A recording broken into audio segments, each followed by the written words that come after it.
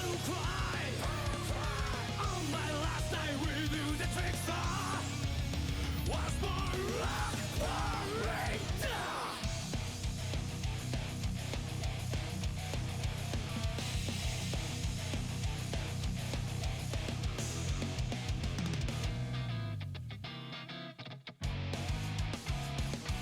Now it's just a few footsteps on the two small ones that live.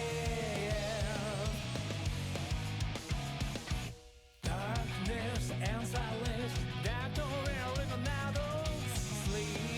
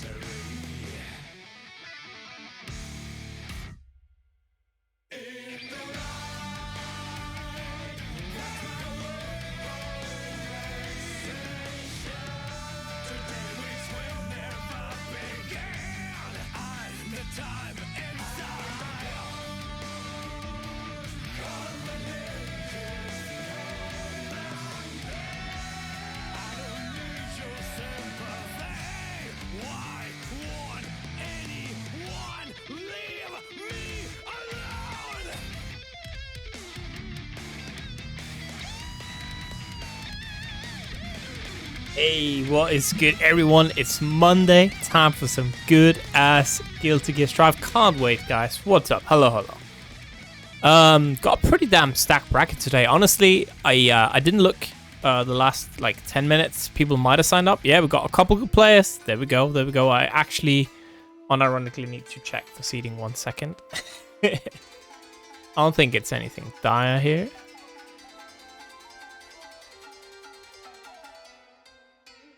Do it. You know, to me it sounds like you really want to play Tiger Pup. Is what it sounds like to me. But no, I could be wrong. But that's just kind of the vibes I'm getting from your message. Again, could be wrong, right? Cryo against Tiger, maybe if you get far enough, right? Yeah, just do it. In any case, let me just look here. We've got a couple players, as usual, not checked in. We'll do the final last 5-minute check-ins. So let me just call out some names. We got Priscilla needs to check in. Arata needs to check in. Ministar needs to check in. And Urclix needs to check in. Oh yeah, Perfumed Leftist. You know, it's the first time I feel like in a while though we've done Strive Salty. It's been a couple of weeks, right? I feel like I had like 3 weeks hiatus or some shit for no good reason, really. Last week, I don't even know why. I think I just got confused about the dates and forgot, and that's why we missed last week, unironically. Like 2 weeks ago was genuine. Like I had to skip it, but last week I think genuinely it was just me fucking up my scheduling somehow. Alright. But yeah,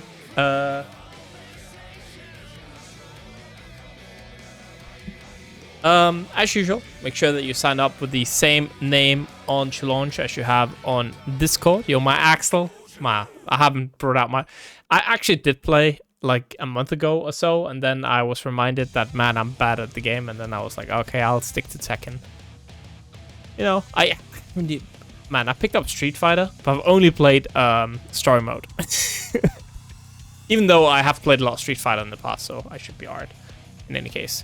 But But yeah, make sure you have the same tag on challenge as on Discord. If you want to change your tag on challenge, you can do it here.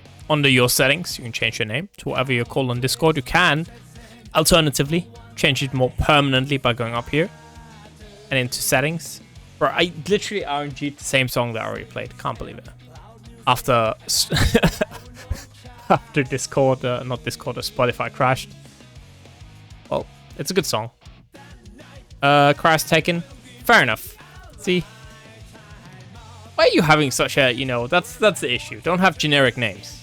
That's I think the lesson for today or something. Yeah, with that being said, we are still just waiting once Cryo fights. That's fair. I mean, but Cryo is still, right? So.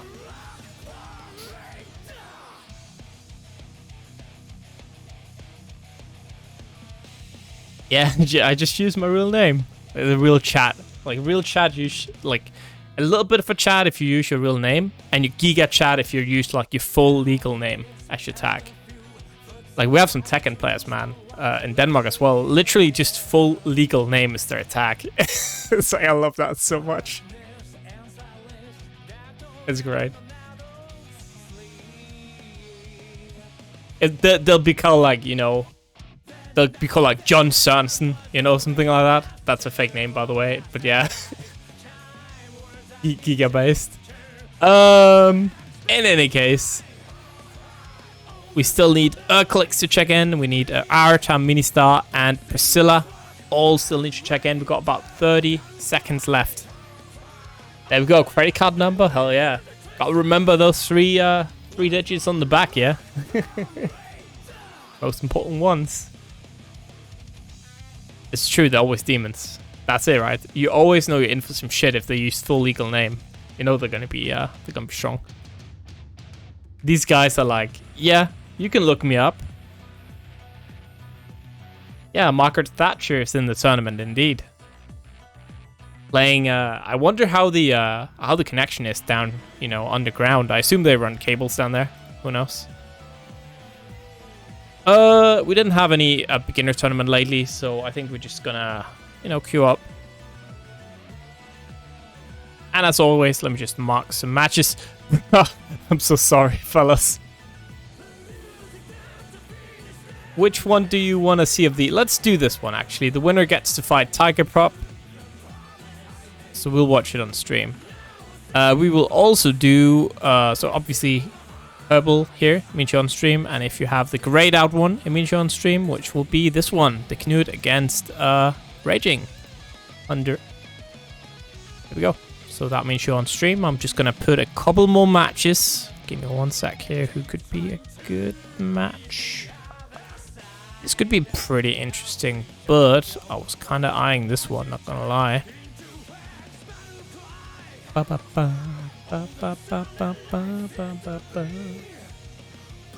Oh yeah, will be funny. Can't wait.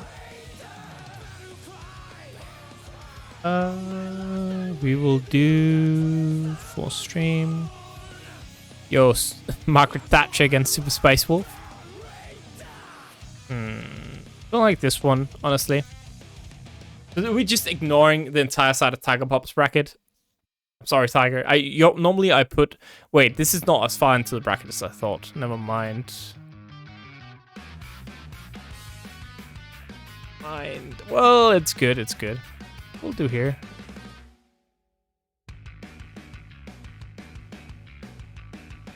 I mean, Tiger Pop is going to be plenty top 8, right? Surely. We are literally running Street Fighter 6 every Friday on this Slash, okay? Don't at me. Literally hosting it every week.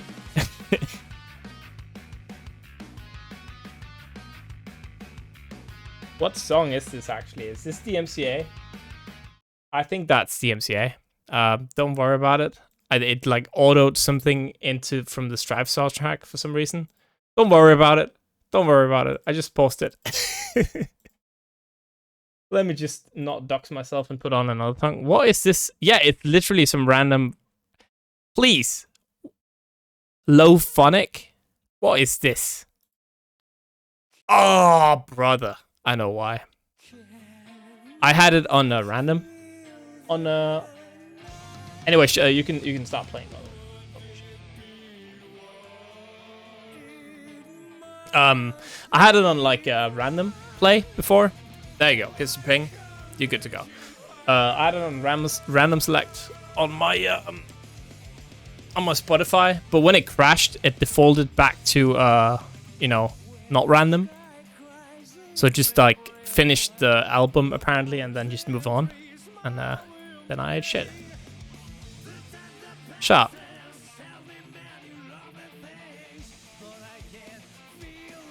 It's a perfectly valid way to say it, okay? I'm the Slash. It's fine. Perfectly valid.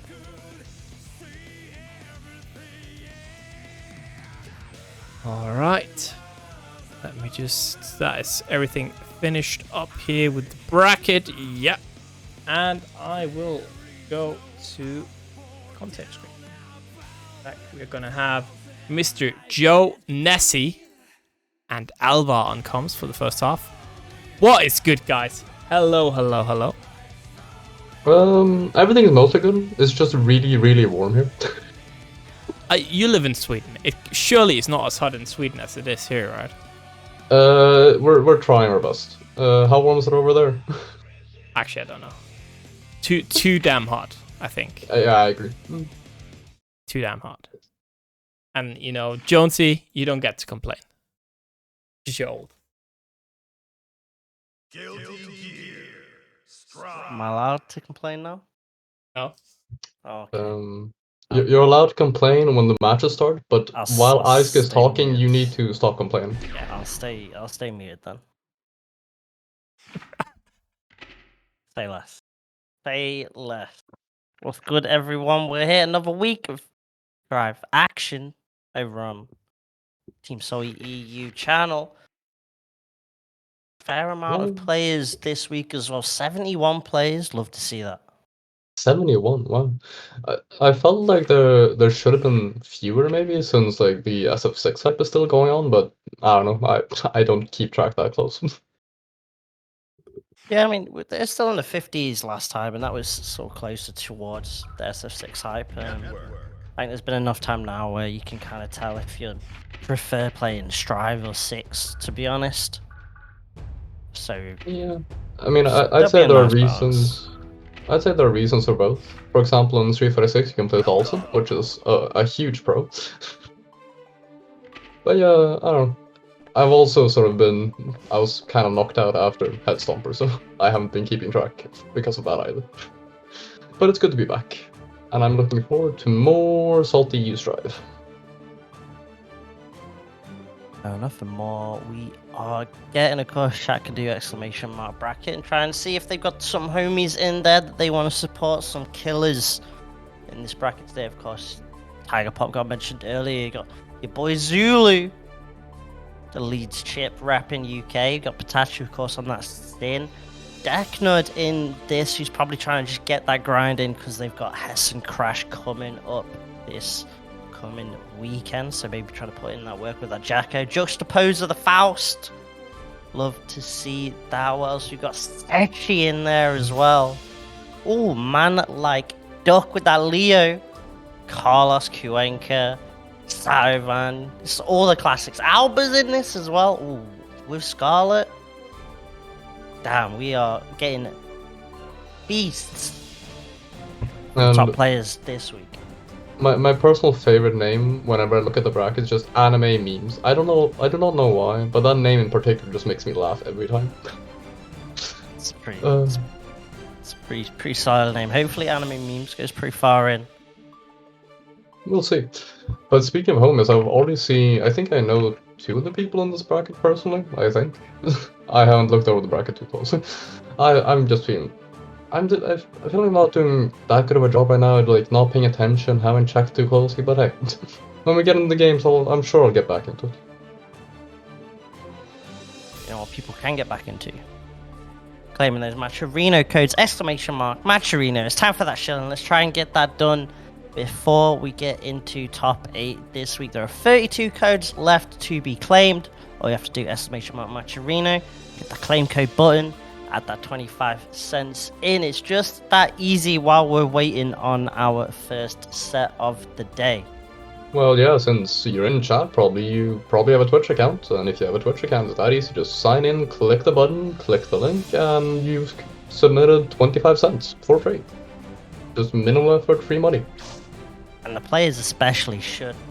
They have little excuse to claiming codes. You're literally, in between your sets, you have a chance to make the prize pool that you're playing for bigger. There's not really a lot of excuses a player can have in not claiming a code. At least it's actually kind of nice to see that the codes are getting claimed faster and faster. Before, when I started watching these tournaments, it'd be like halfway through swapping commentator and see, oh, there are still 40 codes remaining. Now we've just started, there are 32 codes remaining. So hey, it's going faster. We're getting them. Soon we'll have them all claimed by the first 5 minutes. That is definitely looking solid. So we're looking to get our first set of the day coming up as soon as Duza, I'm not going to say the rest of that number, versus the Prince Devitt. I see that Finn Balor reference, okay. And we can also see Devitt in the lobby with the Chipp locked in. I do get, as much as I hate playing against Chipp, I love seeing him get played, because just constant, he will move, and he will be all over the screen, and then sort of, even when he's playing slower footsies, it's constant, like, high-octane action. Which I feel is sort of the trademark of Guilty Gear. It's always fast, it's always high pace. Yeah, even, like you say, when it's slowed down, just because of Chipp's dash speed is still quite fast-paced footsies still, because any whiff button against Chipp can be super scary to deal with because it's an immediate dash and then bam, that Chipp is in. It looks like Duza, that looked like the Kai initially when they joined the lobby. They might be swapping, who knows, but we'll see. But speaking of Chipp, or generally Guilty Gear in general, it's nice after seeing so much Street Fighter 6, these honest, slow footsies that Street Fighter is known for, to come back to the dishonest air footsies that Guilty Gear is known for. Because I've been watching Street Fighter 6 and I've constantly felt the anime fighter brain rot, so to speak. Like, why aren't they air dashing? Why aren't they blocking in the air? Why are combos just a few linked hits into a special? What has happened? It's the beauty of anime games, beauty of Strive. Infinite corner carry, among other things. And we had a pretty banger top 8 on the weekend past over at CEO. And if chat watched that, I definitely recommend watching that Guilty Gear Strive top 8. There were some godlike sets, and especially for the Jacko players in there, they got a lot of tech that they can gather. Seeing Jacko played makes me realize how undervalued that character is.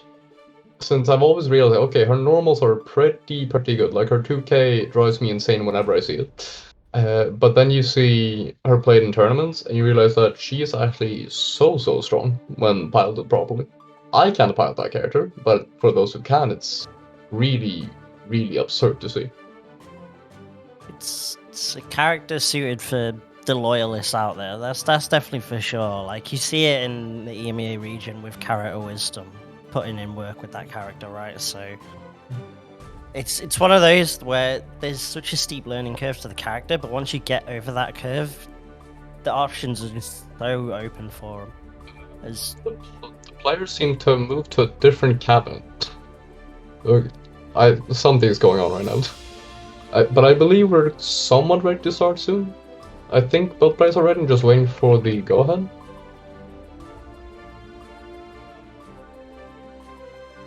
And they're just enjoying the lobby, the room that Ice has made. Still got the boxes up though. Ice eventually gonna unbox those.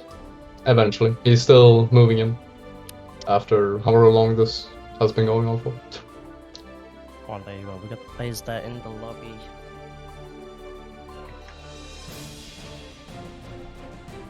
Leave hopefully getting underway as soon as, of course, other games are being played. Lots of Cryo start to pop up here and there. Let's actually have a quick look at the bracket, how it's going. Because as you said, we're already moving quite fast. Margaret Thatcher already being knocked into losers. Almost feels, how do I put this, poetic that Margaret Thatcher is knocked to the underworld.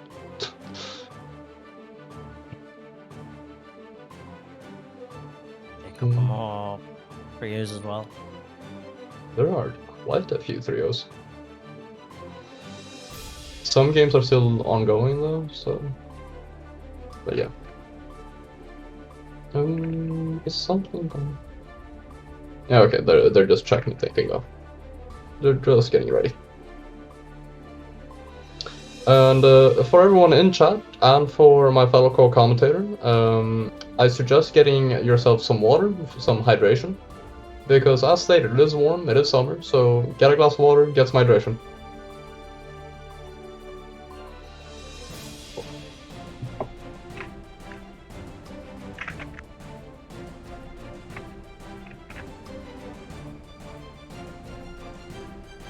And just chat, I am also wondering who Margaret Thatcher plays. I am very, very curious.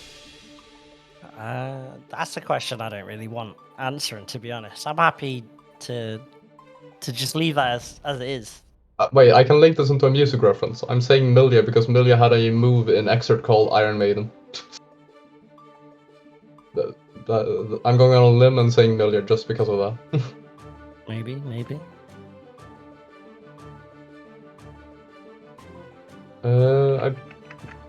Yeah, you can start. I think there was a little bit of a couple of issues with communication, but we should be underway now.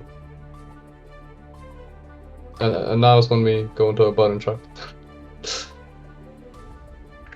I mean, if you need to button check in the non-line bracket, you're gonna have to check yourself entirely, to be honest. By moving in, we see Chipp versus Leo. Leo, I don't know how this matchup really looks, since Leo can basically just blow up any gap with the flash kick, but we'll see. Already we're seeing Chipp using his speed take priority, but getting pushed into the corner afterwards. Gets out with the Alpha Blade, and back in the corner, but then back out. This is all talking about earlier, Chipp moving all over the screen, but gets caught out and is back into the corner. Early burst coming out from Duza. They're going to pop the RC as well, try and bait the burst. We saw back there's to the burst. No. Devitt going to just pop that burst, like you say. More Alpha Blades, keeping the pressure on, backs off a bit. Another jump 2K. Devitt has been really using that J2K well. Ooh, but gets called over the 6P. Punishes VP, but doesn't get a full combo. Still, 51, this gonna kill. Ooh, doesn't get it. No way. And back fast, okay. Does Leo back turn S have a discount I'm not aware of?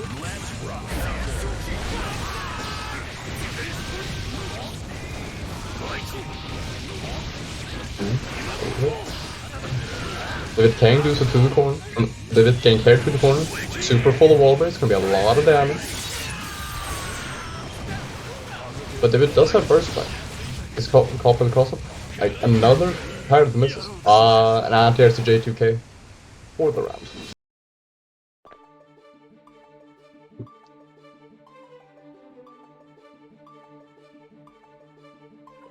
Alright, Leo starting off donks, it seems. It seems that the king beats the president.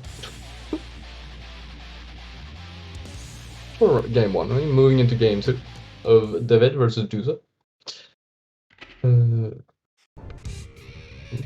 1. Let's rock. Rounds are back there. Back pressure. But that is the flash kick. Right out of pressure into back from pressure. Keeping Devitt in the corner. Calls out the jump out, but gets grabbed and thrown into the corner. Clone from meeting. Wow, sees the pressure. Sorry, I didn't. Duza's had really good defense, not being opened up, but gets caught on the flash kick. again, Devitt has been using the J2K really well and been really confident in staying off the ground, but gets called out for it, and this was a super wallbreak. I don't think this kills. No, it doesn't. But it's still a hard knockdown on a bad situation for Devitt, and gets clipped by the uncharged dust. Having a 5D works out. Back to that grounding forces. Nice 5P. Didn't really get too much of a confirm, but at least gets the pressure going. Duza doing a good job blocking. Another J2K. Ooh, catch him out of the air, dash in the air. Moving towards mid-screen. Next starts. Ooh, good flash kick. Can get the end of those, no hard knockdown unfortunately. Maybe I just had to do the S version to try and blow Gamma Blade. Maybe. Do you know if the S or H version of Leo's flash kick has more range? I might be unsure. It's the same range, but S is 1 frame faster start. Okay. H gives hard knockdown. So realistically, it's only rare occasions where you're gonna be going for S over H, to be honest. Good to know. Good to know. The reward, because for just a frame later, the reward you get off H is free back to mix. Tries to let it rock there, but doesn't have the tension, so can't. Ooh. Nice! Just with the And there's the 6P. That's gonna be a lot of damage. No super, but still so much damage because Chipp does not have a lot of health. DPs through the fireball, it forces the burst out instantly. But still stuck in the corner. Finds a way out though. And calls the juice out of it. Another flash gets called out and gets to confirm. Doesn't get.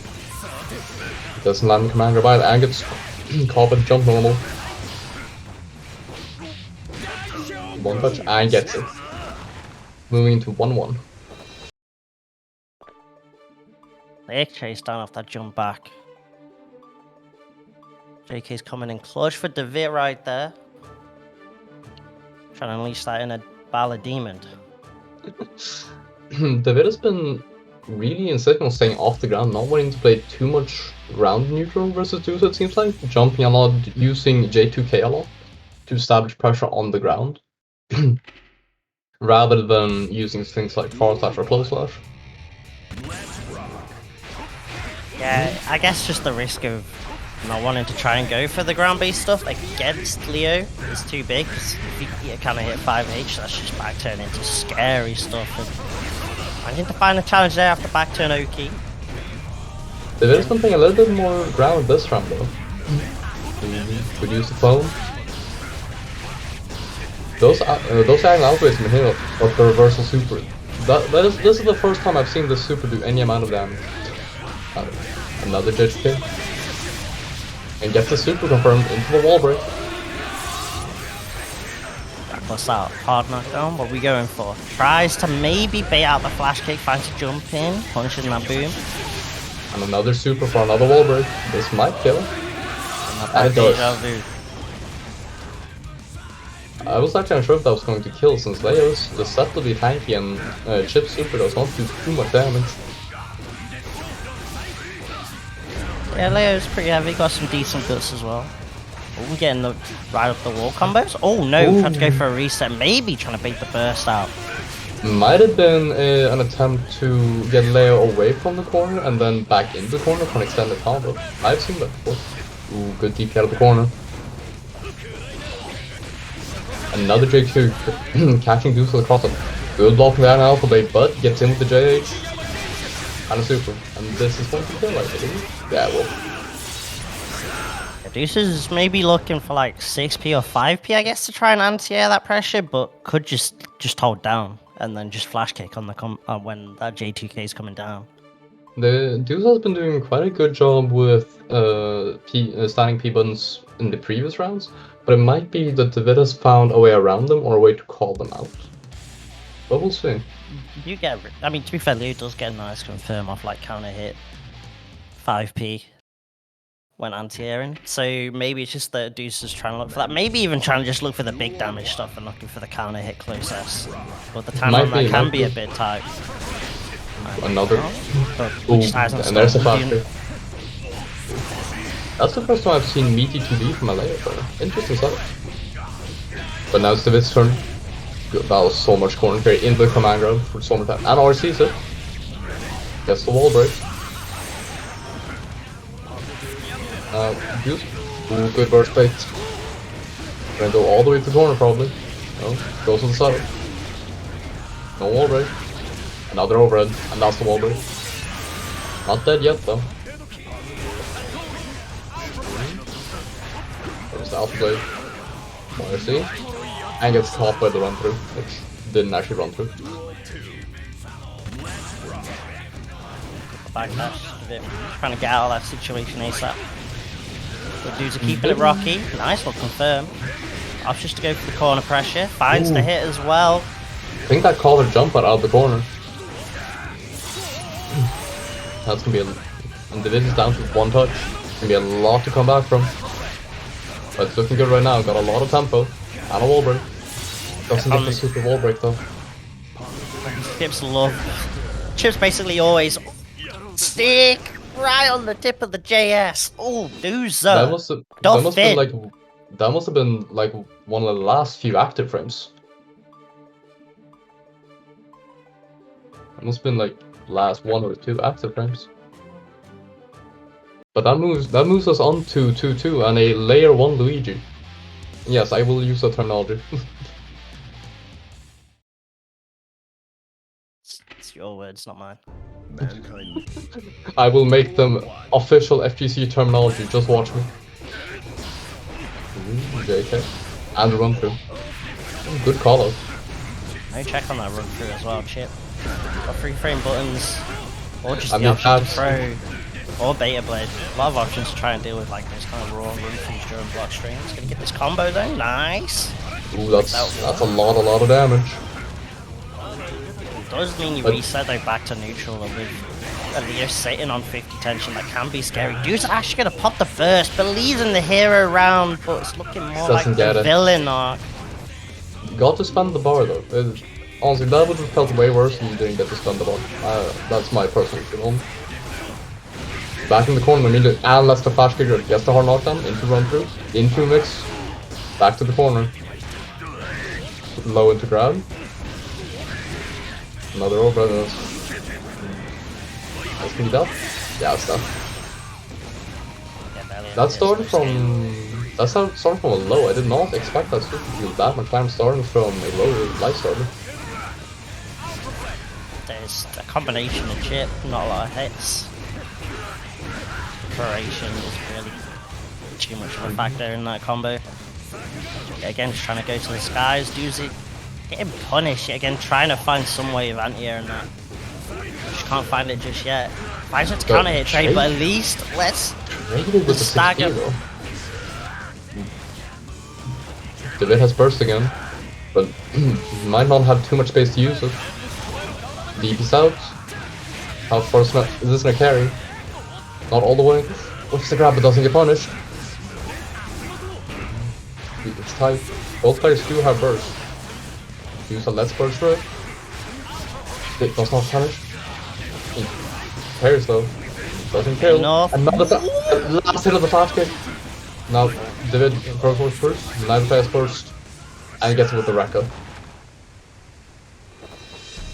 Nail biter of a set going 3-2 to Devitt and sending Duza to loser bracket. That was wild for that. That was Stormrock. I respect it. That was such a tight first game going 3-2. Like both Chipp and Leo being Chipp being extremely fast, but Leo having how do I put this? Very gorilla neutral. Very much go in, very much. Once he's in, it's high-low, left, right, it's a lot of pressure, lots to deal, lot to block. But overall in that game, I felt that Devitt used J2K a lot very effectively, both as like a sort of cross-up situation, but also to apply pressure.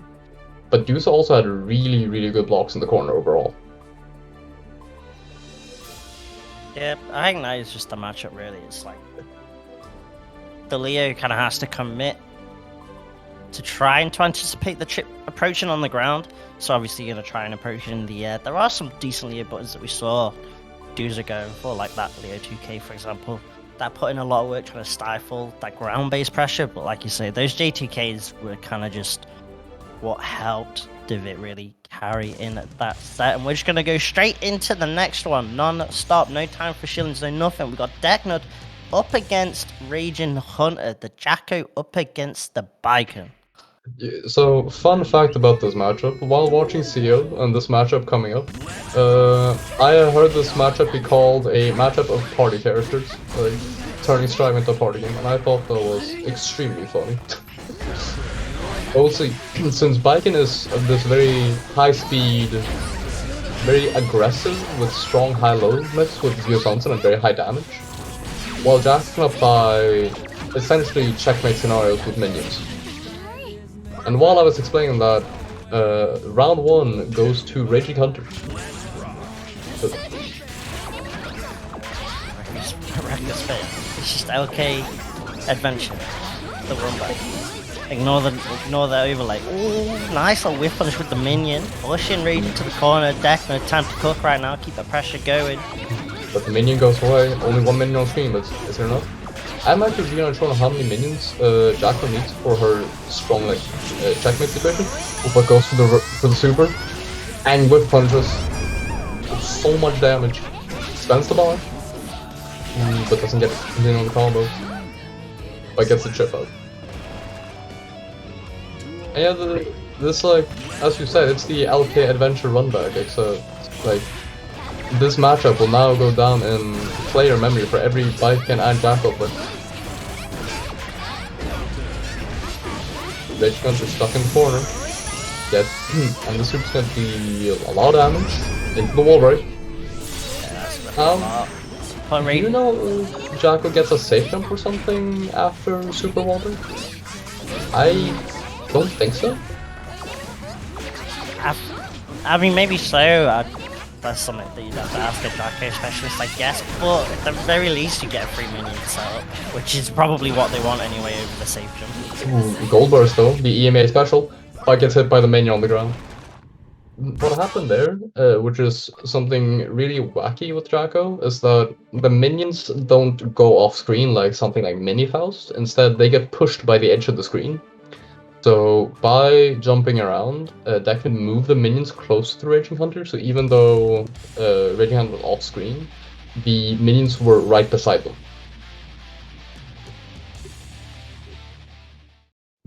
But moving into game 2. I just heard that they have Millia. Early counter from Deknud. Burst bait into a throw. Gets clipped by the Giovanna into a continued combo. Into another hard knockdown. Another safe jump. Good locks. Gets out of the corner. Radiance is playing this matchup really well right now. Really that strong 1 week. Sorry, continue.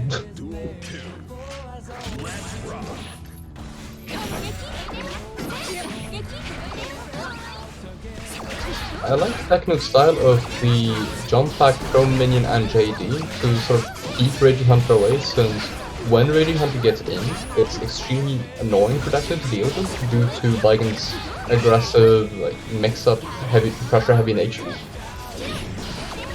And as right now, it's a really solid life lead.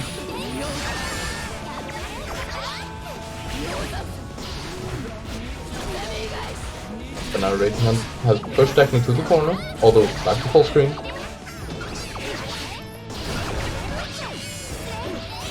More minions out. Uba gets clipped.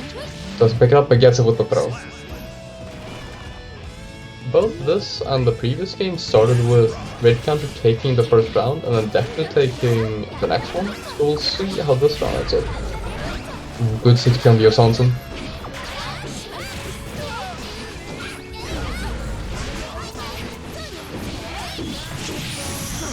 Like cash. The losing driver. This is gonna kill. Perfect. They killed without the wall. That damage is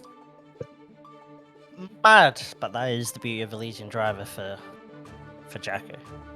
I was like, is this gonna kill? Maybe with the wall, and then it just kills without the wall. And I'm like, oh, okay. I'm always surprised by that super's damage, every single time. It's pretty high damage in super. Puts the work in for Jacko, put the work in for Deknud that game. So you can see some more nice dashing with the 6P, denying that to Tommy. Keeping those wooden blocks out of it. Deknud's used that 6 speed really well, both with all your sounds and right there, round start. There's another super. Maybe this one won't kill. Okay, they'll far less down. Yeah, there are a lot more hits in the combo. That skate Lin tried to chase the backdash, but ooh, parries, clean stuff there. No cheeky setups, but Deknud can find a confirm off the RC setup with the minion, and that's pretty much a guaranteed round. Chipp would have been a factor. Rough situation when you're thrown full screen with a when Jack goes the life lead and you just have to hold the minion. It's very rough. And the tension just wasn't on Raging's side, so FD kind of not really an option there, and it's looking to be even more of a problem. Beautiful backdash RC!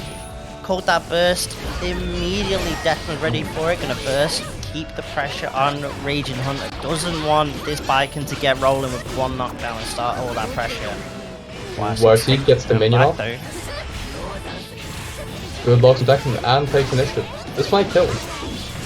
And it will. Yeah, with the wall this definitely kills.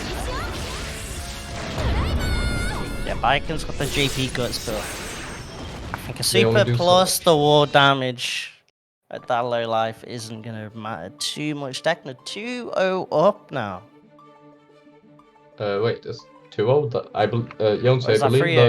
Yeah, I believe that's 3-0. I got baited by the overlay, that's my bad. Apologies, Deknud. I have to say sorry to you at Hessen. Crash, putting in solid work right there, moving on in the winners bracket. And we seem to immediately be into, not immediately, we're waiting for the next play in the room.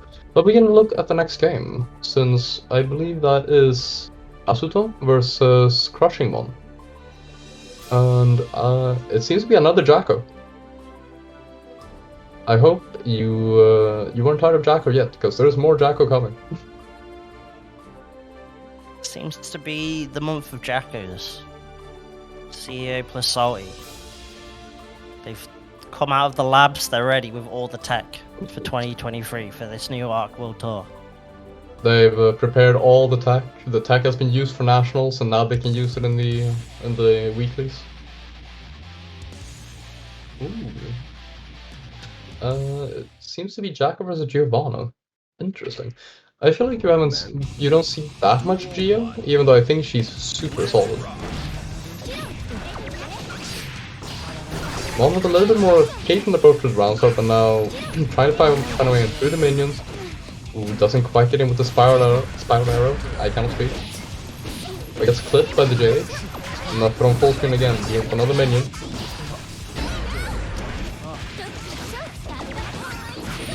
Crushing pressure from the super. Early round, that should be more than enough. Yeah, that was only 2 hits into super.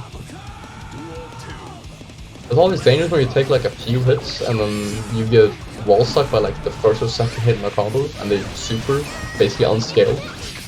But even that short sequence from Mon built about half of a super play.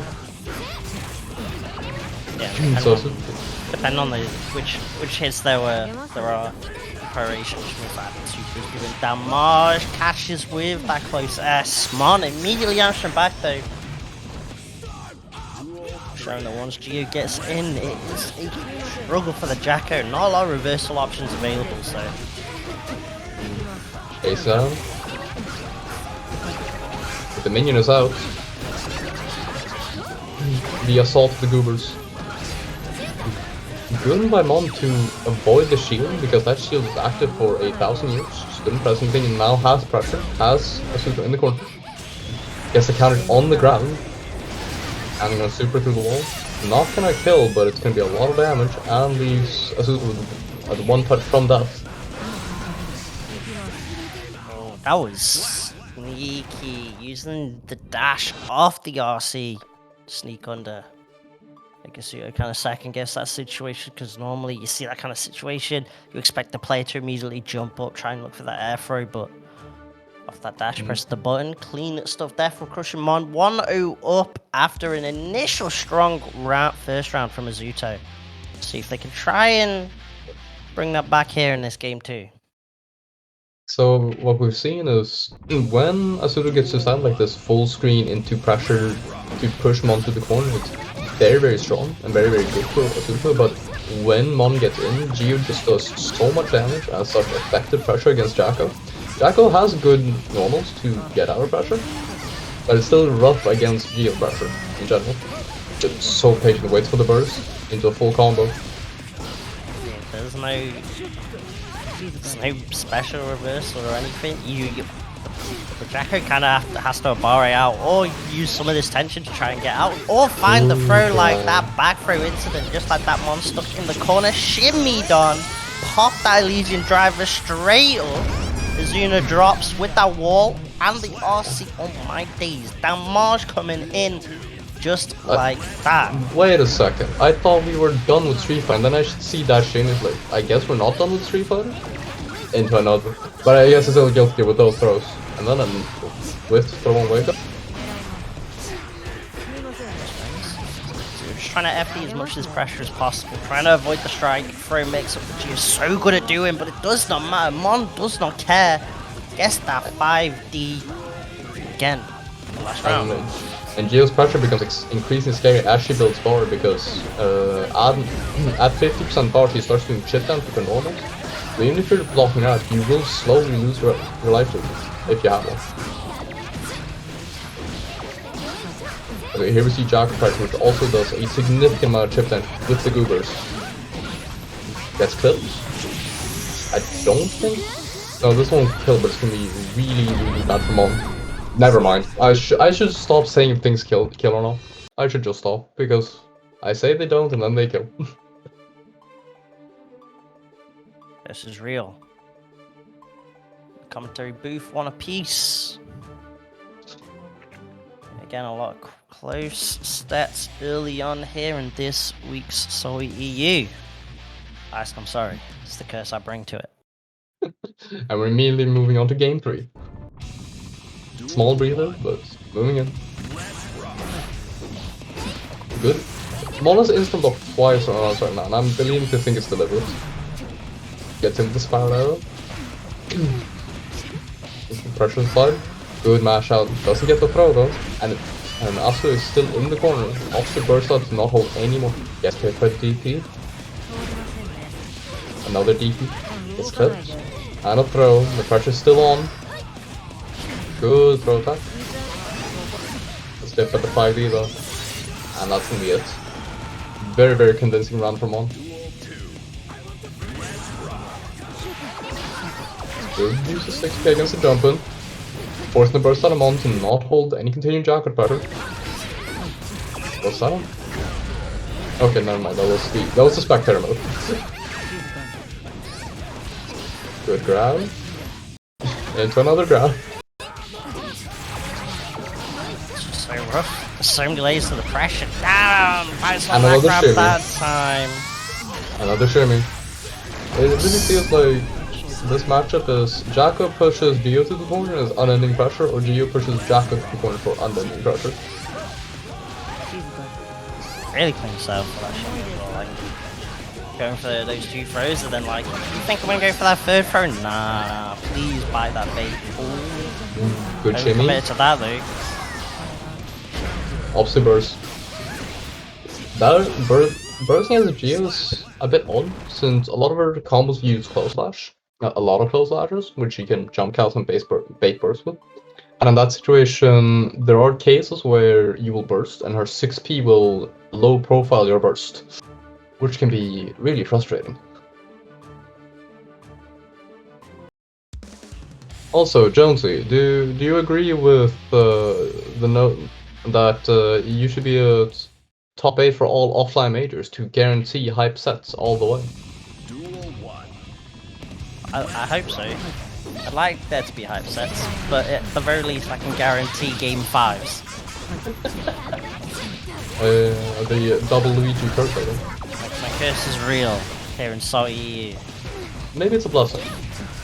Zuto's trying to keep that curse real, but Getting a DP, and it's a whole lot of damage. Crushimon's And the gonna be able to wall break. cash out. And this is kind of just a two-touch situation because the next hit could go instantly into super. Gold burst out EMEA though, burst. short time. EMEA burst. 6 Peter out of the air. Gets clipped by a minion from behind. And now all the goobers routes. But finds a way through into the flip. Good JD. Also trying to establish space, but gets clipped by the DP and dies to the OTG.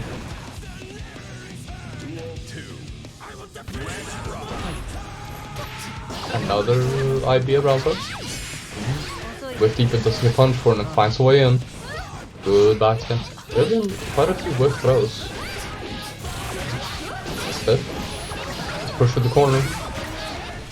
Now we're in this another Jacko corner situation. Mon mash out. Now Azuto is the one with the back to the corner. Finds the air grab. Mon feeling forced to burst, but might not have been best to burst. Yeah, I think this is that. Drop. And that's our unfortunate burst. Moving into this round with no burst and Azuto ult. And Azuto now also is going to have burst built. Good use of the defend command. Very good use of the defend command. Another shimmy. Or was that just intentional? Leave that space there? Either way, that's a lot of damage. Moving into Jonesy, do you remember your blessing or curse? Because we're now in game 5. Told you it's real. Another game 5, and this is only the third set of today. Yep. Only It's- the third one. Ridiculous at the moment. Let's see who has the ice in the veins, who can clutch it out, who's got the Jordan gene. Who's got the less strong tournament nerves? Again, there's that 5k check at the start. This time Mono not getting the just blocking time, still managing to block it. Looks that dash in, and immediately Azuto bursting out. Does not want to deal with the Geo knockdown into the pressure, but back throw incidents, and now Azuto stuck in the corner. The tension not available, the burst not available, has to hold this pressure. Eventually opened up. And the pressure's still on. The wall hasn't broken yet, but Mon getting pushed again to full screen. Has to go through the minions. Rough. Fine. Close in, but gets clipped by the 2D into the corner carry. Takes the JD. Fight. Gets out with the gold burst. Now pressure established. Spends all the bar. That's a full stick of butter spent. Gets countered DP for the full combo and the kill. Mon moving up to match point or set point. Immediately back to the corner. Good blocks from Azuto, but gets grabbed. And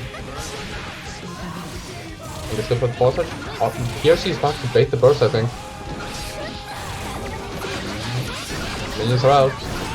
What? How many hits of OTP was that? I did not count. And that's a wall break. No, the wall there in base and blocks the gold burst.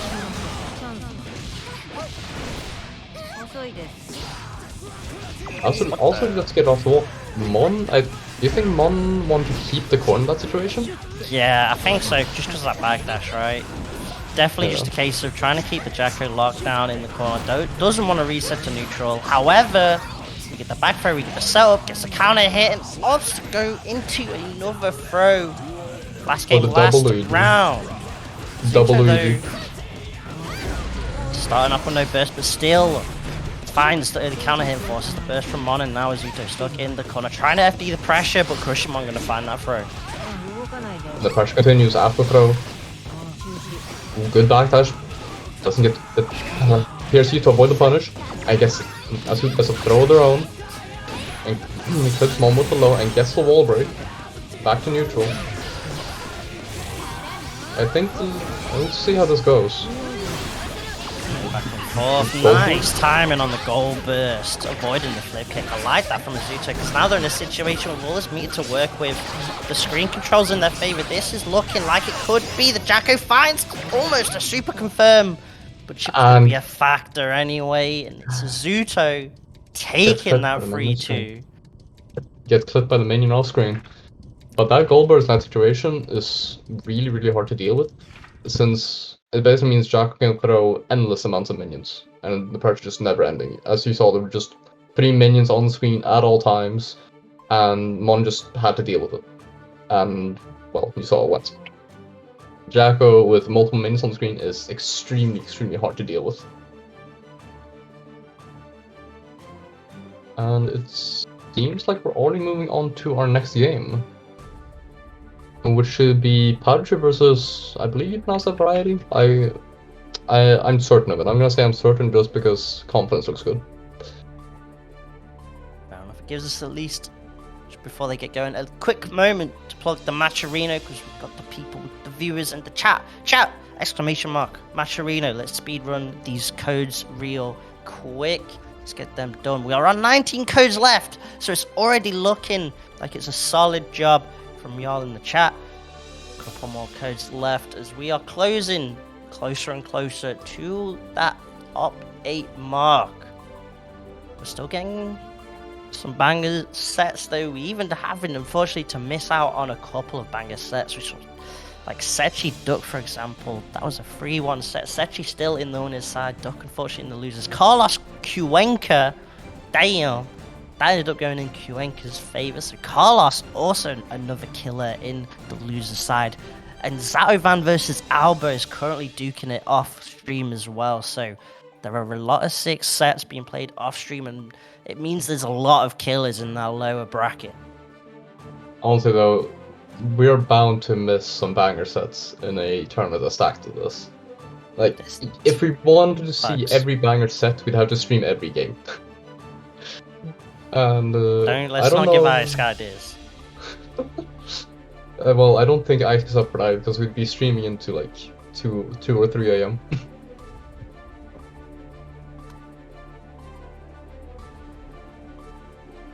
And speaking of having tournaments going until like past midnight into the middle of the night, I heard something really funny in regards to CEO. I'm so happy that Strive is no longer the main game, because it means it's streamed at a reasonable time for EU people. Instead of the top 8 being streamed at like 6 a.m. our time.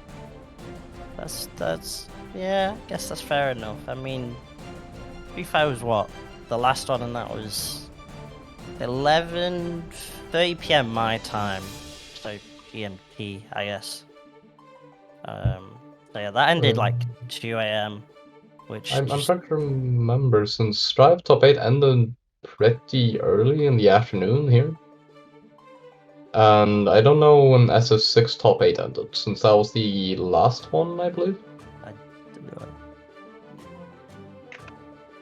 I don't remember. I only watched a bit of each. But I don't know what exactly the time difference is. I can't remember if you're like an hour behind me or in front of me, but it was about 2 a.m. UK time. Yeah, then it would have been 3 a.m. my time. Yeah, I think this year was actually quite well run. But yeah, players, feel free to get going. PataChu up against Variety. PataChu, of course, on that Sin. Pretty much like the only Sin rep there is. But damn, is a good Sin rep. You know what you can say about PataChu playing Sin? He's keeping the flag standing. He is the lone flag bearer for the cause. That's a cool color. But going up against Variety on the Goldlewis. Run up 6 feet, no respect. Beating whatever option Variety was trying, and Variety already stuck in the corner. Another 6 feet in full wall break. In the super. No clean it, but still a lot of damage. Yeah, 6Bs are going to be generally quite a solid poke for PataChu. Goldlewis obviously wants to try and either get that JD or get some sort of behemoth Typhoon going, and 6P far-reaching button with, of course, that body input. That's a big Property, problem for it's just a really solid button.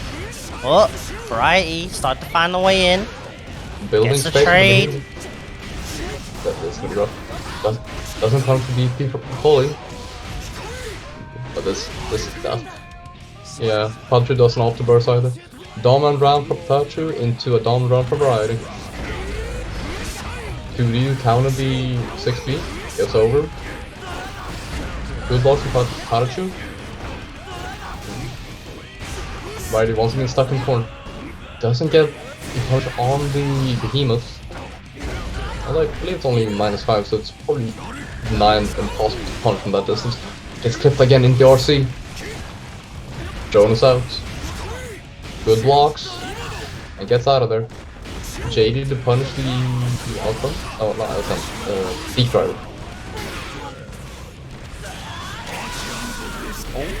Burn it down. High placer. Ooh, that was sick though. And uses the air to get through the high placer. The 6B clash. That was a really good reaction from PataChu to press 2K on the clash to beat the behemoth from Variety. Gets the wall break. It's a one-touch situation with both players and neither player has burst. Run up DP to beat the behemoth. I like that. I like run up DP. Sick. Oh, PataChu! I choose you! Damn! That was so good, like, he knew Variety was fishing for that shit with the behemoth Typhoon. And PataChu, in response, opted for what most people would consider the gorilla option. Just run up DP. Whatever your option is, my DP will beat it. This is how this game works. If that's the gorilla option, the gorilla is the smartest in the jungle. I don't get that compliment. I do run up DP for the 3rd time. Does it connect like that in that situation? Yes, every time, I believe. Duel 1. Let's rock. We're moving into game 2. Could use the force slash from PataChu, pushing Variety back to the corner. 60 whip and no whip punish. That's a bad trade for PataChu in drone us out. They're using B-try to get through it. Good air to air. And punches to throw. Into the super for the wall break.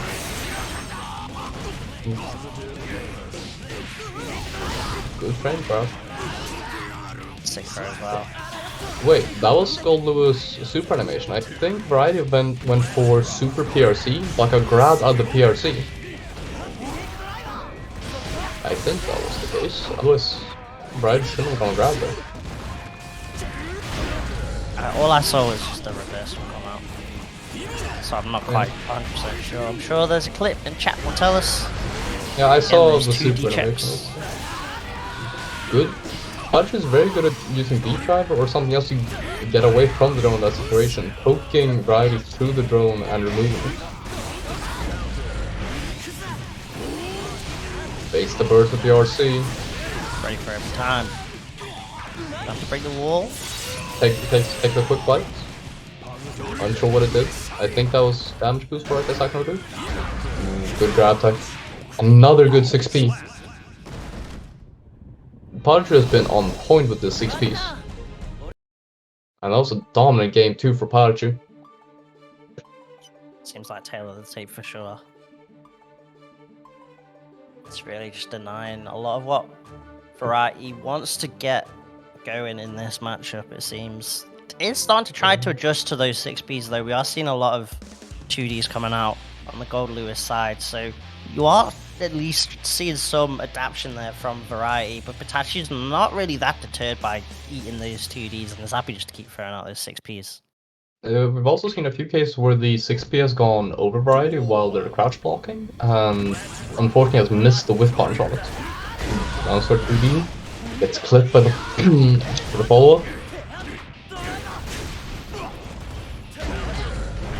And another 6P. EMEA burst.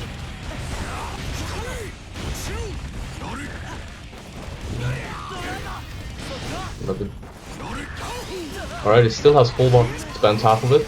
Into another one, that's a full stick of butter spent. Just getting grabbed, but it's a good situation because the drone is out. PataChu still blocking well. And 6 piece out again. And gets the overhead with yards to confirm. In the corner. Doesn't kill right and left on him, but a sliver of health. Blocks the DP. Doesn't get the punch, and the round goes to PataChu with the 5p. And a quick fight.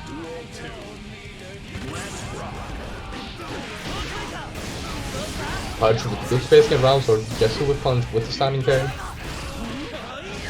Into the grab. Deeping right in the corner. Ooh, and the empty jump low for the get the wall stick. Opting for a wall jump situation and forcing the burst out of right.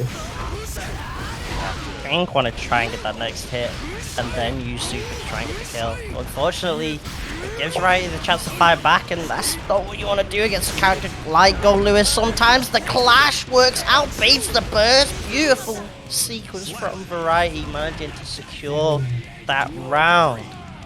Only needed though one touch to basically equalize the life and then was a one touch situation. And go. It goes over. Knockdown. Good DP. Again, Variety going for the cross up that's not worked. 2 in a row now, PataChu ready for that option.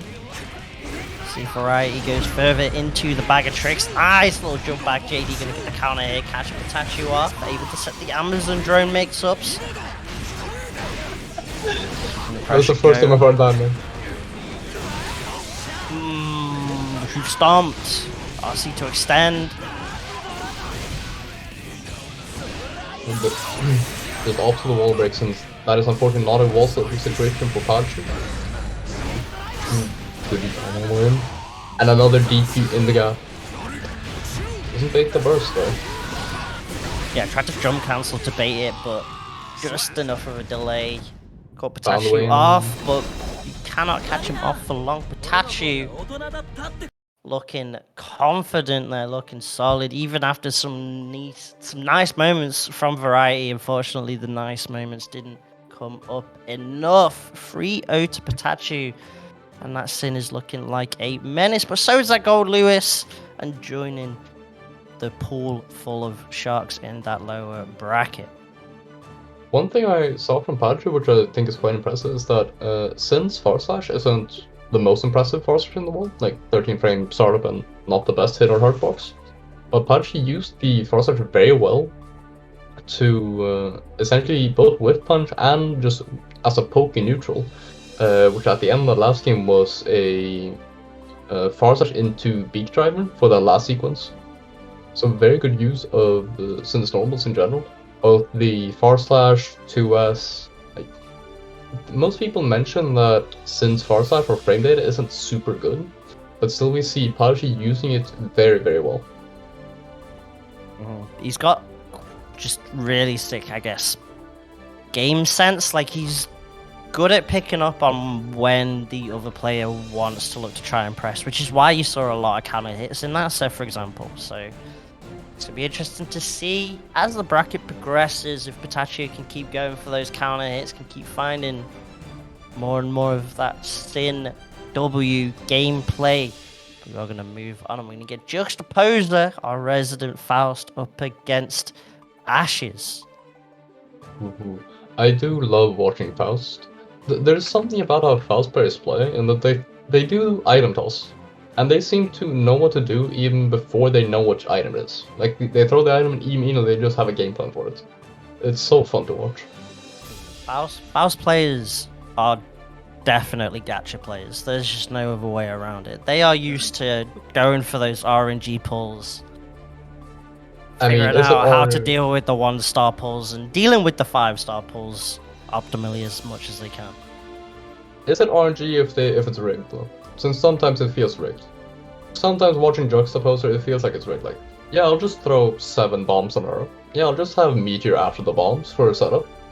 I like to think of it as what he does is he plays like a load of Celestial or something, right? He gathers up the pity pull, He gets I all think- the bad pulls out of the way so that when it comes to the tournament sets, he's got the good RNG pulls. Watch us now as he'll end up with just like constant bananas and donuts.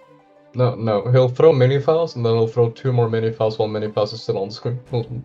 He'll do something like that. I'm just waiting for it. I don't know how he does it. Maybe he's like mentally connected to the mainframe, like it's the Matrix or something, but he has those item throws on lock. He's got the he's got the speedrun tech. He's manipulating the RNG. Who knows? I think only we'll have to check JuxtAPoser's PC. But then facing off against JuxtAPoser, we have Ashz, or Ashz. I believe it's just pronounced Ash. I'm probably wrong. But either way, a very, very impressive Happy Chaos player, which we have seen multiple times before. Very, very solid player. I unfortunately do not know enough about Happy Chaos playstyle to speak of how they play, but still a very, very entertaining Happy Chaos player to watch. And tidbit, apparently there's apparently something where whatever Juxta plays, he goes up against about 1 million Happy Chaos players, and apparently that's no different today. It was apparently Jacko, Happy Chaos, Jacko, and then now another Happy Chaos. That's how it be in this region. There are, turns out, quite a few Happy Chaos players. So it is what it is, but the thing with the character is you can kind of go whichever way you want. If you want to play more defensively and look to just zone, like the options there. If you want to be more aggressive, the character's got great mix-up. There's a variety of tools that Happy Chaos has at his disposal. So it kind of just goes to whatever kind of playstyle you want to go for with just pretty much most, if not all, Happy Chaos players. One thing I've noticed with Happy Chaos as well is that much like Jacko, he can in some situations put you in like a checkmate situation where you can't even burst. Because you're just being juggled by these steady aim shots or something. You're just being juggled, you don't have access to burst. And you basically just, well, I guess it's checkmate, because he has the light feed and you're full screen or something. Like, very, very oppressive presence, like, along whatever he is on the screen. Yeah, burst safe routes. Definitely a strong suit of Happy Chaos. Just waiting. Dealing with the lobbies and such, but what we can deal with is claiming those Matcherinos. Those Matcherino codes. We've got 17 codes left, chat. What is going on? All you have to do, exclamation mark Matcherino, and add to that prize pool. Yep, it's as simple as click, log in with your Twitch account, then click the claim code button a second time, and you've got yourself a claim code. And as Chad wonderfully pointed out, there are 83 viewers, which means we should have 83 people able to claim these codes. Yeah, it's free money. Just claim it. Give the players more to aim for. In the background, I believe there was some issues for both players regarding connections. So I believe we're just restarting the room to see if it works better in a bit.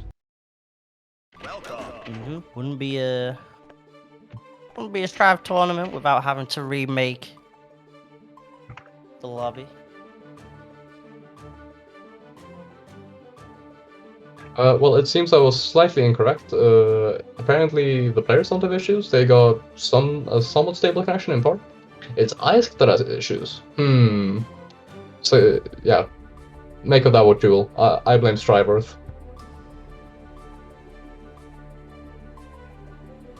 But, Jonesy, what do you think of the Faust Happy Chaos matchup? Since I have understood it to be quite rough for Faust. I wholeheartedly agree. It's definitely, yeah. The thing is, anything we say is going to be used against us as evidence. You know what? Actually, let's flip this. JuxtAPoser, I see you in the chat. How do you think the matchup goes? Yeah, let's do that this time. I'm so ready for Jux to say I never win, and then he's gonna win like 3-0 or something. I'm on to you. See what Juxta's trying to do here. He's trying to Fair enough. I sadly cannot provide Juxta with ban protection, but as this is a rough matchup, I still wish him the best of luck, but I'm obligated to wish Ashz the same amount of luck since I'm not a biased commentator. But I actually am. I want Soul to win, but there is no Soul. If I had a soundboard that had the bleep sound effect, I would do it for JuxtAPoser. But unfortunately, I don't, so I just have to make the bleeps myself. It is a bleep matchup for Faust as Ashz is looking strong so far. Got the cursor already, catching the backdash. No concentration though, so it's a chance for JuxtAPoser to get in, and get in he does. It was a good use of burst by Juxta when Ashz ran out of concentration to essentially retake initiative, leading to this situation, pushing Ashz towards the corner. Ashz bursts out though, and has concentration back, so trying to keep JuxtAPoser full screen. Phones out, making it a little bit more annoying to approach, and Juxta is again thrown full screen. Yeah, and Ashz kind of aware that the zone of Happy Chaos is so difficult, sniped out of the air, no scarecrows here, get out of the field. No, How Ashz. fast did that target onto him? I am unsure, I am very unsure how that works, but I believe that because he stood in the steady aim stance for long enough, the reticle just honed in on JuxtAPoser as soon as he came back on screen. We saw the zone in, now we're seeing some of that rush down, forces the burst from JuxtAPoser, and now Ashz can kind of just try and get set up, but backdash on the mix. Now it's JuxtAPoser's chance. There's the mini Faust, the good pulls, the weight coming down, denies the combo. Mini Faust, where are you going? Turn back! And Mini Faust has walked off screen and checked out for the day. Scarecrow's in. Gets him with the from top. Gets with the overrun. Another Mini Faust. Mini Faust is again walking the wrong way. Yeah, it does at least deny some of the Abari options that Happy can go for. You know, they do like to go for those 5Ps, 2Ps, but especially with the 2P, if that Mini Faust is in that Happy Chaos's face, that's going to be an activation if you try and challenge. So Ashz does have to respect at least the Mini Faust for a couple of seconds, and then go back to trying to get that gun out. And the gun is out. In fact, it's time. Nice block in the 5D. Tries to run it back, but JuxtAPoser is ready with that grab. Trumpet is out. And Ashz got the trumpet though. But still, Ashz is still in the corner against JuxtAPoser, and JuxtAPoser has quite efficient corner offense. And unfortunately gets clipped by the 6S and gets carried all the way to the other corner. Still in Happy Chaos pressure, since Ashz still has 3 bullets locked and loaded. But it's back in JuxtAPoser's field. A lot of back and forth. Trying to stagger, but just can't find the hit. And gets from so what do we? Since I've been calling that the roll mix, the FromSoft roll, but other people call it the Elden Ring mix. What do we call it? Is it just the Elden mix now? Call it whatever you want. It's better to be original than be a copycat, Albert. You do you. Yeah, that's true. So I'm gonna call it the Bloodborne, since he has a gun and they have guns in Bloodborne. Either way, we're moving into game number 2, which so far has been a very even game, a lot of back and forth. Good J2K to punish the far slash. Another J2K gets all the way in there and catches him with the bag bomb. It's cursed though, and curse is, for those who don't know, when cursed, the reticle from Happy Chaos gun will automatically home in on you, making you, basically he can just draw and whip punish you at will. But JuxtAPoser's in, another trumpet is out, picks it up, the goon's out, keeping the combo going, no wall break though. BRC, Ashz gets out of the corner with the BRC of their own. Again, Mini Faust that just walking around has not unfortunately done anything except deny some space. Sometimes that's the best thing to do, like with that pressure, that little sequence alone, I have to just kind of stay in the air, can really press a button in case of activating that Mini Faust. OTG not quite enough. Scalpel in. It's amazing that they made J2K in Stride a lot weaker from the previous games, but it's still such a strong normal because of partly because how it alters his jump arc. Lets you just dive kick in. Good 6p, forcing the burst out of Ashz. And gets the clone with the bag bomb, but Ashz still has pulse and concentration to keep this up. Let's go for another JTK though, and push the corner. You had to get in that combo though, the hammer came down. I think the hammer actually hit Ashz. Yeah, you had to block it. US counter hit, that's huge! Could be enough instead. Just gather some concentration, looking for what could be the mix to secure the round. Slump. Oh Good no! backdash. Really good backdash on the slump. Good blocks. Another trumpet is out. Goes to Ashz though. Gets over the goons. But gets clipped. It was really good by JuxtAPoser to get over the goons from the trumpet, but unfortunately got clipped when he landed again.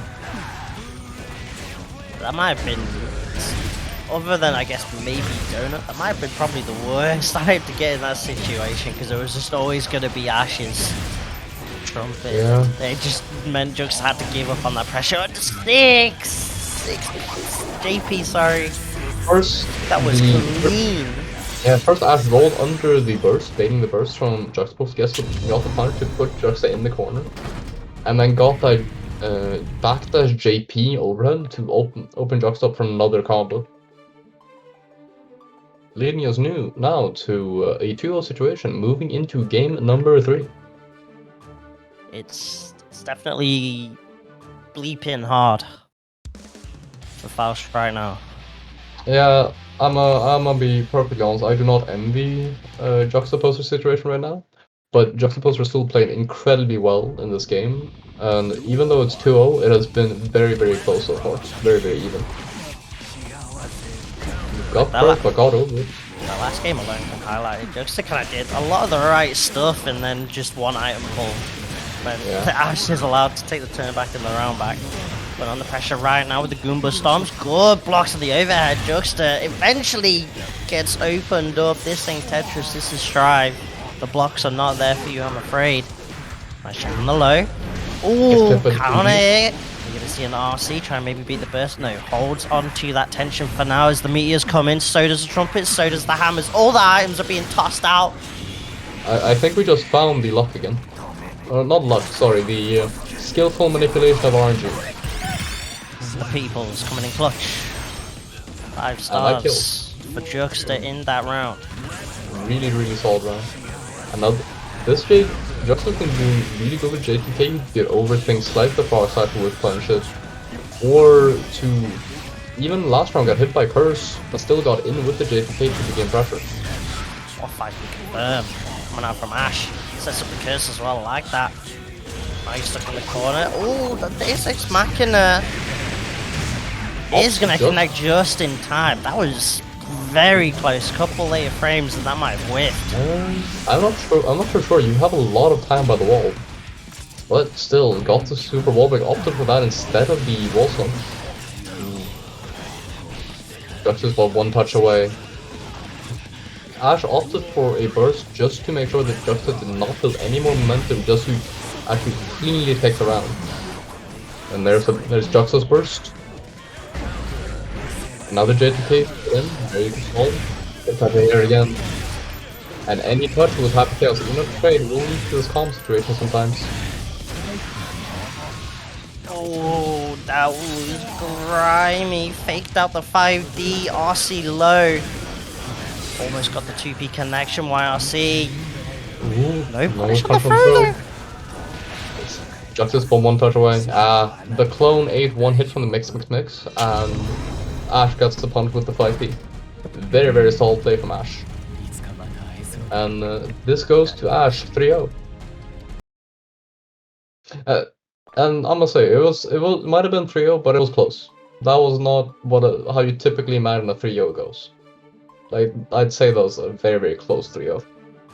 It really be like that, unfortunately, for Juxta. Definitely a bleep matchup, but still unfortunate. Gonna have to duke out and loses. Ashz moving on to that winner's side top 8. Going to be facing PataChu later on, but first we are going to get our last winner's side top 16 to decide who faces off against Setchi. On the other side of winners top 8, we are going to be getting Zato-VaN up against Skarfelt.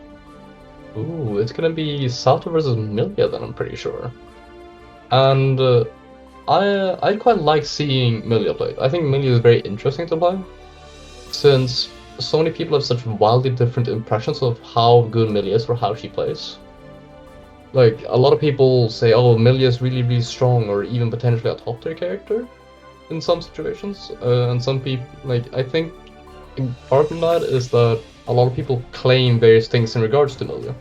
I think she's a pretty solid mid-tier character, but a lot of people claim she's way, way stronger. Some people claim she's weaker than that. So, honestly, a really interesting character just because, just because people have such wildly different impressions with it. Yeah, I think it definitely. Sometimes it comes down to the pilot. For Yeah, sure. that's it. Like, a very. Can be a difficult character, and of course, depending on the person you're against, if they're ready for the disc setups, if they know if they're ready to react to which ones are the H, which ones are the S, it can be a lot more difficult for the Millia. And also just depending on what kind of buttons you have to deal with, the triple jumps with the Capels, because Capel is so important for Millia in Strive. Both just in movement, in mix, in opening up the opponent, and the opponents. So we'll see how Zato-VaN deals with it. Very, very strong move. Like, Capel is very, very strong, and the counterplay to it is not always super intuitive. There are situations where they do Capel and you cannot do like a standing anti-air, and the correct response is instead to jump and air grab, even though there might not seem like there is a gap there. So knowing what to do against Millia in what situation can be very, very tricky. And if, in case where you don't know exactly what to do, she can seem very overwhelming. Skarfelt important not getting the counter tar / pair car confirmed, which is quite a tight confirm. Early burst from Zato-VaN, and there is Capel again getting over Zato-VaN and putting on pressure.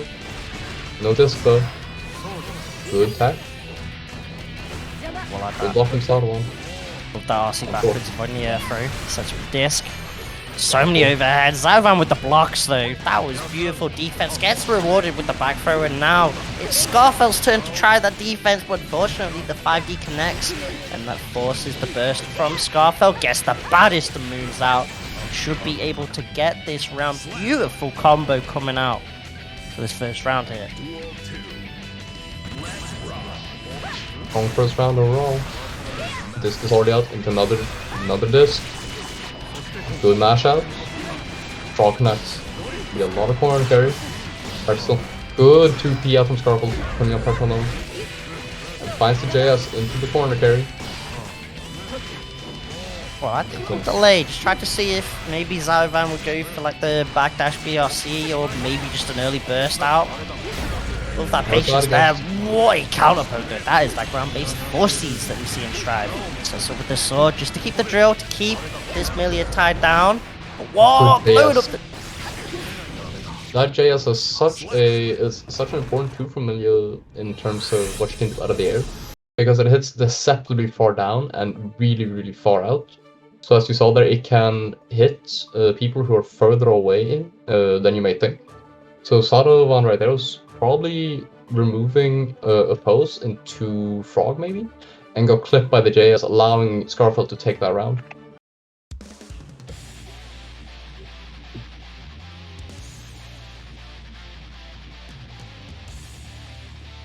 And that is 1-0 for Skarfelt, moving into game 2.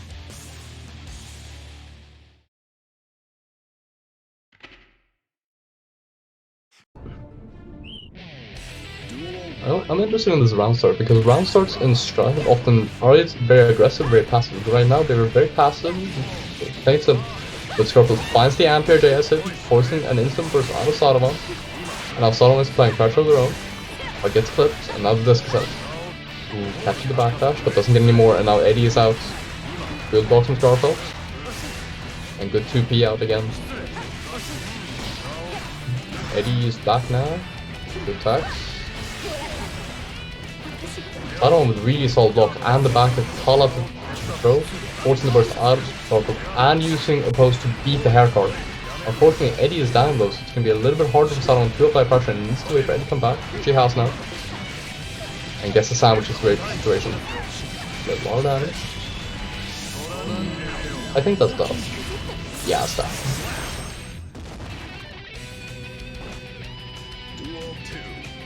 I burst on the other side. No burst, but Zato-VaN's up. Counter kept hell with the forward, really solid.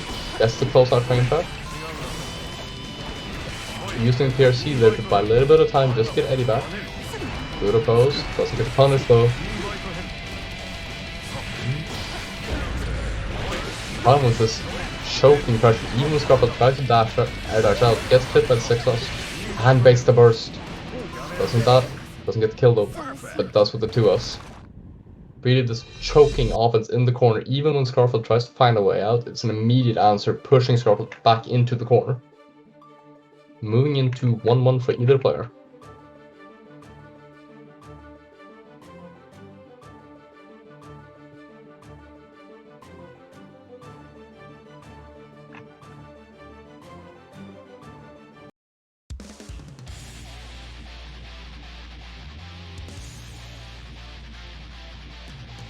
Moving into game number 3.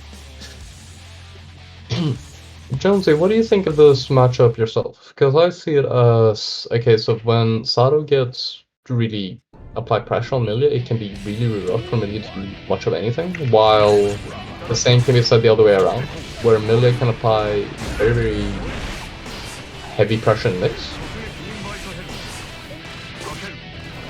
Yeah, both from Devitt with that first knockdown. It is, I maybe argue side players would do prefer it to the Abari, because they love doing just a couple of 5Ps into Eddie Claw. It's their way of taking turn back. Millia can't really do the same, unfortunately, so the risk is a little bit more further. So for the gold burst, that's a bit of a crazy one there. Not sure. I'm unsure what Zato-VaN was going for with gold burst. It might have been a misinput. Might have been. I am unsure. But in regards to what Millia can do, where Zato can 5P out, Millia 2P is quite fast. I believe it's 4 frames, making a very viable option to get out of pressure with. Just that the reward isn't super high. Gets with the bad move, stop using Millia's tools very well, and gets the kill with Tandem Voices. I believe that's the name of the super anyway. No, it's Septum Voices, that's the one. Immediate air dash over the far side, putting Zato-VaN in the corner immediately. And she needs to throw. There's a full combo confirmed. For a lot of damage. Zato-VaN with the good block, but unfortunately gets grabbed into another this. Good block, but gets the first baited. There were layers upon layers. That was a cake of a mix. Skarfelt, 2-1 up. Oh, I thought maybe it might have been the chance for Zato-VaN to make that comeback, because it was a wall break without a super and reset to neutral against a character like that. It can be a bit scary, but Skarfelt, ooh, that was nasty. Looking kind of get the upset. Zato-VaN, the regular here in SaltyEU, pretty much a go-to name for an easy top 8 spot. Skarfelt's trying to deny that straight up. Yeah, but still only game 3, and Zato-VaN has been doing very well in this game, so we'll see how it ends. We might have another case of the Jonesy game 5. Quick burst from Skarfelt kills Eddie too. We catch the backdash yet again. Skarfelt's been delaying the poster in that situation a little bit, just expecting Zato-VaN to backdash. Movement above Zato-VaN as well is really nice to see. Trying to just wait until that 6P comes out and then look to go in. However, right now it is Zato-VaN, put the pressure on. We're trying to bait some sort of RC. The blue RC comes out, and the opposing Skarfelt couldn't really do anything. That BRC might have been a yellow RC attempt, and unfortunately became a BRC that they didn't get anything out of. Skarfelt's been doing a really good job of air dashing over normals from Zato as well. Good 2P to kill Eddie too. Unfortunately, Eddie's already back. But a good 6P to immediately kill Eddie again and then Capel to get back in. And got Zato-VaN in the corner. Zato-VaN gets clipped by the JH safe jump and super wall break. It won't kill, but a hard knockdown is definitely not bad for Millia. And gets the immediate crossover.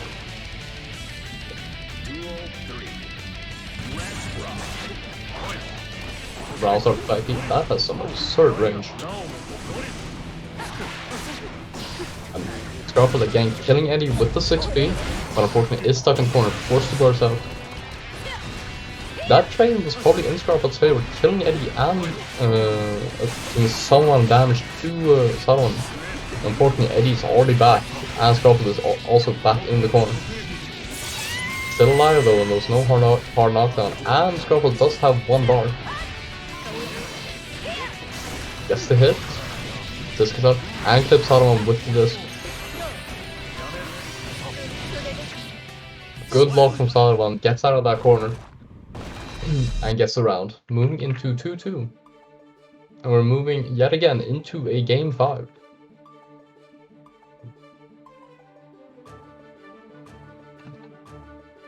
Very back and forth set, both of them scrapping for that winner's side top 8. Both of them trying to vie to be able to fight Setchi, who's currently waiting to see who gets the winner of this set. Will Skarfelt have to run the Zato gauntlet, or is Zato-VaN going to treat us to a Zato mirror later on? We'll see, we'll see. I'm actually unsure which one these players would prefer, since in regards to the Zato mirror, all I had to go by is a quote from Latif that I believe most people are very familiar with. With the air grab, and both players have already used their bursts, just around. Yeah, first knockdown can be so important for both players in this, and it looks like it's Skarfelt getting it first with the throw. Go for the overhead. Zato-VaN trying to fuzzy jump out. Card. Those some really good blocks though. But gets clipped at the low into another disc. In through the turbo fall crossover. And a turbo fall same side. Damn. I still don't know how Millia players differentiate between same side and crossover mix up with that in that situation. It's so hard to tell. Skarfelt built different. All I can say. Right. Poses out, leap, trying just to deny any jump, and actually probably caught the jump frames on start up there. Skarfelt now stuck in this corner, low life. It's looking long for the Millia, but finds a Capel out, and just like that, the meter available.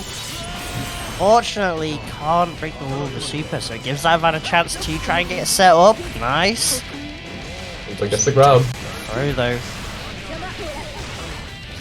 Skarfelt's only one touch away from death, but yeah, there's the burst. One good. Now there's probably one touch from both players. Since even if Millia just gets a sweep, it'll lead into disc and the annoying blocking situations. Whiffed. Another fruit whiffed. And 6PM unfortunately does not kill the frog. Moving into final game, final round here. Another JH. Carrying someone all the way to the corner. No wall break.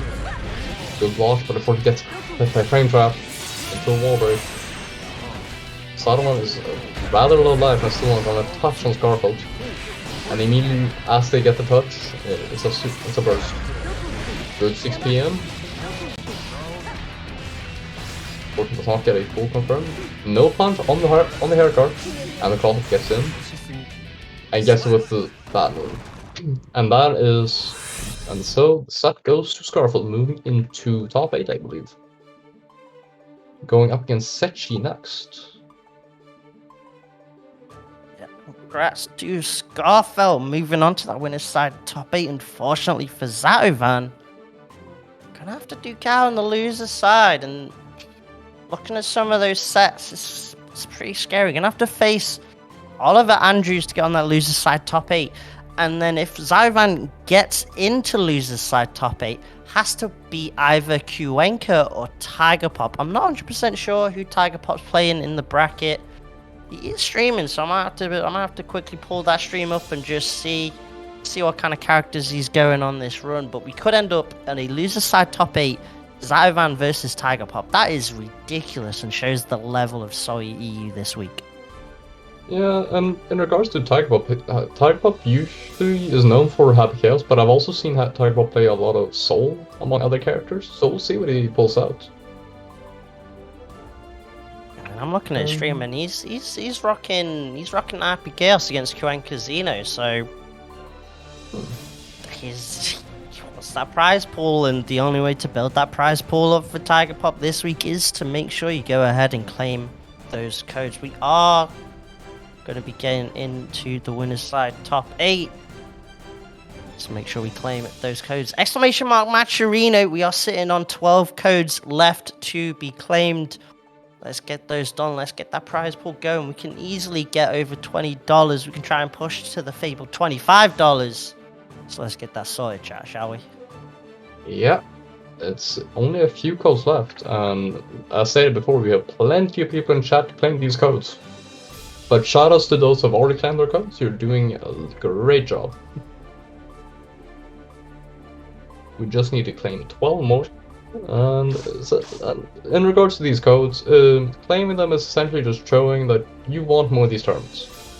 It's free money, essentially, as stated before, and it's also showing that you just want more tournaments. It's just basically gauging how engaged the viewers are. To help fill the fridges, sort the Uber Eats orders, hook up with Bossman Chicken, maybe the kebab shop, whichever place you want to go. Yeah. The Matcherino prize pool for this week can definitely have you covered, as we are going to be kicking things off here. Winner's side top 8, PataChu up against Ashz. We got the Sin versus Happy Chaos. Now, some would say that this is, bottom 1 versus top 1, but I think we've seen plenty of times that tiers stop mattering at a certain level. Like, they still matter a lot, but some players still make it work, which I think is really impressive. That you can call a character the worst, but try to still balance to the point where you can still do a really good job with a bad character. As we see here from PataChu, already taking the initiative, already pushing up more, and already getting very close to getting round 1. But Ashz finds a way in, gets the roll, and now it's PataChu's turn to get thrown to the wall. That was a lot of damage from that confirm. PataChu has a bar though, before he gets grabbed. Red lightning. Yeah, and it it does! Oh my days, PataChu. Had to put away the gun. What an option. Really good call from PataChu, but now Ashz moving in. Good DP out. A little delayed backdash. Doesn't quite get to confirm, but either way, at least pushes Ashz to the corner. But PataChu spent all the stamina, unfortunately not follow up. Has to wait for stamina to come back. Working the burst out of Ashz though. Anji goes over the 2S. Using charge dust, carrying Ashz all the way to the corner. Gets the wall break with 2P and the wall break with the charge dust. Again, Ashz with really low life. Does not block the YRC, and it's Ashz turn shine. PataChu cursed again, has to be careful.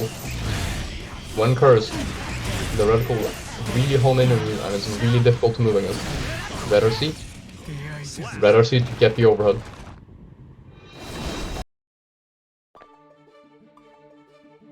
Very strong game for PataChu, even though the rounds were close. That is 1-0 to PataChu. Do you say PataChu or PataChu? I am actually unsure. I say PataChu, but he's not corrected me, so no one's corrected me. But either way, we can at least stick to the patter. Yeah. No puns here. It's only choose. That is an aggressive start from Ashz. Knew that PataChu wanted to go for that jump back. Immediately chase There's down to the DP. corner. Aggressive burst as well. Wants to keep this Sin tied down. Ashz playing very aggressive this round compared to previous one. Aggressive burst and aggressive round start, but PataChu finding the way out again with another DP. And now the pressure's on. Gets the grab. And an overhead into the RC for the full confirm. It's a reset. But no, it's backdash into throne. Good JP to call out the jump outs. Into another DP. PataChu's just been deep in wake up saying, no, I'm not holding this pressure. You're getting off me. And another DP. Good blocks on the overhead. Good air grab for the round.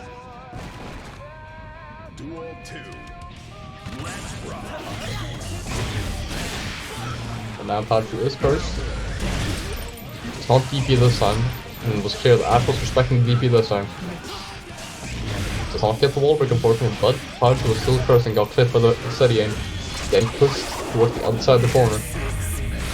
That's super skill. That's gonna break the wall probably? No. But still, PataChu is again cursed. This is a little bit of a checkmate situation as PataChu is cursed and has a really hard time moving and just got cursed again. Just need to get in through the bullets. Still a lot of work to do with a large life field in favor of Ashz, but PataChu's still in. Ashz patiently blocking the red and finds the trade with the 2P against the overhead. The round goes to Ashz. Good round start 6B. Into the grab. Keeping the pressure on. Doesn't get a confirm off the overhead ultimate, but that was out of stamina. EMEA burst from Ashz. Already spending half of that. I believe PataChu was trying to grab or might be wrong. Either way, PataChu is now getting sent through the wall for a lot of damage. Now, PataChu does have burst, but Ashz does have possible which is soon going to result in more pressure. BRC, good blocks from PataChu. But gets left by the 2K2D. Opposite burst to find a way out. But the other kind of gets caught by the 2S and the round goes to Ashz. Moving into 1-1. No hunting allowed. Ashz saying it is not in fact Wabbit season. That was previous game.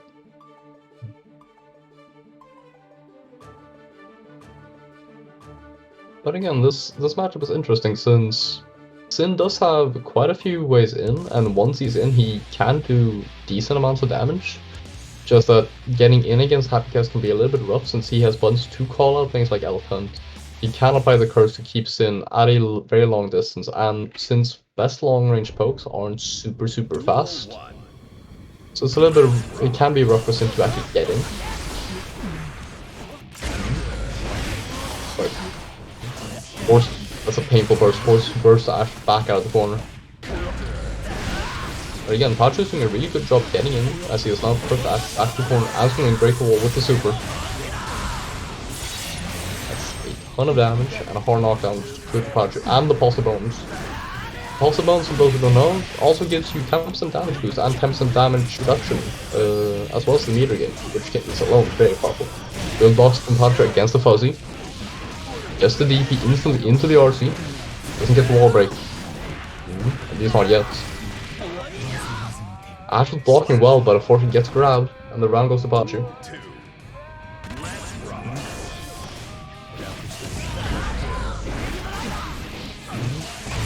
PataChu unfortunately not getting the conversion, leading to Ashz now pushing PataChu all the way to the other side of the screen. Into the wall break actually. But Ashz ran out of concentration, has to wait for the recharge a bit. Good use the slowdown from the RC to get the focus back to continue applying pressure. And good catch with the 2Os for the wall break and the kill.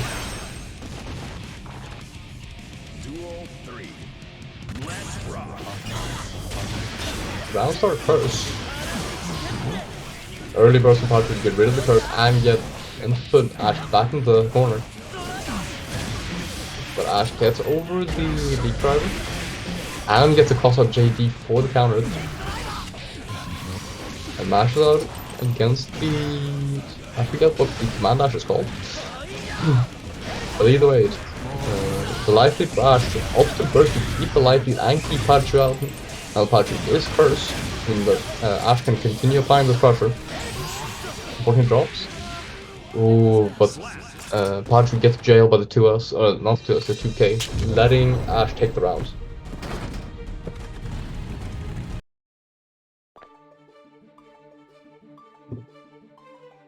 Moving up 2-1 in Ash's favor.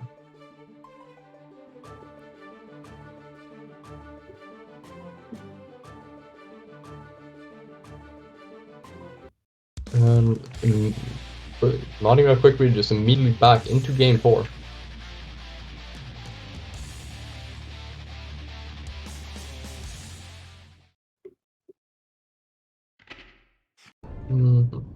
Duel 1. Let's rock. Again, passive round start from PataChu, off the dash back, to then start applying pressure on Ashz.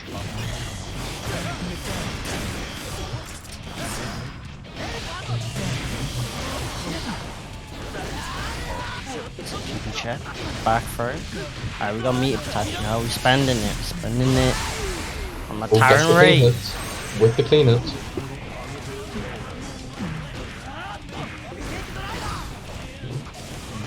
Takes from Ashz, but gets caught with the air grab.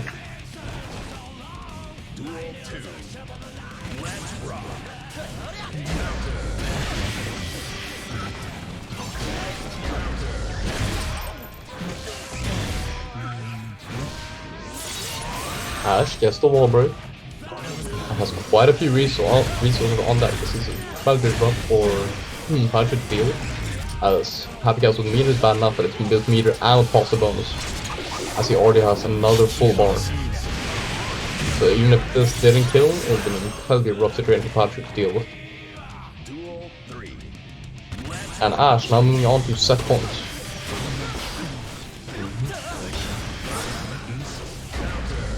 Good block and a good tech from PataChu, but Afonso gets 6 feet out of the air, finds a way in with the overhead, forcing the burst out of Ashz, keep him out.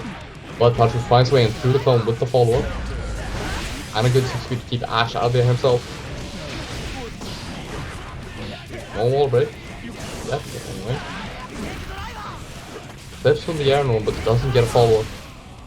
And eventually gets with a follow-up to beat driver. And again, we have the Jonesy special of game 5. Yep. Can't evade it. No matter what. It's top 8 already starting to look like a banger. As it should. I mean, I don't want no top 8 to not be a banger. Shout out to Deknud for raiding for the raid. Hello, raiders. You're currently witnessing the last game of the first set of top 8. Deknud! You're gonna be a Hesse crash. I hope to see you there. And you're back just in time to see Ashz and PataChu duke it up. Good 2K2D from I'm getting that nice mix up Matt.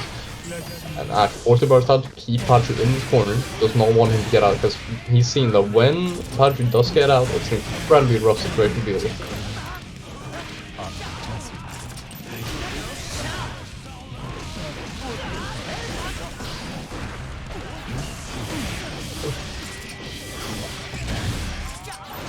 It's a dominant show for Ashz, moving on to set point and match point.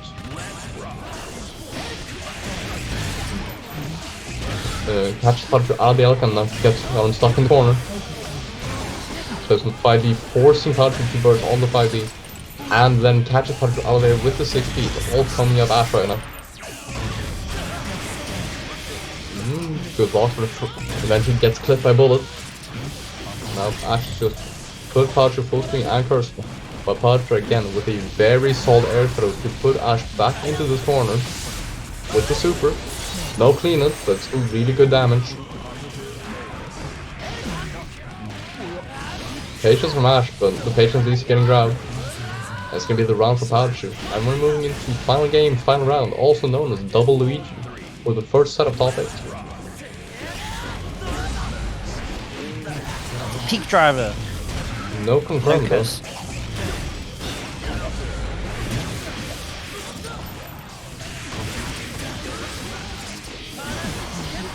with burst.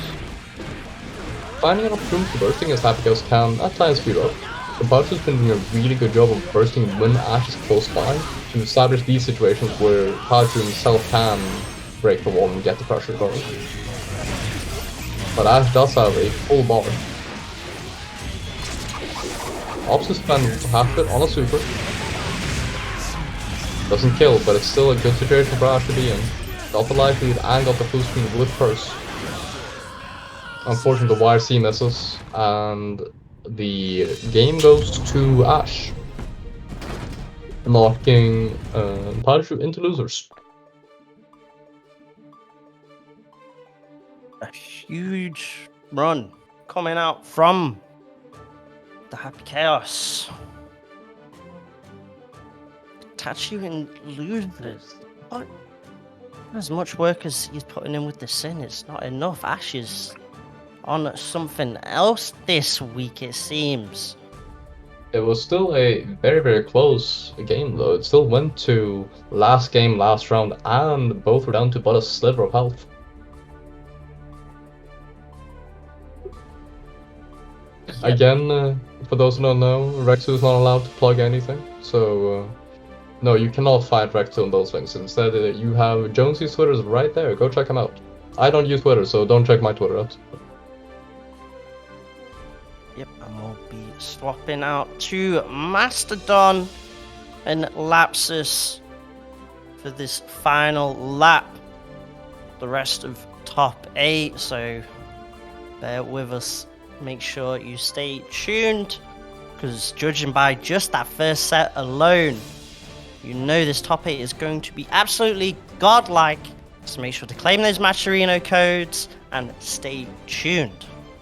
11 codes left, just click and claim. We have about $2 left, I believe. If I'm doing the conversion correctly, I'm not the best at math. But yeah, we're going to be signing off here, so we'll be back for a quick break.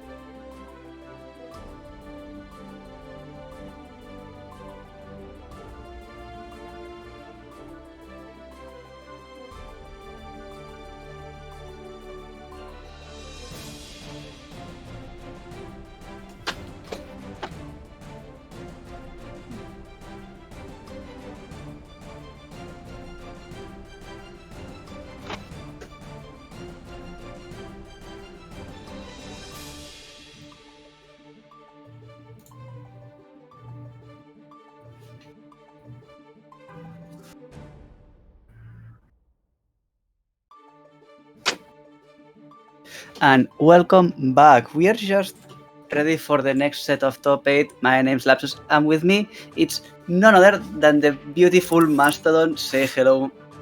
Yes, sir. Hello, everyone. Oh my god, I'm so hyped to be back, especially together with you, Lapsus, my man. I missed you. It's been a while since we commentated together, but now we're on. Yes, it's been a while, and it's been so fun. I mean, time. Street Fighter 6 happened, which is... It happened, so nothing else that we can say, but still. We have some really great games ahead of us. Oh yeah, absolutely. Right now... Please, do tell me who's next. Oof.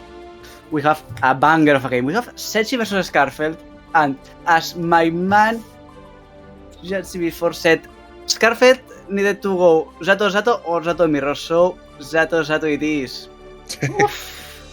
I mean, Zato-VaN and Setchi, like the best Zato players in EMEA right now. Well, other than Latif, but Latif isn't playing in Salty. So we'll just say Setchi, they're the best in Salty. So I am very excited to see what Skarfelt can do against Setchi, because they do have a bit of different play styles between them too, right? So it's gonna be interesting what Skarfelt can do. Trying to adapt to a whole new playstyle, especially with another Zato playstyle. But we're gonna see. But also in losers, it's a brutal bracket. Yes. Oh my god, we got heyheylo versus Juxta, and then we got Tiger Pop versus Cryo. God damn. That's Cryo. Yeah, I think that's Cryo. Okay. People changing their names as they want. So fun. I'm just guessing based on the profile pic, so I hope it's Cryo. Well, if not, we are sorry. Absolutely. Yeah, but now we are already alone into the game. Skarfelt Setchi. It's already warm all over Europe, but this game's absolutely gonna heat it up. Let's go. Yeah, you don't have to tell me that it's warm. If you go down here, you'll be at 30 degrees in the shade. So you're going to have fun. But now, well, speaking of shade, let's see what Setchi can throw down in neutral. Oh my god, Skarfelt doesn't care at all. Goes for the counter hit, immediately has the burst from Setchi.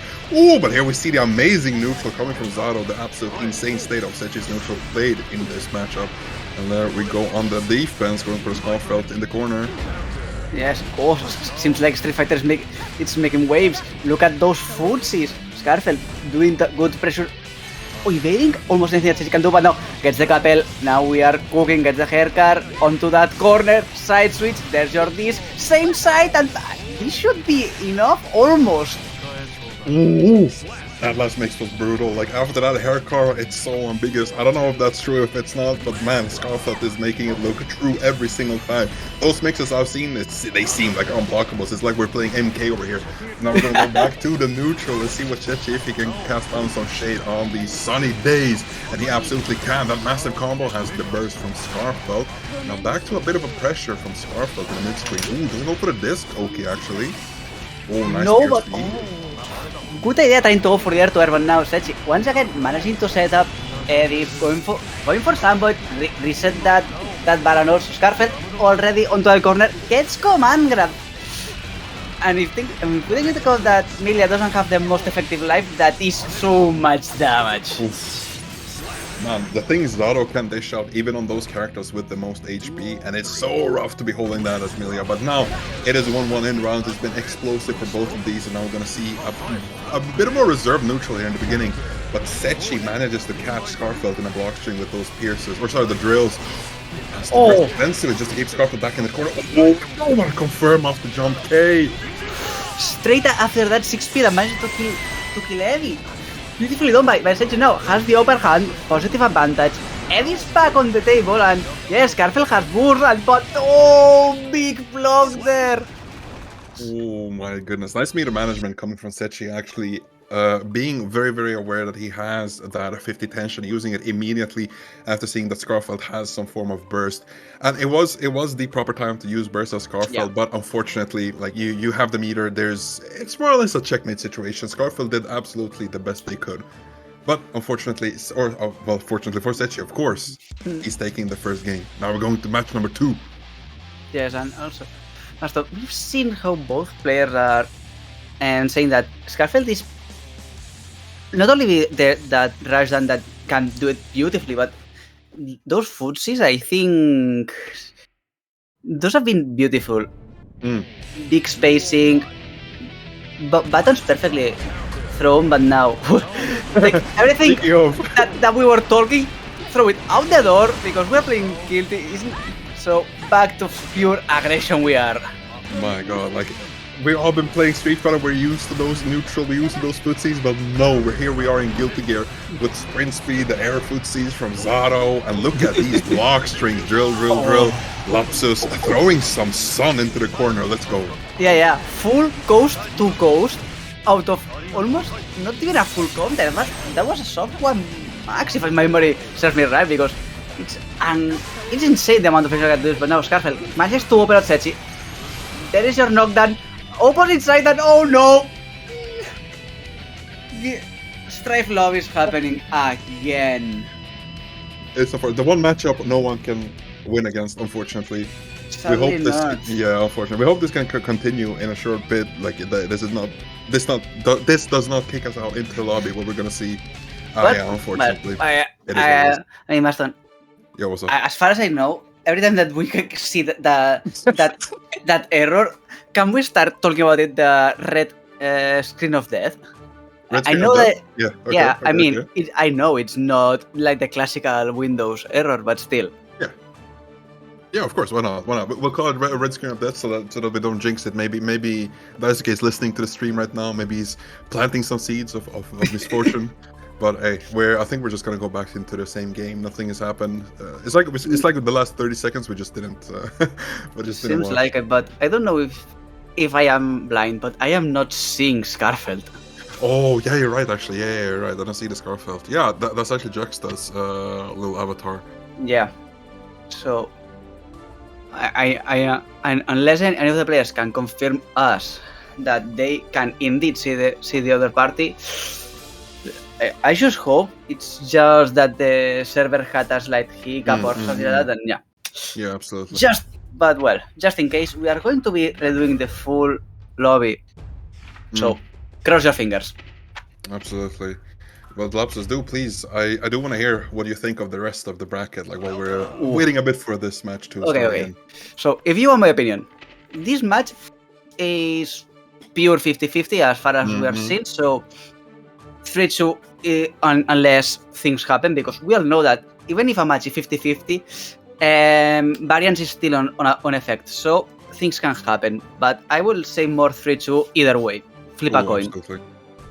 Then, the longer matches are, it is what it is, but it's gonna happen.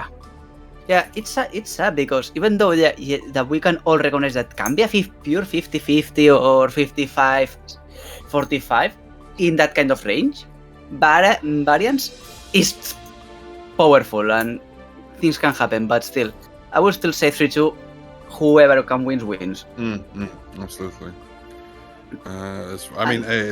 Skarfelt did start off really, really well, but then Setchi made nice combos. It's been back and forth. Like you said, it's gonna be 3-2. I think it's gonna be very, very close, as you said. Absolutely. Yes. Now on to the loser side, because there are still some diamonds on the rough here. First of all, I am not going to be sugarcoating it. Tiger Pop, that Oliver Andrews, that my man Maston says that's Cryo, you said? Yeah, I think that's Cryo, absolutely. I still think Tiger is prone to taking that up. Sorry. Yeah, maybe. But we've heard that, some people are saying that Anji might be actually kind of good against Happy Chaos, but we'll have to see. Cryo against Tiger Pop is going to be very, very interesting.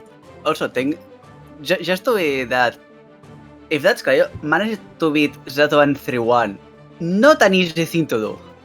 So, kudos.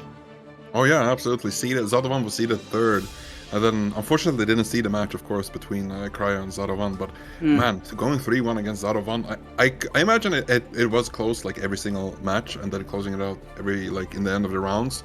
But man, just seeing that score 3-1, it's a bit interesting. It's definitely a bit interesting. Yeah, it is. Well, that's not bad. And then heyheylo versus Juxta. I know Juxta, I am not recognizing heyheylo for the love of mankind, so can you light me, please? I've heard this name coming from other players. I don't think I've seen them actually play, but I know they play Zato. I think I'm like 90% sure it's a Zato player. And I've heard that heyheylo is actually pretty good. Well, I mean, they wouldn't be placing this high in top 8 if they weren't that good, of course.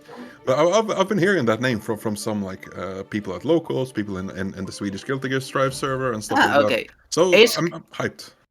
Ice confirms it is a fellow. It's a fellow Dane, plays Zato. Okay, yes.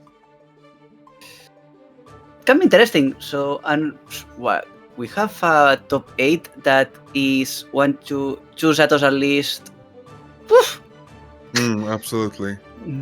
Some top 8 that we have, but still, yeah. So probably JuxtAPoser is still probably favored, and I am saying that mostly because I haven't seen you play, so. Things can still happen, but I will still say that JuxtAPoser can be favored. 3-1 would be my more conservative guess. I don't know. It's always so hard. It's always so There's difficult. There's the thing. That's why I'm saying my most conservative guess is a 3-1. I am giving kudos to heyheylo because managing to get a top 8 on a full bracket of the Salty, it's not easy. Absolutely. I mean, So- even if this is like Street Fighter hype, everyone's moving on. Like this bracket is still 70 people, right? Yeah. Absolutely. Still 71 even. Oh my goodness. And then this stacked top 8. I mean, I'm just excited to be seeing whatever is gonna happen. Yeah. That's what I meant. It's not that, we are still 70 people. No. It's not only that we are 70, it's that we are 70, look at the top 8. There are so many names that you will recognize, and also start looking before the top 8. Zato-VaN is there. Yeah, exactly. Like, unfortunately, it didn't make it to top 8, but that's just a testament of how absolutely insanely stacked this tournament is. And speaking of stacked, we're going right back into the game, and I think it's 1-0 to Setchi. Yeah, I haven't read anything that will say otherwise. So we will take it as the game did an oopsie, so Yeah, absolutely. sorry, but we'll need to get it back. Well, no, we're still getting at least that one game, because it is what it has to be. Yeah. But well,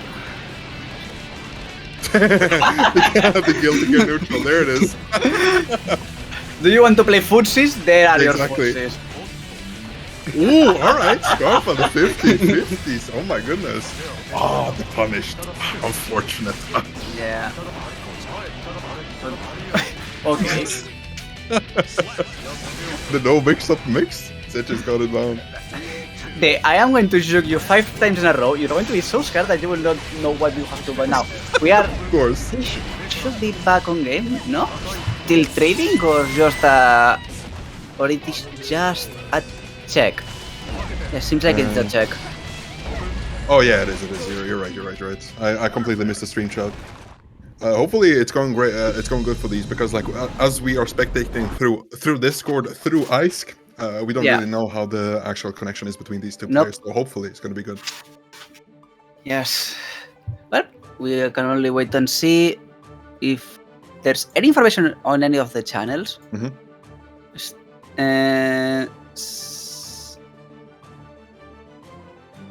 Seems like no one is moaning or saying anything.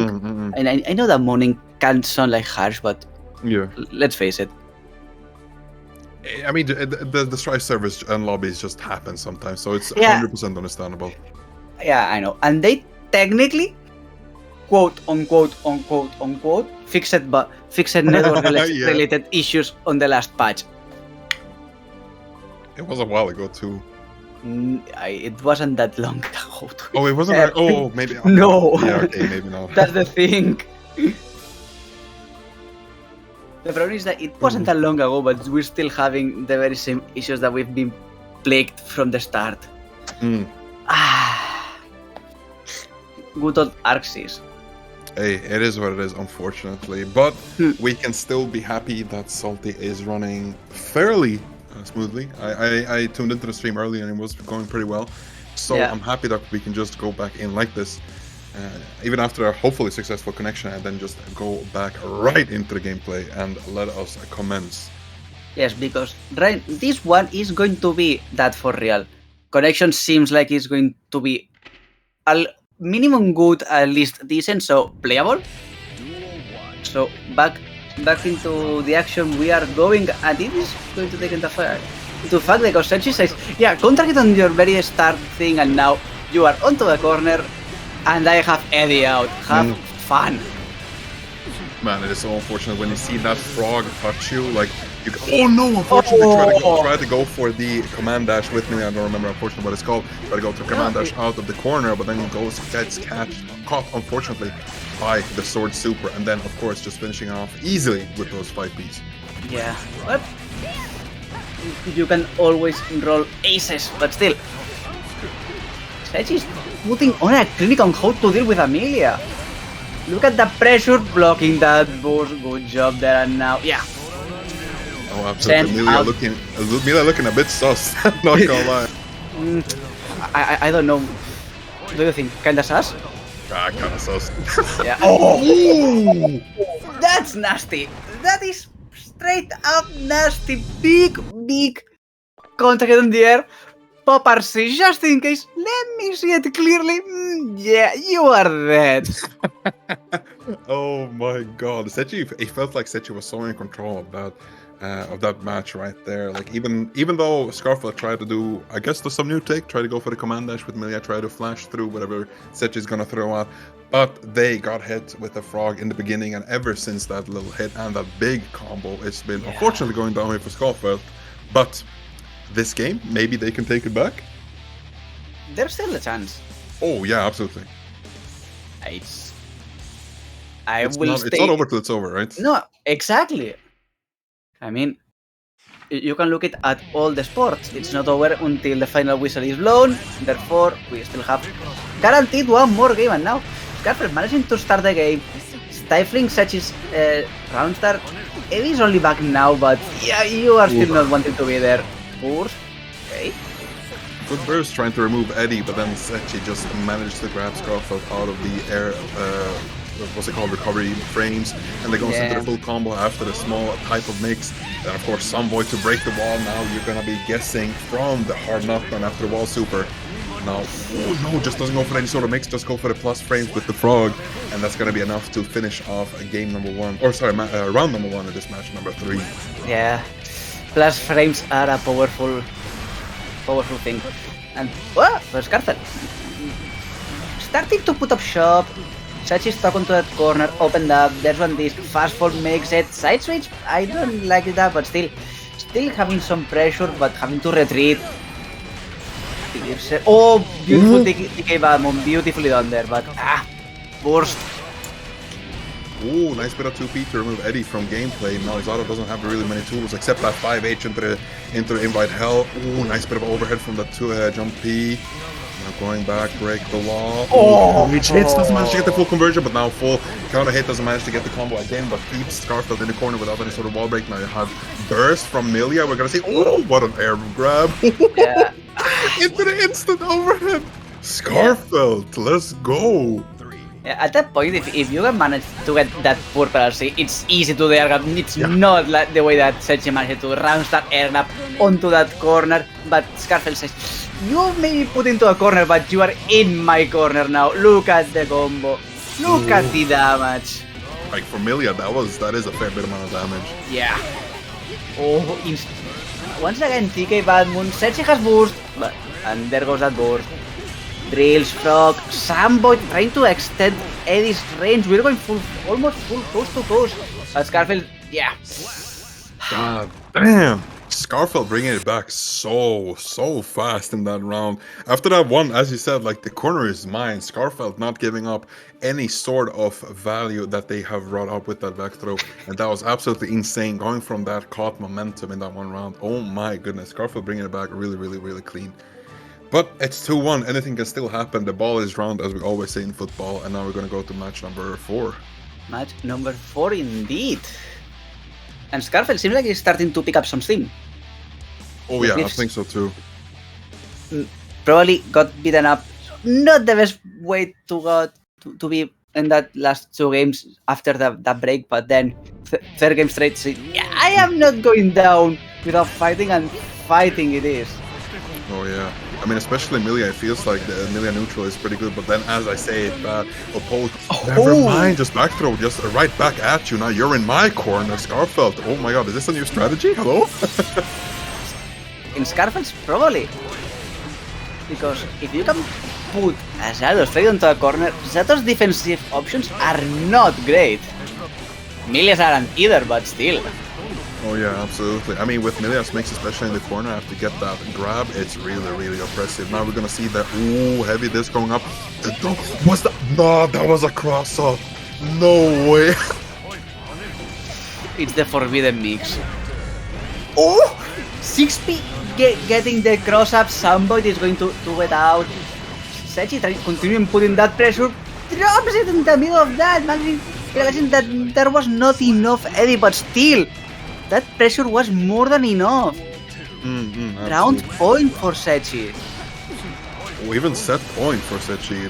But Skarfelt isn't absolutely done. Oh, as we see with this combo, there's going to be some form of Oki, if not the complete wall break. The forbidden mix again.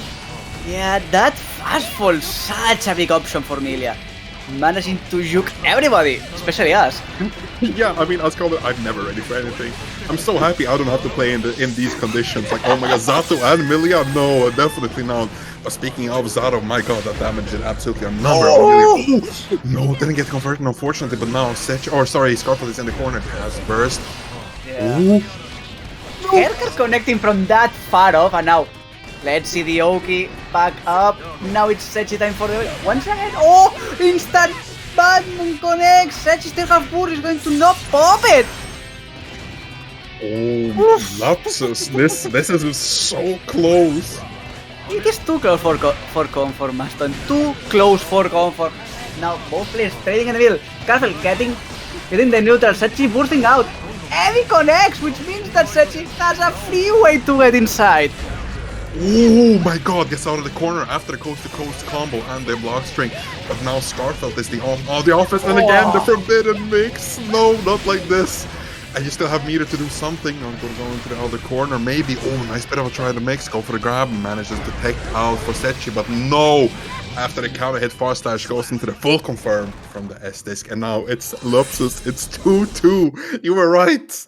I have a question. Who the fuck did Setchi take that throw? I don't know. It has to be some form of OS, because like if he actually predicted that, like I'm like insane. I haven't still closed my mouth. Yeah, no. That last sequence from Skarfelt was absolutely beautiful. It feels like this is what Millias aspire for whenever they play. Like it. Yeah. Completely agree, because it is so nasty. The fact that they are able to say, yeah, I am going to be mixing you, but I am mixing you in 5 or 6 different ways. You are not going to know which way it is going to be, so have fun. Oh, it's like they are not only mixing Setchi, they're mixing us commentators, so it's a two-way mix times 3. It's the most effective mix in any sort of tournament setting. But now we're gonna go into the last match of this set, and oh my god, what a start. Yes, it is. Setchi having to burst early, and Skarfelt getting that pressure. Setchi's flight. Oh, but the spacing on Skarfelt's side is perfect. There's your laser disc once again, pop in the air. There's the hair car. Coast we are going. Same side it is, and it's going to be more than enough. Oof. That empty jump in the low was kind of dangerous, my god. I don't know, I thought that was going to be an overhead, because I was like, no way does Millia absolutely manage to land, but they absolutely managed to find some sort of way. But now Setchi's in the corner. Now we're gonna see a small little. No, that's not happening. The gap L coming out and securing that hit for Skarfelt, and yet again with the confirm for the super. Yeah, not killing, but wow, that damage. And remember, knockdown. We are playing against Millia. You're not having fun, but still. And the worst thing is that Skarfelt still has burst. Oh, bad yellow, but still almost safe enough. Setchi trying to open the wall, but it's no use. And Skarfelt got it. Seems like Setchi bottled it up at the end. Oy, Setchi, that was a valiant effort. Like, you played so well, but then Skarfelt managed to adapt, especially maybe after that momentum switch after that first game. Unfortunate, but that's what the name of the game is. Skarfelt managed to take that momentum to a whole new level, played out of their mind, going for that gap held play. And those mixes were absolutely insane. That one sequence to close out game number 4, I think it was. Oh, yeah. God, it was beautiful. Completely agree. I still don't. I can still almost have it in my head. Yeah, if I was playing, I would have been like that with the stick. No, I cannot play. Like, I've completely accepted. I'm so fine with being a commentator at this game because I can just be surprised and then happy for them that this mix-up worked. But then, like, man, if I was to play against some sort of Zato or Millia on this level, like, no, there's no way. And I think everyone can agree with this. Thank you, but no, thank you. Ooh, but now next game, who do we have here? Yeah, as we said before, we have JuxtAPoser versus heyheylo. Yes, Both players already onto the battle station, so it is just going to be matter of seconds that we go into the game. So we have JuxtAPoser, the classic, the only one, as far as I know. And if anyone will say no, come at me. I still don't know any other Faust at this level. Oh no, definitely. I think, like, at this, as you said, like, at this level, it's only JuxtAPoser, especially in EMEA. We have a couple more Faust players over in NA, but man, JuxtAPoser is showing EMEA exactly how Faust should be played. And it is no small feat to take a character like that into Salty and other tournaments this far every single week, right? No, it's not easy. I mean, you can think, well, we'll have some more technical problems. We're going to be redoing the lobby again because Strife LOL, but problems aside, don't look at us. Yeah, it's not easy to take a character that is known for, that everybody can agree that, yeah, it's not that strong. They gutted the character as in reference on the other games, so it is different. And then managing to get into the level, well, kudos to the guy because it's not easy. Absolutely, kudos to the guy. You're completely right, because, like, I mean, JuxtAPoser managing those insane confirms we've seen week in and week out that just closes out games before you can even manage to understand what Juxta has done. Like, all those item confirms, like, all of those, like, just being aware of every single item you throw out and what your game plan is going to be from there is super impressive. So it's always a privilege to watch Juxta, especially in a top 8, right? Exactly, and we know that we are talking the glory of Juxta too much, but well, the fact is that neither of us have really seen heyheylo play much. I don't remember seeing him play, so have you seen him play? No, as I said before, I've only heard heyheylo's name, but other than that, I haven't actually seen gameplay, I think, but I've heard that is a really good player. I mean, you see where he is on the bracket, right? Yeah. And what I think it's funny, was seeded 16th, so it is not that unresolved that I am going to put it on quotes, random 16th seed. Well, yeah, of course. Can reach a top 8. Technically, they can because they are better than they are top 16 player of the tournament, so there's still a chance. Oh, absolutely. Just being top 16 means that your bracket is going to be way more difficult as you close out to the winners finals and so on. But heyheylo managing to go through players like your boy Zulu and especially Tiger Pop, sending him off to losers. But now Tiger Pop is definitely not finished and will not go out without a fight. And after this game, we're going to see Tiger Pop versus whoever this is, which I believe is Cryo.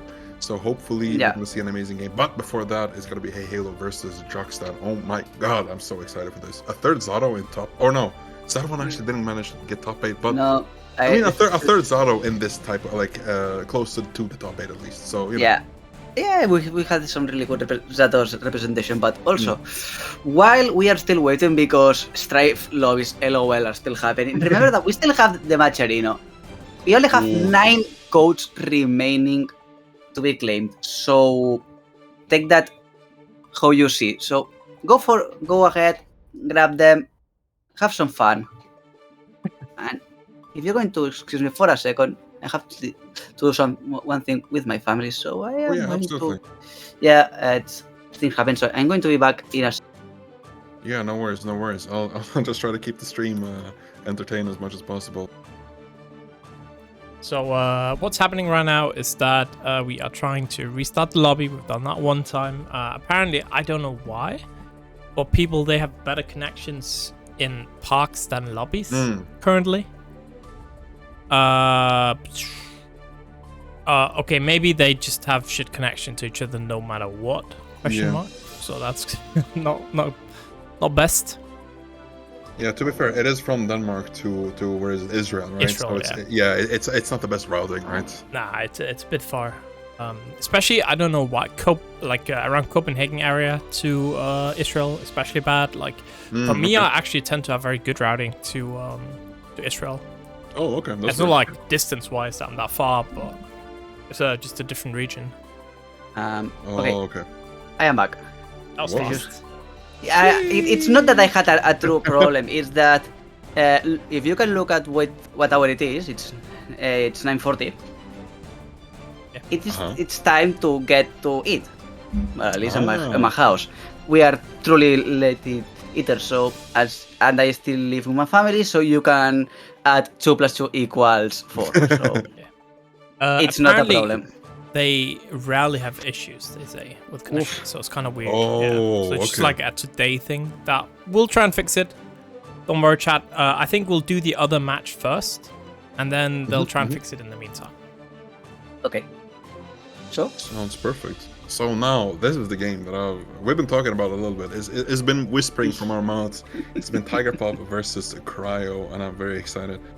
Especially since Tigerpop is seeded 1, and Cryo is seeded 21st. Been going through some players. I mean, especially Zato-VaN and then Urboy. I mean, it's not been the easiest to bracket, of course, and now he's gonna be going against the toughest opponent this bracket that he's gone through is gonna be Tigerpop. And also, Tigerpop hasn't had a easy loser side. SBF first, then Cuenca, and now it's going to be Cryo, so it's not that easy. And yes, we know that Tigerpop is Tigerpop, but still. Good luck through that bracket. I mean, it's always like this bracket is always deadly. Like I've been saying it week in and week out, every single time I'm on this commentary in this commentary chair. Like, oh my goodness, like these salty weeklies look like an EMEA majors. Like it's so stacked. Yeah. And however far you go, it's always impressive. So kudos to every single player that's joined this week. And of course, if you haven't clicked Matcherino, please do, because we still have a few codes left. Yeah, exactly. I said that we still had 9. Now we have 8. So. That is almost done, so please, if you don't mind, go there. We said it before, it's not going to cost you a single penny. Go there, log in with whatever you want. There are 1, 2, 3, 4, 5, 6, 7, 8, 9, and then probably other ways that you can get in, so go there if you want. It's not going to be any problem. Just click claim code like Roberto did. Good job there. Only 7 left. So nice. Well, now since we're going to be doing connection check, and wow, 200 ping from Jadland to Israel. Oof, that is dreadful. Yeah, I can imagine, honestly. My God. But yeah, now Ashz is actually switching it. Yeah, as he said, it's gonna be Tigerpop to Cryo. But it is rough, unfortunately. Like especially as I was about to say, as Salty said, as Ice said. I mean, he is SaltyEU. Yeah, of course. Man, it's been a day, so excuse us both if any sort of a word or something slips out of our mouth that shouldn't be there, especially like Salty versus Ike's. Ike's, come on, can't even speak now properly. Noston, I think you're going to get fired after this one. No, stop. I would never. He would never. I've met him on Head Stomper. Oh, then you're safe. But speaking of meeting, I think these two players are absolutely ready to meet each other in the bracket. So we're gonna see if they're connecting to the room, and I think yes, both of them should be here. Exactly. We have both already on the lobby, ready to rock. And seems like Juxta is asking for a DQ. At least is what is showing up on the chat. Oh, that's unfortunate. Yeah. It is late. It is a weekday, so people have to get up whenever they have to, and it is what it is. But Juxta is going to be unfortunately DQ'd from the tournament. Very well played. A bit of hype in chat for Juxta, of course, but now we're going to see the gameplay versus Oliver Andrews, as he chose to portray himself, versus Tiger Pop. Yeah. Someone that we truly don't know, that's called Oliver Andrews, that appears to be ZVI's own Cryo versus Tiger Pop of we don't need truly more introduction. What a block on that burst! Tiger is going to be facing some really good damage. There's the overdrive. See you on the next screen. Absolutely, God, that's some fair amount of damage. Like, something that Anji actually has going for him is the insane damage he can get from a lot of confirms, actually, especially counter hits. Anji has been getting some nice buffs, but my God, Tiger Pop said right back at you and sending him to the next stream. And we're going back to neutral. Tiger Pop with a bit of a life deficient, but got the curse and the combo on, so now we're going to see if you get cursed and you get popped in the air, you are nothing more than a shooting gallery object for a happy chaos, which is sad. And oh, yeah, look at that! Come on! I am sorry, but it's still. And yeah, technically spin exists, but it is not truly safe against almost anything that happy chaos can throw at you, which absolutely. is. Oh my God, look at this damage. Like, Anji does have a fair amount of HP, even 5 gods, like the only character in this game with 5 gods, and look at how much damage you're gonna do through everything. Nice bit of a PRC tech, but man, Cryo going with that almost full confirm. Oh! Maybe counter hit. No, doesn't manage to get the full confirm after that. Oh, but there's the gold burst!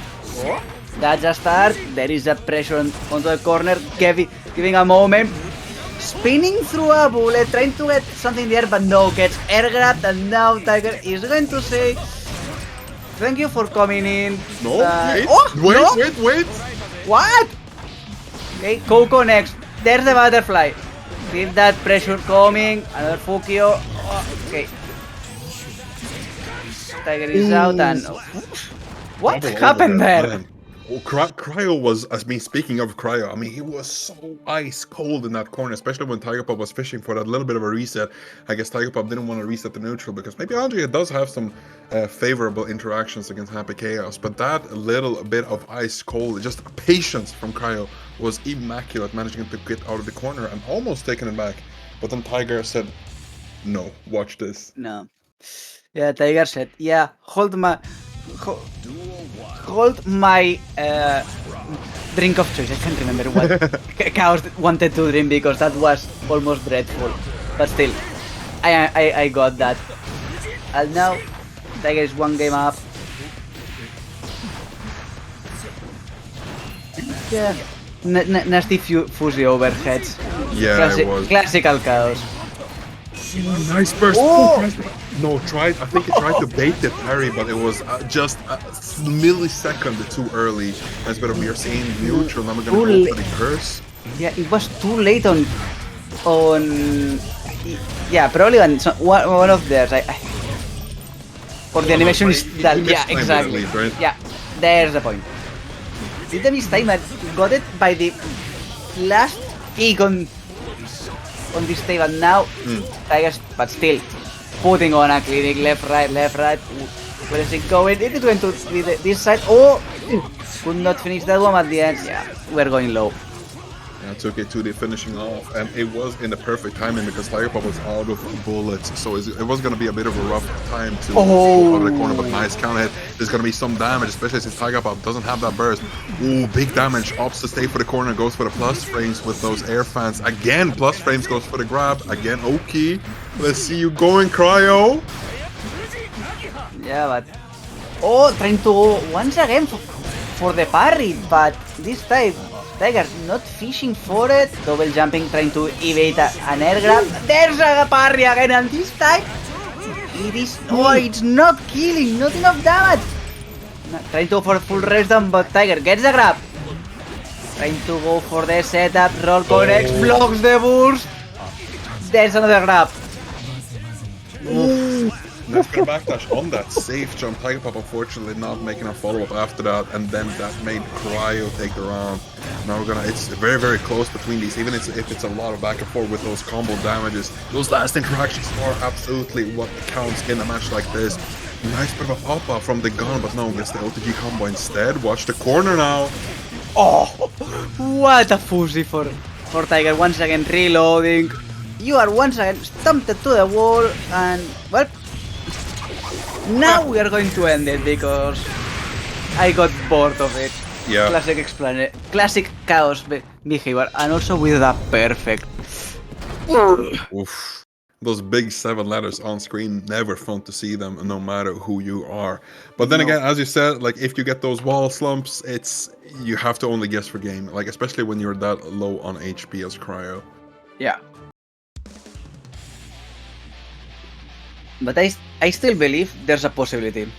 Oh yeah, absolutely. I mean, Cryo's been playing really, really well, even though it says 2-0 on the scoreboard. I mean, Cryo has been very, very close a few rounds, absolutely. So he can definitely bring this back. Yeah. So, let's see if it can happen. Throw gets tech. Oh, a call there would have been perfect, but you can be omnipotent. Oh, okay, good block on first mix out. The second one is going to hit, so burst out it is. Trying to get the spacing. Butterfly is not going to be enough. Tiger is going to put Cryo onto that corner, gets cursed, and we are invoking the Deus Ex Machina. Says hello to the next screen. Tiger Pop introducing Cryo. Oh, wait, Tiger, come on, you can't do him like that. No safe jump, no nothing. Just stand, shake my hand, hold this knee. Yeah. Tiger doesn't have a sense for the finesse. Touch is going to be approaching you and say, "Oh mate." Okay, I will try to be less aggressive, but yes, I will stare at you and I will slap at you. Well, this time kneecap you, but still. Oh, popping Cryo there. Yeah. This is. This kill actually very close, but thanks to those guts, Anji is alive. It is a multi-hit. Oh, unfortunately, managed to get the safe jump, so he's alive. And yes, Cryo's out of the tournament. And that is an alt F4 if I ever seen one. Sorry, Cryo. Yeah. It is rough, especially Anji doesn't have too many good matchups in this game, but Cryo is really, really, really good at this game, but unfortunately, Tiger Pop bested him and is moving on to the next bracket. Exactly, which if my count is correct and Ice is going to confirm us, that will probably be another loser's games, which is, well, according to challenge, Setchi versus heyheylo. So, mirror. Oh yeah, it is the mirror actually. Yeah, now you'd say heyheylo versus Setchi is gonna be another Zato mirror. So this is actually gonna be the first time at least me, I'm gonna see heyheylo in action. And it's gonna be interesting seeing this Zato mirror, especially like every single character is interesting to see how they develop the mirror match and how they're gonna be playing back and forth. But it is way more interesting to see Zato because he does have that very low defense factor, right? When you got him cornered and on the block string, there's not much he can do except RC or burst because but that's just available to everyone. So it's gonna be interesting to see those back and forth between these two players. Yes, exactly. It will be the war of the system mechanics and then who has the best Eddie management. That's going to seal most of everything. If you don't have Eddie, you are half a character, so yeah, good luck. Good luck to both of them. Exactly. Good luck both of them. It's going to be fine match. And while we are still waiting for something, let me check the chat. No more red. So time to keep on plugging. 6 code remaining. Go grab them, boys. Let's go. Yep. So, I mean, as my man Lepsa said, there's some few codes left and it's way faster to claim this than finish any sort of Strive match because it's just 2 clicks away and you can log in with a lot of things. If you want your LinkedIn, there you go. If you want your Twitch channel, I mean, there it is. YouTube, Google, anything, just log in. Yeah, I still don't know why they put LinkedIn, but hey, why not? Even if you want to log in with goddamn line. Yeah, there it is. It's everything there. Okay, yeah, but there's no LinkedIn, but it's Battle.net. Oh, it's Battle.net. Okay, maybe it's not LinkedIn, but it would be funny if it was LinkedIn. Oh yeah, that would have been extremely funny. So Battle.net, Microsoft ID, for some reason. I mean, almost anything that you want to log in with, it is available to you. But now, Setchi is managing to get back into the lobby and straight up, we are going for the mirror match. Hope they're gonna rock the intros because these are. Oh no, just straight into the match. They don't want boo, boo. Oh, but then Setchi's absolutely already ready with those mixes. My dad left right was absolutely brutal. Goes into the safe. Okay, after that goes into for grab or strike. Doesn't have Eddie now. heyheylo is out of the corner. Has the burst. For offensive. Oh. Let's go. Let's see the combo. The setup with the drill. Oh my god. heyheylo. Big combo. Without Eddie. Look at that. He's cooking hard. Really, really hard. Now, it is Setchi on the pink-ish. Zato gets the burst block by heyheylo, but once again, Sunboy gets cold, good block there, gets the yellow, which is going to mark the end for the, and now it's his turn to put on the pressure. Coast to coast, we are going, but now Setchi's head is back. heyheylo's also back, but it is not easy to invoke him at this situation, and in the end, we are kindly welcoming you to break the law. Oh no, that's invite to hell. Yeah, but hey, it doesn't matter because now we're going into the next round, and it was an interesting back and forth between these two. heyheylo managed to get one amazing combo in, especially without Eddie. But now, look at this neutral going for the opposers, both of them, knowing that it's of course a really good option for Zato in neutral, even against another Zato. But now Setchi got those air footsies on deck. Tries to go for the air grab, but whiffs unfortunately. But now the frog is right there. But now, of course, Setchi's gonna pick that up, especially with that Sun Void. Hello, next screen. Yes. Hello, the Council of 3. Setchi, keep on that pressure. There's your Sunboy. heyheylo has yellow and burst, so both still onto the table, but decides to get out of his free wheel because another Sunboy. Risk not much aggressive. There is your yellow. And deciding that this is the time. Good timing, but sadly not managing to capitalize on the situation. Eddie gets killed again because invite to hell, it is a move. Yeah, it is one of the moves of all time. Now, try to throw out invite hell because trying to kill the others, Eddie, especially now that they're both weak. I have never seen neutral like this, but Setchi manages to capitalize on that Eddie kill. Nice job. You know what that reminded to me? Playing that hand. Wait, playing what did you say? Duck Hunt. It's, what is that? I don't know actually. Old game that I mean, if you've seen that the NES Zapper, that gun. That it was the game that you had to shoot the ducks and the that was the duck. I got you. It was because Duck Hunt. Yeah, I know what you mean. I'm so dumb. I didn't understand, but yeah, that's the Duck Hunt game. I know. Sometimes my English can be as broken as my Spanish, which is kind of true. But still, back to the game. Yes, Setchi's decided that he's going to be putting pedal to the metal, and Salty, I am not that old. So I completely forgot about that, but now we're gonna see Setchi trying to hunt for another win for himself against heyheylo. Oh my god, nice bit of conversion. Goes for the back and forth ping pong with Eddie, but the combo is not over. I thought he was in the corner, but heyheylo keeps same side. Manages to try to go for another mix, but no, Setchi's ready for that block. Goes for the double overhead, and yes, that final hit is gonna grab heyheylo on the back foot, unfortunately. But man, that situation from heyheylo, oh my goodness. That was approaching forbidden mix-ups levels. And now, both is trying to play footsies again, but Setchi managing to pick heyheylo on the air, popped him into that corner, and deciding to go for the wheel slam and go for a better reset. Eddie's back. But heyheylo's good job blocking there, not holding that much risk. It's really, really good blocking. I mean, of course, who else is gonna know the character better than a character main?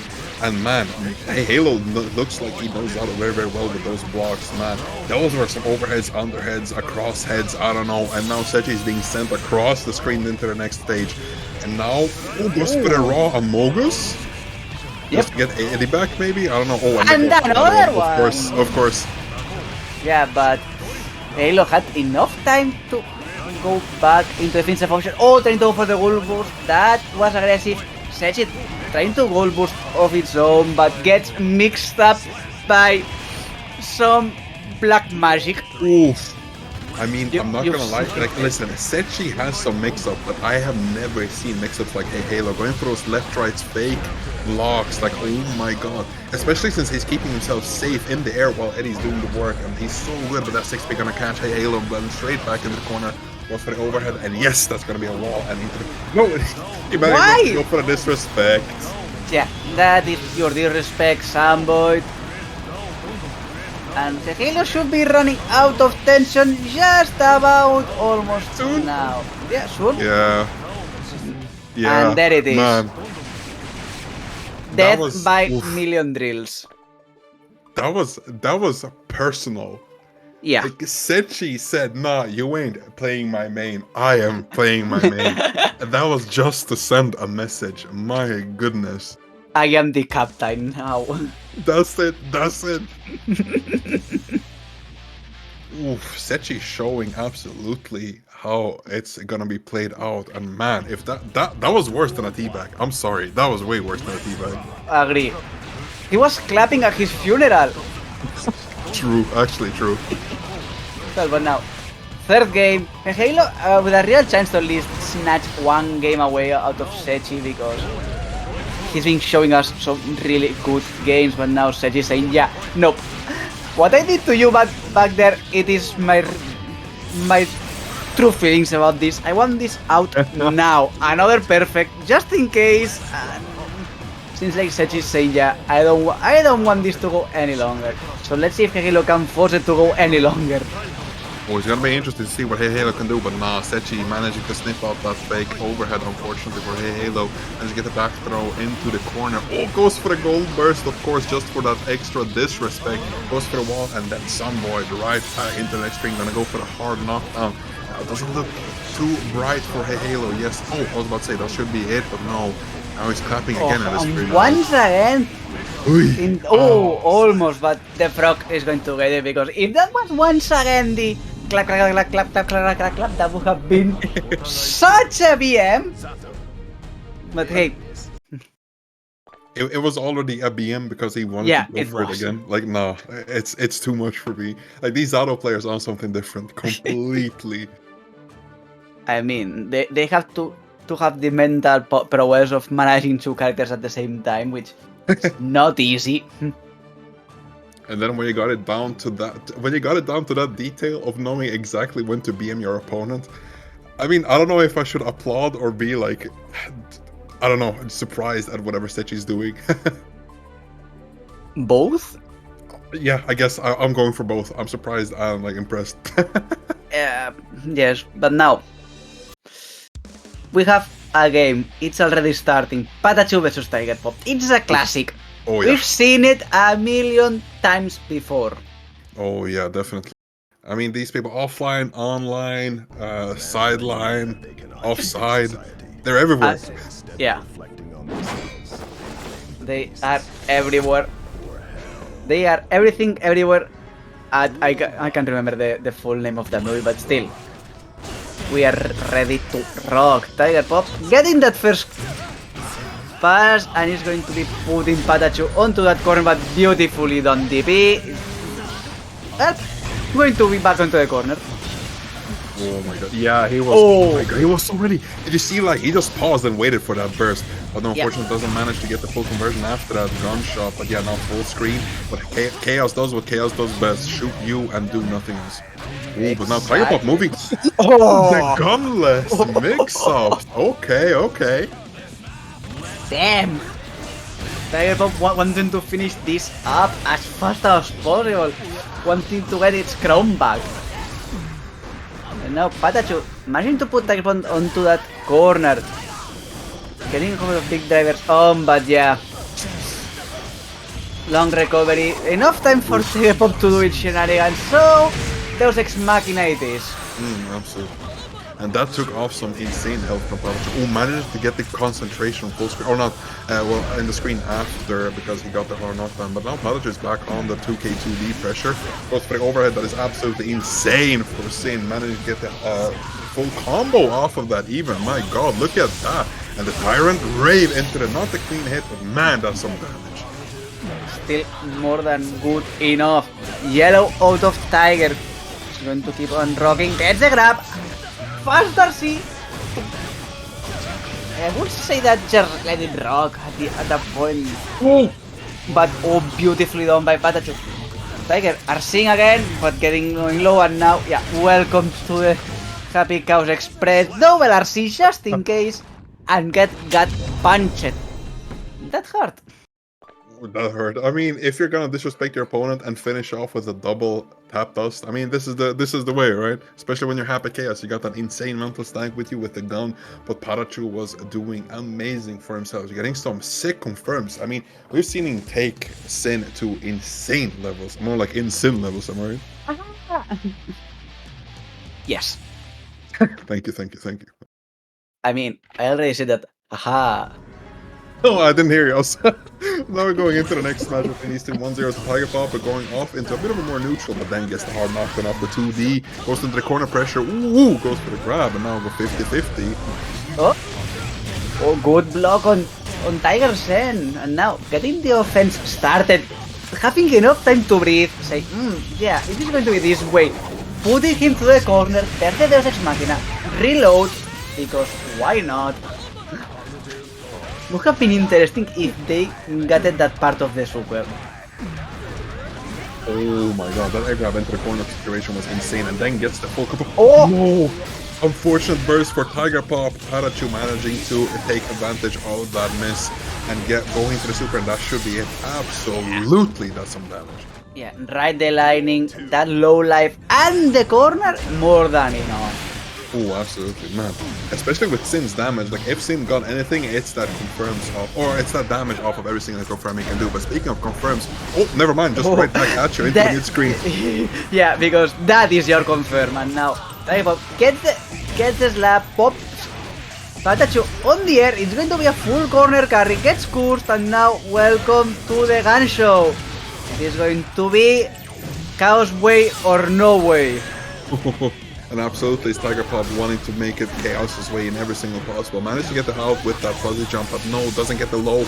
And that's a big confirm for PataChu. Oh. Forehead combo, looking like Goldlewis over here with that super. Full BRC out of the corner. Tries to punish the DP attempt. Well done, Tiger. Yeah, managing to get a couple of slaps out of PataChu, trying to instill some sense into Sin's body, but poor lad, stupid as an acorn. Oh, but do you see the damage that Tiger can dish out, man? Oh, speaking of damage, this might be something. Yeah, I mean, you've seen Sin's hands. Oh, those arms. That's dirty. That's dirty. Yeah. Oh, but oh no! What, Tiger? Then going for a full drive-by with the Roman just to apply the time stop and set it up perfectly to get that wall break. I don't know even how you lab that situation and then ends it with the air grab. Tiger Pop, as you said, like I couldn't describe it better than with the word drive-by.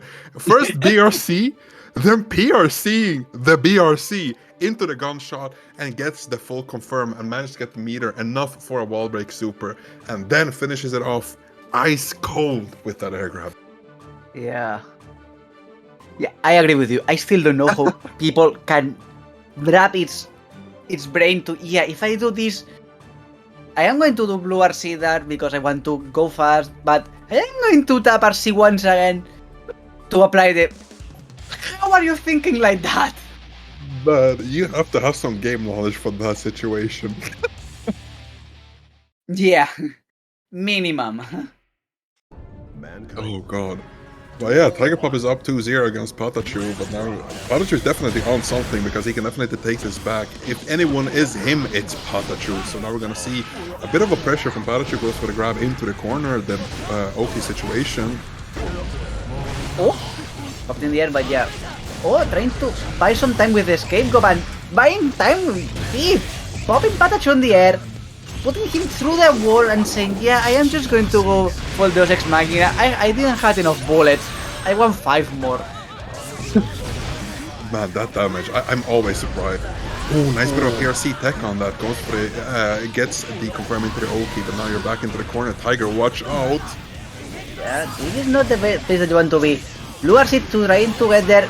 There are some fuses. PataChu really good on the yellow, and then you are not blocking that one, Tiger. If you are already airborne and you're going to be hit with a low, you are not blocking that one. Now, PataChu having an option to at least get one game, put himself onto the board, because that damage is good. Good combo. We are going for the right aligning. Corner carry, I mean, he did have more than enough advantage on that distance, but man, that corner carry is insane. Now we're gonna see some corner carry with Chaos's combos. No, just goes for the mixes in the mid-screen, man. That roll. And now, Tiger is still technically low on life, but half burst, 6 bullets on its name, and a full bar of butter. Well, now only half, but it still applies. Blocks the dive hit, blocks the overhead, blocks the Tyrant Rave, gets the counter hit on the low, and PataChu is going to be popped up in the air, juggled as much as he can be juggled, and still don't know how Tiger managed to get out of that situation. Oh, that block on the overhead, PataChu tried to do, or did the same thing with success earlier, but then Tiger immediately adapting to whatever mix PataChu can do, and look at this momentum. This damage is so difficult to come back from, but Sin, if he just touches you once, he can absolutely get that back. Oh, no! PataChu is dead. Alt F4. That's an Alt F4. Unfortunately. Doesn't manage to hit that burst. I mean, it is always so difficult to burst against Happy Chaos. I mean, we all know it, right? Yeah, we all know it. We all know the frustration that is. Happy Chaos is juggling me. Yeah, I need to escape. I have burst. I can just push 2 buttons, or one if you still have the macro enabled. And see, push go out, and the Chaos laughing at you in the distance. And you there knowing that you are as dead as you can be, and says, please God, take me with you as fast as you can. Yeah, I understand that feeling. It is understandable. Everyone's gone through it. Man, oh man. It's interesting.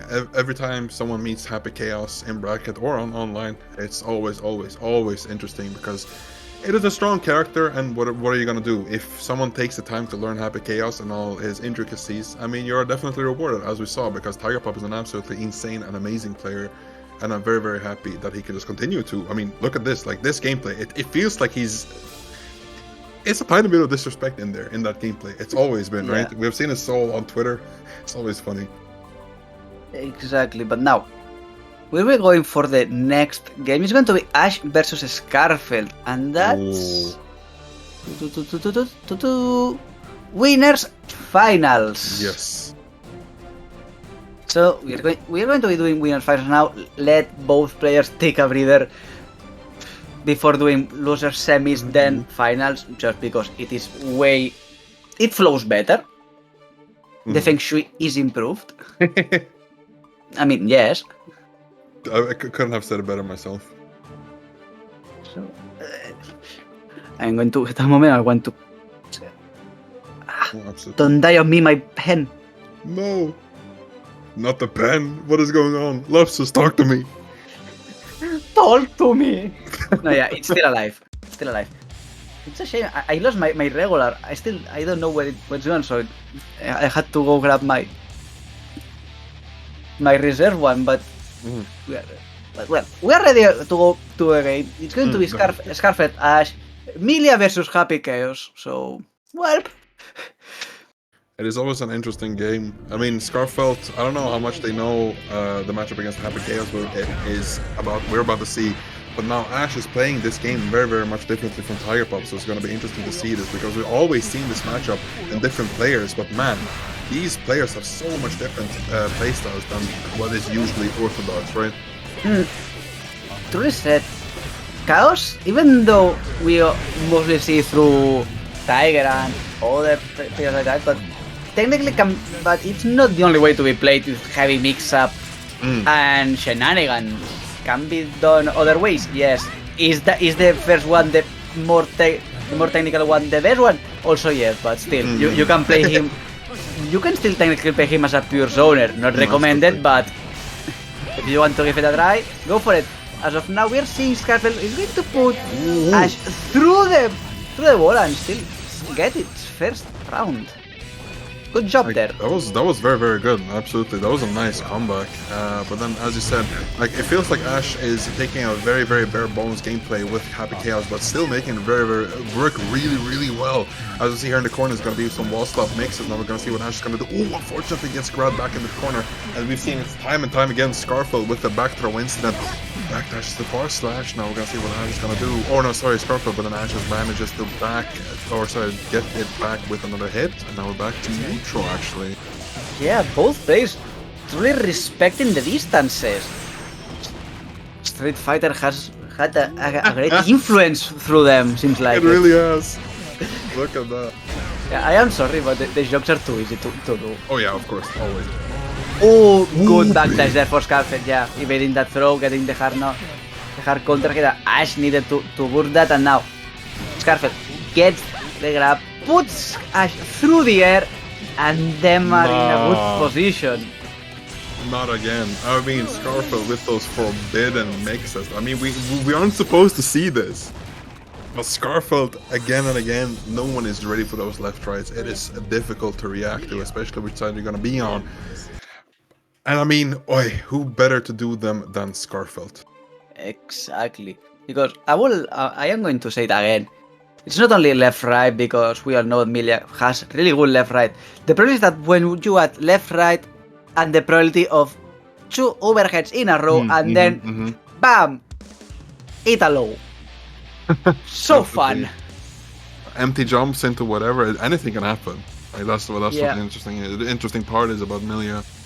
But I mean, neutral is interesting because usually we're used to Happy Chaos often dominating neutral and the other opponent trying to fight for their place in this in his own space. But now Millia has a pretty good neutral. I don't know how it is exactly against Chaos, but Skarfelt is managing really well in this situation. Yes, I would say that it will always depend on how the Chaos wants to play, because technically you can do is throw course, and if you get it, spam steady shot. Pam, pam, pam. Reload, do your sequence right, and Millia is not going to be able to approach you in a way, but now we are seeing that. Yeah, I am sorry, Maston, but that was beautiful.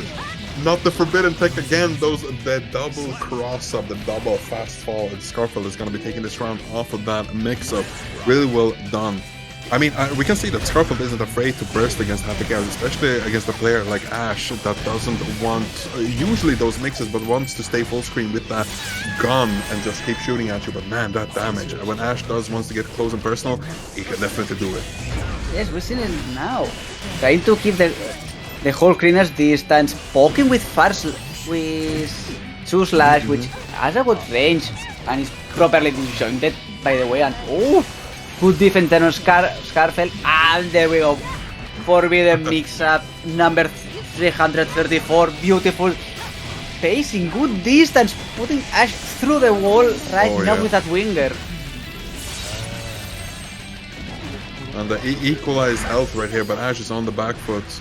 But still has that burst and that YRC to go for. But yeah, Skarfelt is just going to be saving that burst for next round. Nice job of finishing off, using it honestly just to make sure to get that kill. And we're going to go into the last round. Round out, counter hitting through haircut. Yeah, Ashz needed to burst that, and now another burst and good use of the steady aim. Managing to shoot down the steel car. Look at that damage again. Seemingly a similar start to the previous, or to this round as the previous one. But now Ashz just said, and no, we hold this second combo, and with the wall break, it should be enough. It absolutely is. Ashz sending Skarfelt to the next match. Exactly. 1-1 on the series and lobbies. Well, I think that you have eyes. You know what is happening. We all and everybody has played this game knows that. Well, that.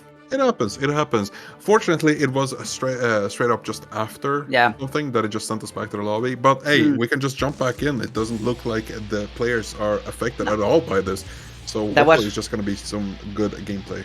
Yeah, that was probably only just a slight glitch on the system. Maybe, so it happens. Sometimes we get lucky and it's just I am not going to put you out easy, just I am going to be doing some shenanigans, but don't worry, it's only a fast thing. And now both players once again back to the game and Ashz ready to start the shooting gallery. Skarfelt needing to burst early, but now getting the pokes. Now in the corner, nice burst and goes for the clone. Absolutely gets the counter hit off of the block clone. Goes for the BRC, goes for the double overhead with the fuzzy. Nice job. And now we're going to do City in the middle of the screen. And yes, any sort of hit off of that damage or off of that starter is going to be death. I should make a quick work on that round, actually. Yep. Couple of touches, putting Skarfelt through the air, more than enough to kill them. So now Skarfelt trying to almost control neutral with that disc.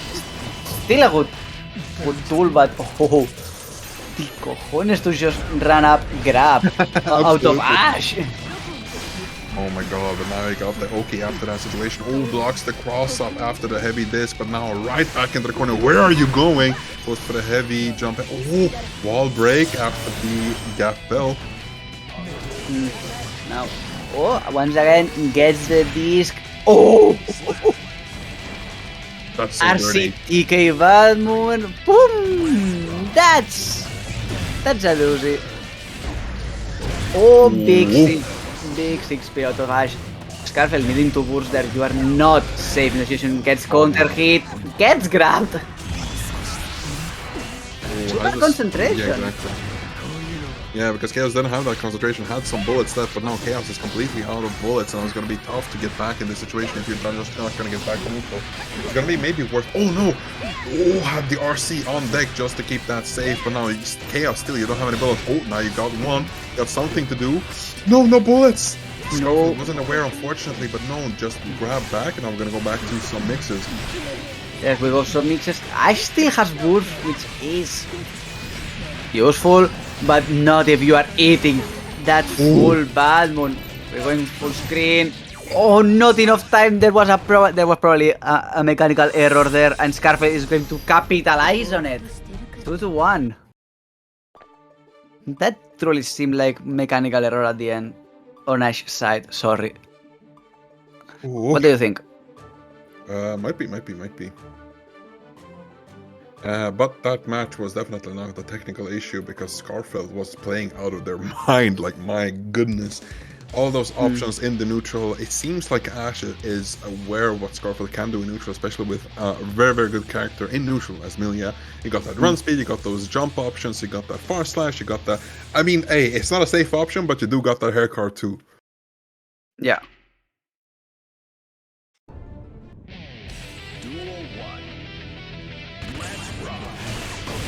Ooh. We are cooking. Oh, yeah, we are cooking. Ashz is going to put Skarfelt straight up to the wall, but it's not going to break it yet. Once again there's another wall slam, and there is the wall break, almost killing Skarfelt in the process. Don't worry about it, it was the American reset here in EMEA, and that 6p is definitely going to be finishing off Skarfelt and whatever HP they have left. A really nice awareness from Ashz just to keep that momentum from that corner mishap, unfortunately, but now has to force the burst. Or sorry, Skarfelt has to force the burst out of Ashz, but now you're back into the corner. The counter hit from that close slash. Big combo, my god. Those loops from Millia are absolutely beautiful. Yes, those are, and now Skarfelt using that winger, putting Ashz through almost no life. Now let's see how they are going to close it. There's this, going low again. Throwing an unblockable like it's nothing, and now Winger again. Yeah, it's going to catch. No, it's not going to catch animation, but fast starts into the low. But I was seeing that situation in front of me like clear as day. I was like, no, that's an RC if I've ever seen one. Fast starts into the low, gonna close out the round, and now we're gonna be finishing off with the last round, possibly the set point for Skarfelt. Ooh, now we're gonna be, but there's some mixes left in Ash's arsenal. Yes, there are, but Skarfelt also having some mixes, and oh, look at that mix. Yeah, Ashz needed to boost there, manages to get the stagger on the step aim, trying to go for the super concentration, but it's not going to be enough. Skarfelt once again going for the disc, gets it done. Ooh. Forbidden mix-up gets it. Laser disc, not enough to kill, not enough yet. No That is going to be it. Goes full coast to coast with the laser disc and manages to clean it, and he's going to book themselves a seat on Grand Finals. What was that? Skarfelt complete coast to coast, using that super to absolute perfection, continuing on the combo, and the last hit with the S disc to get the wall break, and then just finishing off with a little love tap. Nice gameplay from both of them. Amazing. Oh my goodness. Yep. That was a whole sequence. I have to admit definitely. it. There are some times that you need to sit back, take a look at it, because it is a doozy. But you know what that means. Tell me. Skarfelt managed to book themselves a seat, Grand Finals winner's side. Perfect. Because you don't want to be on loser's side looking at the bracket and what is still to be. Because right now we are going to be seeing our number 1 and 2 seed face each other, Setchi versus Tiger Pop. Winner is going to get the luxury of facing Ashz, and then cherry on top, Skarfelt sitting there looking at them. Skarfelt is sitting very comfortably, seeing what they can do, especially against the Happy Chaos. I don't think they're gonna have that much trouble, especially they were the ones no, that was Zato-VaN. Sorry, I was about to say that Skarfelt brought out Setchi, but Zato-VaN, I mean, it looks like they're very comfortable with whichever character is gonna go to Grand Finals. So I would be a bit afraid whoever is going up against Skarfelt later. But man, Setchi versus Tiger Pop, what a game. Yeah, well, that's truly a classic at this point on the whole region, to be fair. They faced each other, I still don't know how many times, I don't want to count them. Because probably they faced at least once a week. At Salty, then whatever other tournaments happen. And I am sure that, and I don't know, but my guess is that they're probably sparring on the side. I would say so too, because man, like if you're not sparring against Tiger Pop or Setchi, or just like against each other, of course, I mean, you're missing out, because these players are staples of the EMEA community, especially in Salty, because man, oh man, always quality games when we see them around. Exactly. No, it seems like I expect that we don't have any problems. No, we are not. So this is and if they are still rocking the flags that they are, this is the battle for England. Great Britain, I think. Because it's Wales versus the whole of the Union. Yeah, that's it. There's a classic match. It's gonna start off pretty explosively, with Tiger Pop going into super immediately, getting that meter to that wall break, and of course the hard knockdown as the cherry on top, and that damage, my goodness. I will say that it's not only cherry on top. The cherry on top is the fact that you have that bonus on your tension gauge, and now beautiful tap dash. Yeah, Setchi boosting there, but you are not outranging a Happy Chaos. You maybe connect with the drills, but not enough there. Oh no! I mean, Tiger's just ready for everything as our counter. Oh man, it feels like Tiger has been polishing this matchup very, very well. so I'm just excited to see whatever he can do right here. Oh, that roll managed to catch Setchi off guard, going for a bit of a damage on that focus. Let's see what Tiger can do. Well, he's going to be rolling.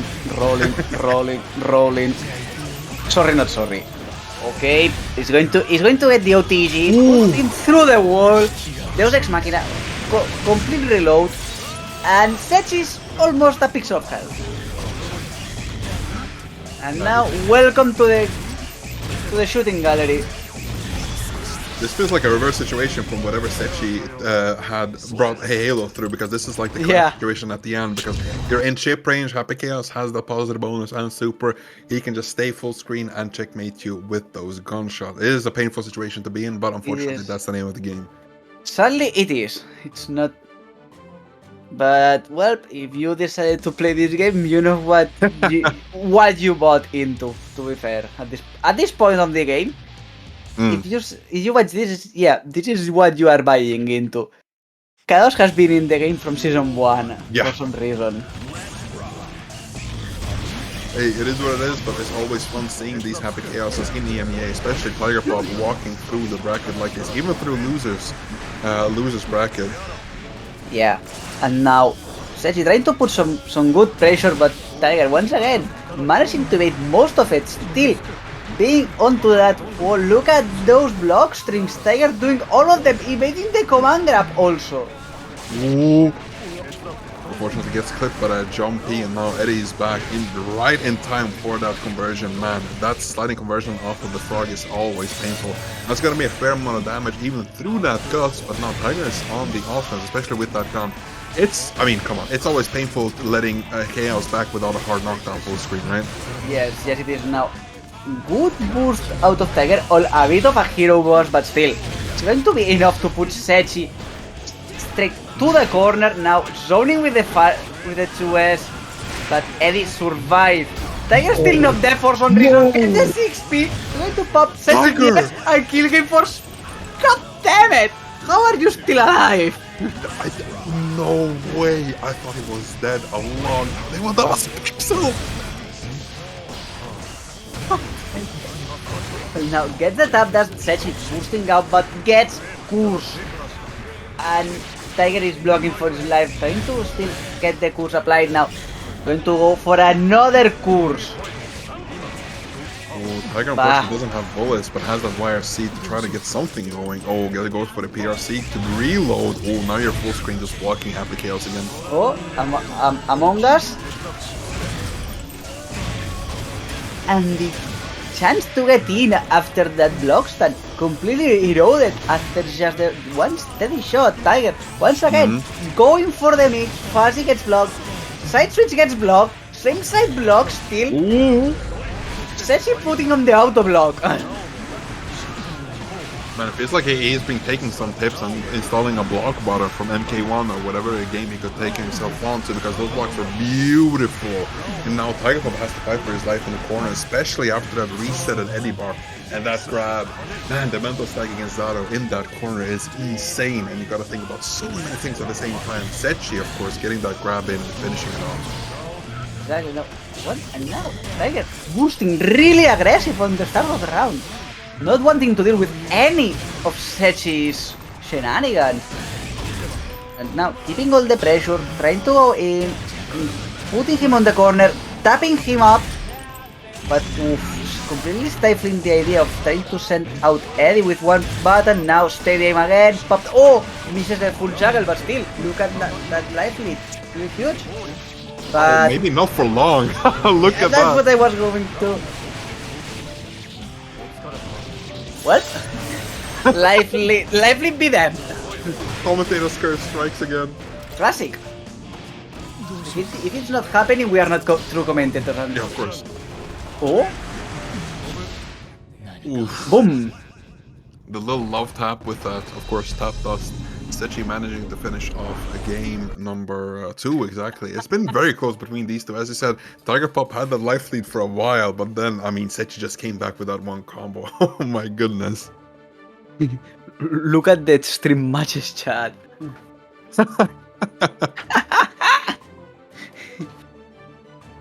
Ooh. Those are some words. Oh yeah, absolutely. Now we're jumping straight into the next game because these two, I don't think they want to wait for a single second between games. As Why? fast as possible, right back into it. Why do you want to wait for another moment?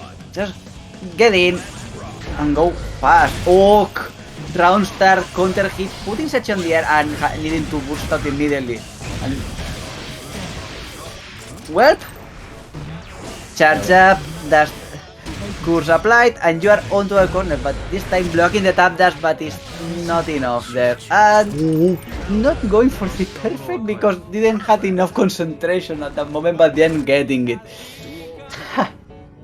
Nice job with the awareness for the RC just to get all of those bonuses back, and then you still have time to go for the Oki situation with like both slash. But nah, now we're back to Mixed City with Happy Chaos. Ooh, nice bit of trade just to keep Setchi back into the corner. Just Faust got at his head like, move, I dare you. Oh, then you got the BRC overhead with the tap plus. Now goes for the next mix. No, Setchi's just stuck in the corner, just blocking until Happy Chaos doesn't have any resources left, but it doesn't matter. You get hit, he gets super, and he's everything back. Completely, Tiger. Showing utter dominance, at least this game. Not letting Setchi do anything. That was a brutal game. Not letting him breathe at all. That was, as you said, I mean, God, that was brutal. Yeah, that's the only word that could completely emphasize that. Brutal. Let's see if Setchi can breathe a little bit more this game, because if not, Tiger is going to be Judge, Jari, and complete executioner, but still. Bars, I like that. Now we're going into the potentially last game for this set. Since Tigerpop got that 2-1 lead over Setchi. But doesn't go for the command grab, but still Tigerpop is in that block stun, so gets evaded. Now that goes for the mix. Yo, and mix him, he's going to be mixing. Oh, Red RC there. Dust block. The second one is not going to but it's not going to be matter anymore. Tiger still on the wheel, and he's going to put Setchi through the wall with that steady aim. Only one shot remaining and just jump in.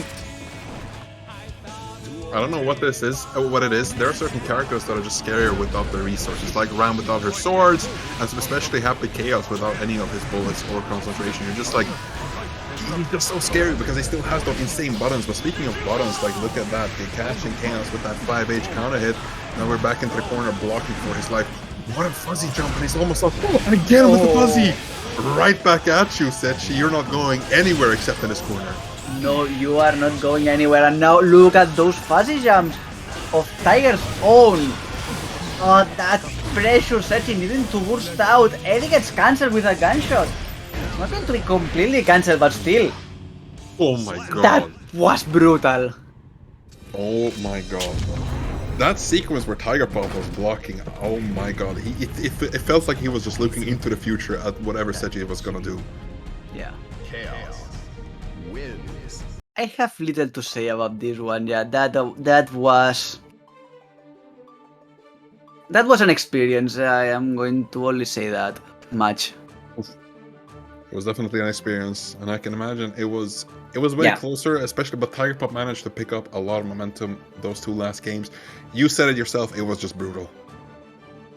That was a show of utter dominance, not only on your own character, you have to, if you want to do it, but also on the, I am going to be doing that, and you know that you are not going to be able to do anything. Do you have burst? Doesn't matter, I am going to block it, you know it. But Tigerpop not only having those advantages that Happy Chaos might have in this matchup, but just like Tigerpop being that amazing player he was, getting in everything that Setchi was doing. But speaking of getting in, we're going into a mirror match, Ashz versus Tiger. Yeah. No, the important thing is which Chaos is which. Yeah, exactly. If Ashz gets Tiger's color, I'm gonna be very confused. Technically, No, it's fine, we got this. It is fine, we know who is everybody. Ashz on the blue one, Tiger on the classic white. Well, black and white. Looking like Ronald McDonald over here with the gun. Ooh, Yeah. Nice burst just to keep Ashz back into the corner. Goes for the instant, or not instant over, but the tap does just to stay in the mix. But now you get hit by the Deuce. It's lucky now. Wow, and Ashz already feeling those beats. Tiger once again deciding that yeah, I don't want to play. It's getting late. I want to speed run this whole tournament.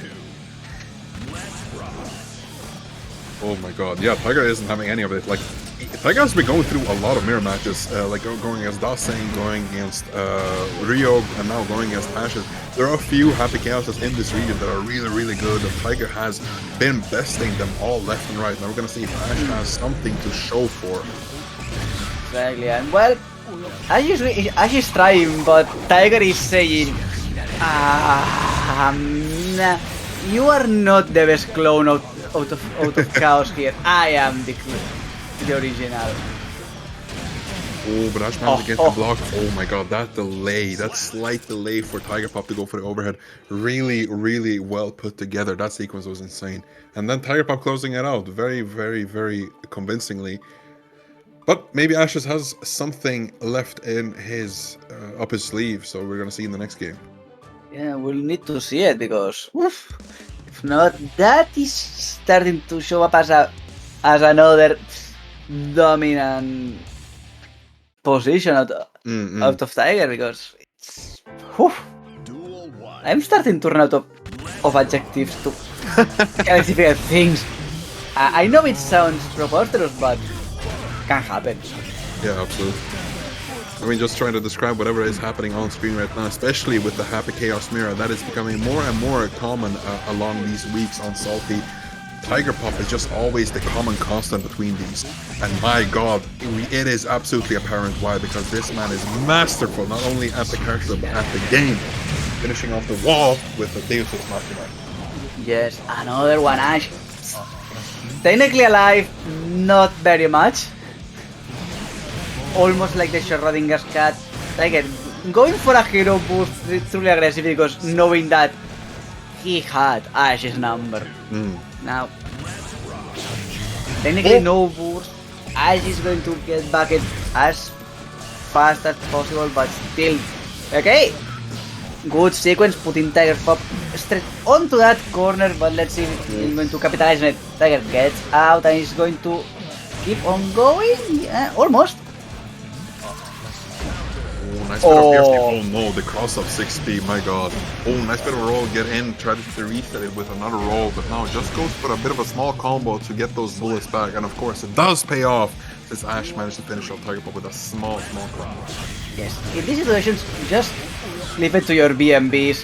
They are, maybe they are not the flashiest, they are not the most damaging ones, but they are consistent, and at this point you want consistency.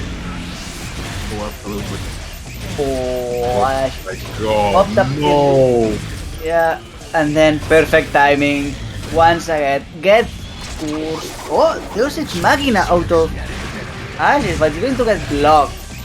So Yeah, you are oh my completely God. exposed. Once again, super concentration and pop, curse, pop. Another curse. Maybe you are still blocking, but you are not going to be blocking for long, and there you have it. Tiger 2-0. Man, Tiger is showing how versatile he can be with Happy Chaos, both setting full screen and zoning absolutely perfectly, might I add, and then actually just going up into Ash's face exactly at the right spot and the right timing to finish off whatever he can do. I mean, those mixes, I mean, come on.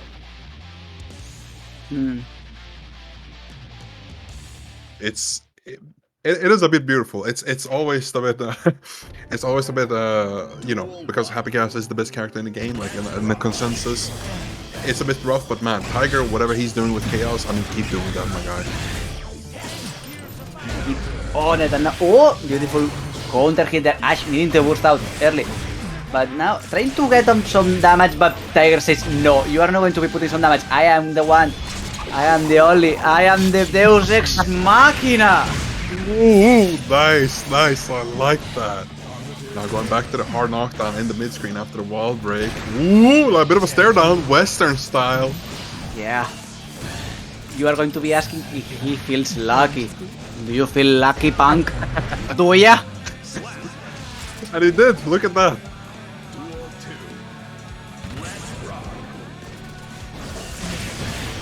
Oh! Good run start out of Tiger, who is going to keep on putting some pressure. Ashz doing as much as he can blocking that, but it's not easy. That roll, you're going to eat it. Now, oh, counter hit on the start. Blocks the boost. That was telegraphed. And now, well, do the honors, please. Oof. I don't know what to say. 3-0 Tiger Pop looked very convincing. But man, I love the ending, like bang. Of course, bang. There's nothing else to it than bang. Valiant effort by Ashz, taking himself all the way to, I think that was 3rd place, right? Yep, that's 3rd place. So, grand finals is going to be Skarfelt versus Tiger Pop. And, well, good luck, Skarfelt. You're going to need it. I mean, it feels like both of these have fairly extensive knowledge of the other character, because Skarfelt is one of the better Millias in this region, and of course has been meeting other Chaoses like Rio, Dasein, Tiger Pop, of course, and now Ashz as well. So it feels like Skarfelt might be very confident in this matchup, and then of course Tiger Pop has that Millia matchup down almost to a T, feels like. I will say that Tiger has the complete knowledge of all the matchups on the game. Maybe, actually, maybe. I would not put it past him. I will say that. Yeah. Oh, good round start of Skarfelt. Empty jump, getting those hammers in.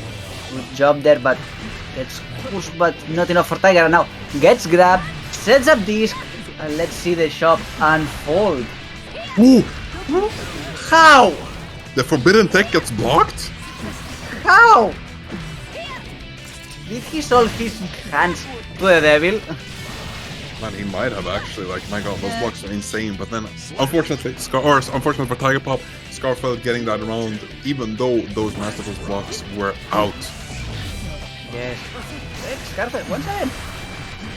Encountering moments that can do some damage. Gets another hard knockdown, so this is set, and now Tiger not feeling so well. Setting up the scapegoat, trying to buy some time and buy back. Ooh. Look at that damage! It's still not over because they still have a Deus Ex Machina and the wall break. My god, that's some at least like 55-60% of her HP just gone. Completely now. Good yellow catches Tiger on the wake up. Not enough to go for combo, but the contact on the air is. Now there's a Leslie up there. We're going again, and it is more than enough. Skarfelt gets that first game of Grand Finals. Wow, Skarfelt looking more than comfortable against Tiger Pop. My god. I mean, even though Tiger Pop has to block, I mean, fair amount of forbidden tech, but damn, Skarfelt is ice cold in this matchup, it feels like. Completely.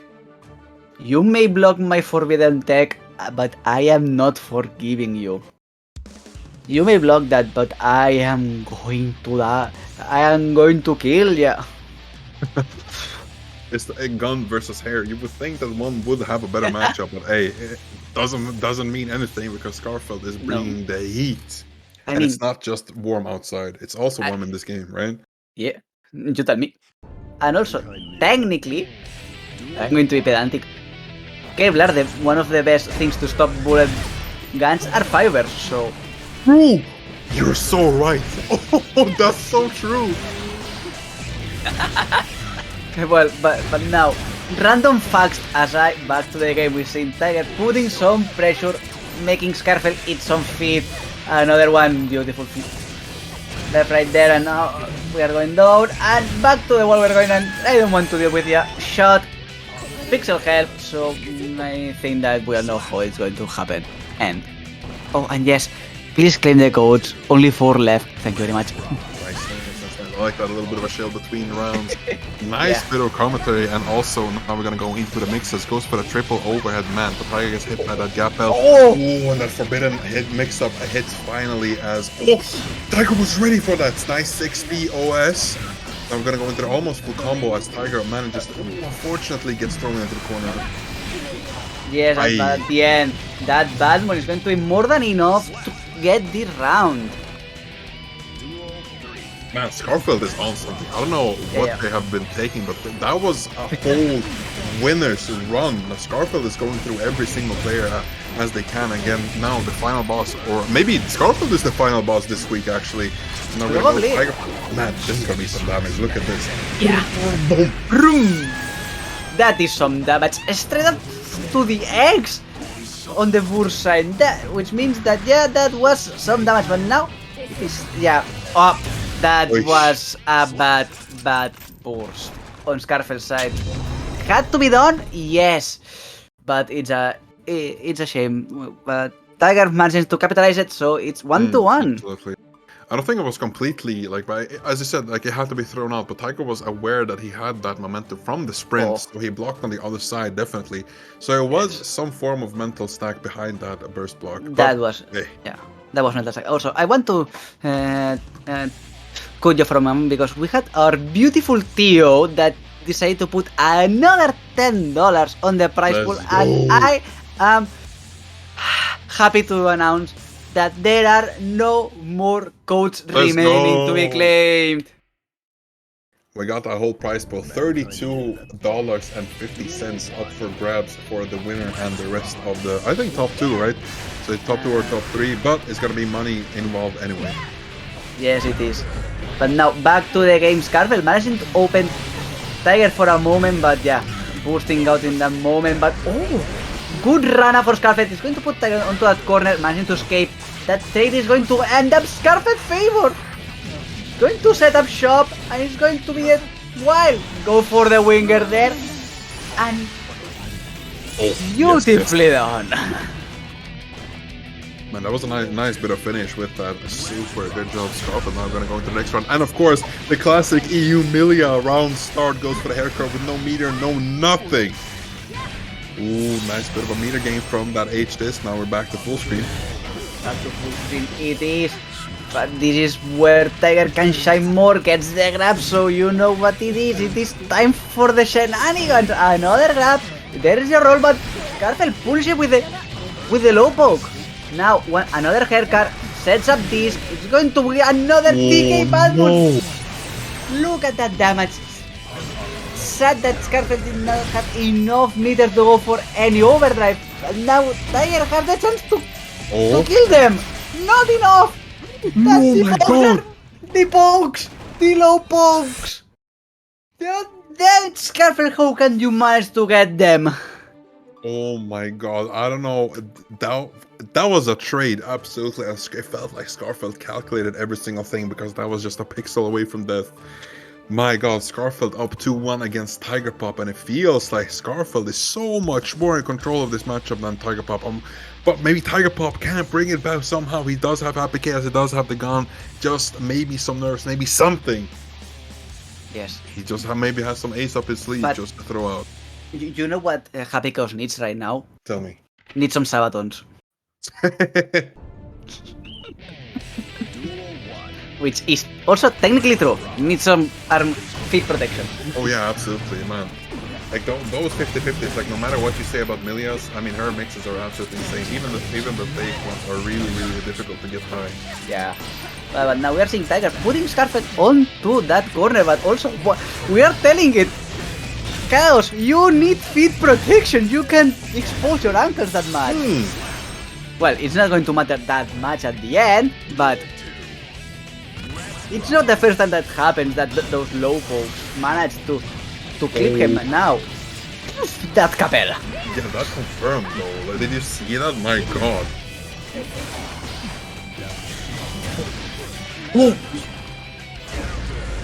I'm just waiting for something to happen on screen, but that confirmed. Yeah. Well, that count hit was massive, and man, this super is just gonna hurt so much. Ooh, you don't have much HP. Those are like 2 shots and 1 grab away or something. It's gonna be anything. Yeah, there we go. No, only one grab. This game is starting to look like one of those Western films. That final stare down, both players looking at them menacingly. Sorry. I do love westerns, and it's fun to see the gunslinger being in finals and represented this much in this game. But man, Skarfelt bringing the heat with Millia. This is some insane gameplay. Yeah, it is. It is insane. Because now we are on final game of the first set of Grand Finals. Just to remember everybody, in case that you haven't seen how double elimination blah blah blah. If Tiger wins, Skarfelt will drop to loser side, so repeat the same game, another BO5. If Skarfelt wins, we are done, because Tiger lost already once. So good luck everybody, have fun! Ooh, nice bit of a counter hit, and aware that 2K2D can hit after that 2P counter hit. Gets the knockdown, but then Tiger has to burst, and now we're back to offense. Man, Skarfelt is so good at interrupting everything Tiger has. My god, every single gap he's looking for, Skarfelt is just after that immediately. And then Tiger, look at how little HP he has left. Exactly, manages to bait the curse ball. Another one gets evaded and trying to mix Tiger there. Hair carrier is going to block, but yeah, curse was already played, so now Tiger has free reign to do whatever he wants. It's going to bring up the Deus Ex Machina. It's just going to put Skarfelt straight onto that corner, but yeah, Skarfelt can do something to get out of there, but doesn't seem like it. Tiger going to do another full coast to coast, and he's going to be it. Yep. A combo. There was a reset in the middle with the roll just to get the damage reset and the scaling reset because he couldn't have killed otherwise, and then coast to coast, as you said, and it's done. Now we're going to the next next round. Yes, we are going to this one, and Tiger still not letting Skarfelt breathe at all. Stuck onto that corner, manages to break it for a moment, gets a grab. Let's see how those discs are going to be shaping up. Going to be at least some good that's going to come out of the Tiger. Popping burst there. Oh, that scapegoat is going to buy more than enough time to get the gun out, and yeah, one shot, two shot. Is this going to connect? I don't know. Depends if it is going to OTG, so we are going for a reset. Tiger Pop managed to reset in the clutches of defeat. Man, managing to get the momentum behind him. And oh my god, everything went so right for Tiger Pop in the last game. I don't know what he changed up, but something worked perfectly for him. Exactly. So now, reset. I am not fancying Skarfelt options right now. Hey, I mean, everything can happen though, right? I know. I know everything can happen, but looking at that last two games, how they ended up going. You understand me, right? Yeah, I know what you mean. So, well, now for full explanation, Skarfelt asked for a moment to get some more water because, trust me, they will need it. It is definitely hard. Yeah, it's not only hard, but you've been playing for a full 5 games. It went to the fucking wire. Now you need to play another possibly 5 games. Take a breather. Oof. I can understand because Skarfelt and Tiger Pop have been taking themselves all the way to the final game. And man, sometimes you just have to play 10 games, right? Yeah. Yep. Sometimes it happens, but now first game of the reset. And well, light trades. Skarfelt is going to get the first one to get the party started with the first disc. But good 6P, don't you think?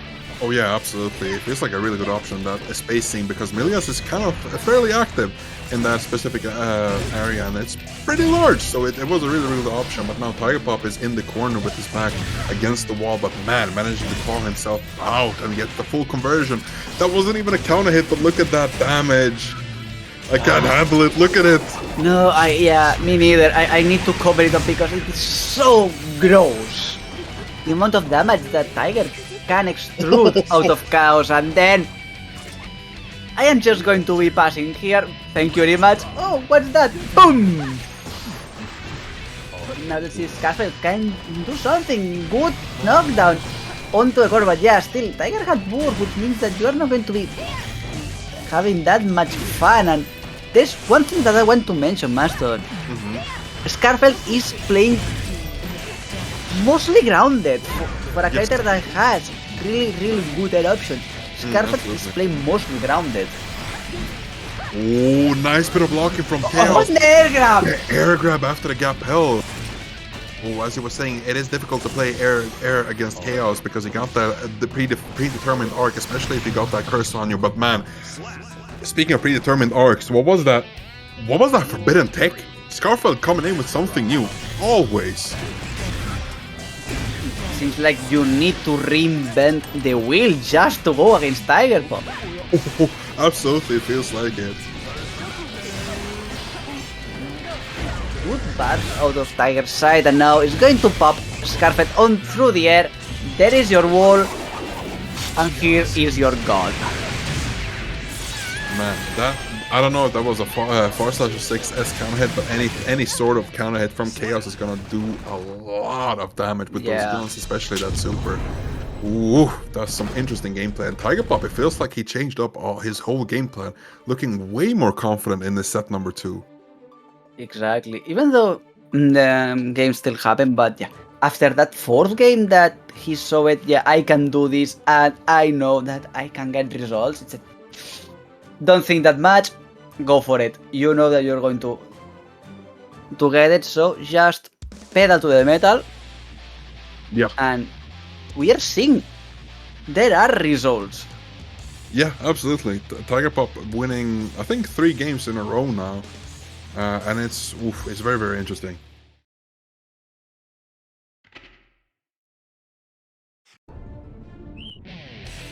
Going into the next game immediately, 1-0 to Tiger Pop in this grand final resets. Let's see some hype in the chat.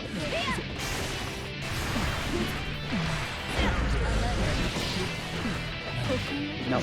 Oh, good grab out of Skarfelt, trying to set up shop. Once again, what Tiger? So aware of the situation, getting that air grab, and now, oh, Winger, it is going to hit. Yeah, it is hitting. Alright. Oh my god. Blocks the YRC. That is absolutely insane. Skarfelt was in a very safe position with that H-Disc active after the OP. And then just waiting for Tiger Pop to activate the YRC and then of course kill it. Nah, Tiger Pop cannot just run off. Skarfelt said straight up no and then goes for it. Yeah. Look at that But mix that again. that's the classic that they are looking at us menacingly while just running at you at Mach 5. Oh my god, it's been absolute. I mean, Millia's run speed is doing her wonders in this matchup, and Skarfelt. Oh! The OTG finishes Tiger Pop off, and it's 1-1 in the second set. Nah, that was insane. Yeah, it is. Recognizing that, as everybody will do, if you're stuck on the wall and they are not going to break it, you want to get the hell out of there. And Skarfelt said, yeah, hold my... Tea is what usually Millia drinks on that emote. Hold my tea, I am going to get ya. Ooh, that was interesting. Man, I didn't even know that Haircar OTG worked after Haircar. That's something new I learned. I'm absolutely... She really said, yo, let me just park on you. Yeah. So now, both players tied 1-1. It's nowhere near over this one. Oh, absolutely.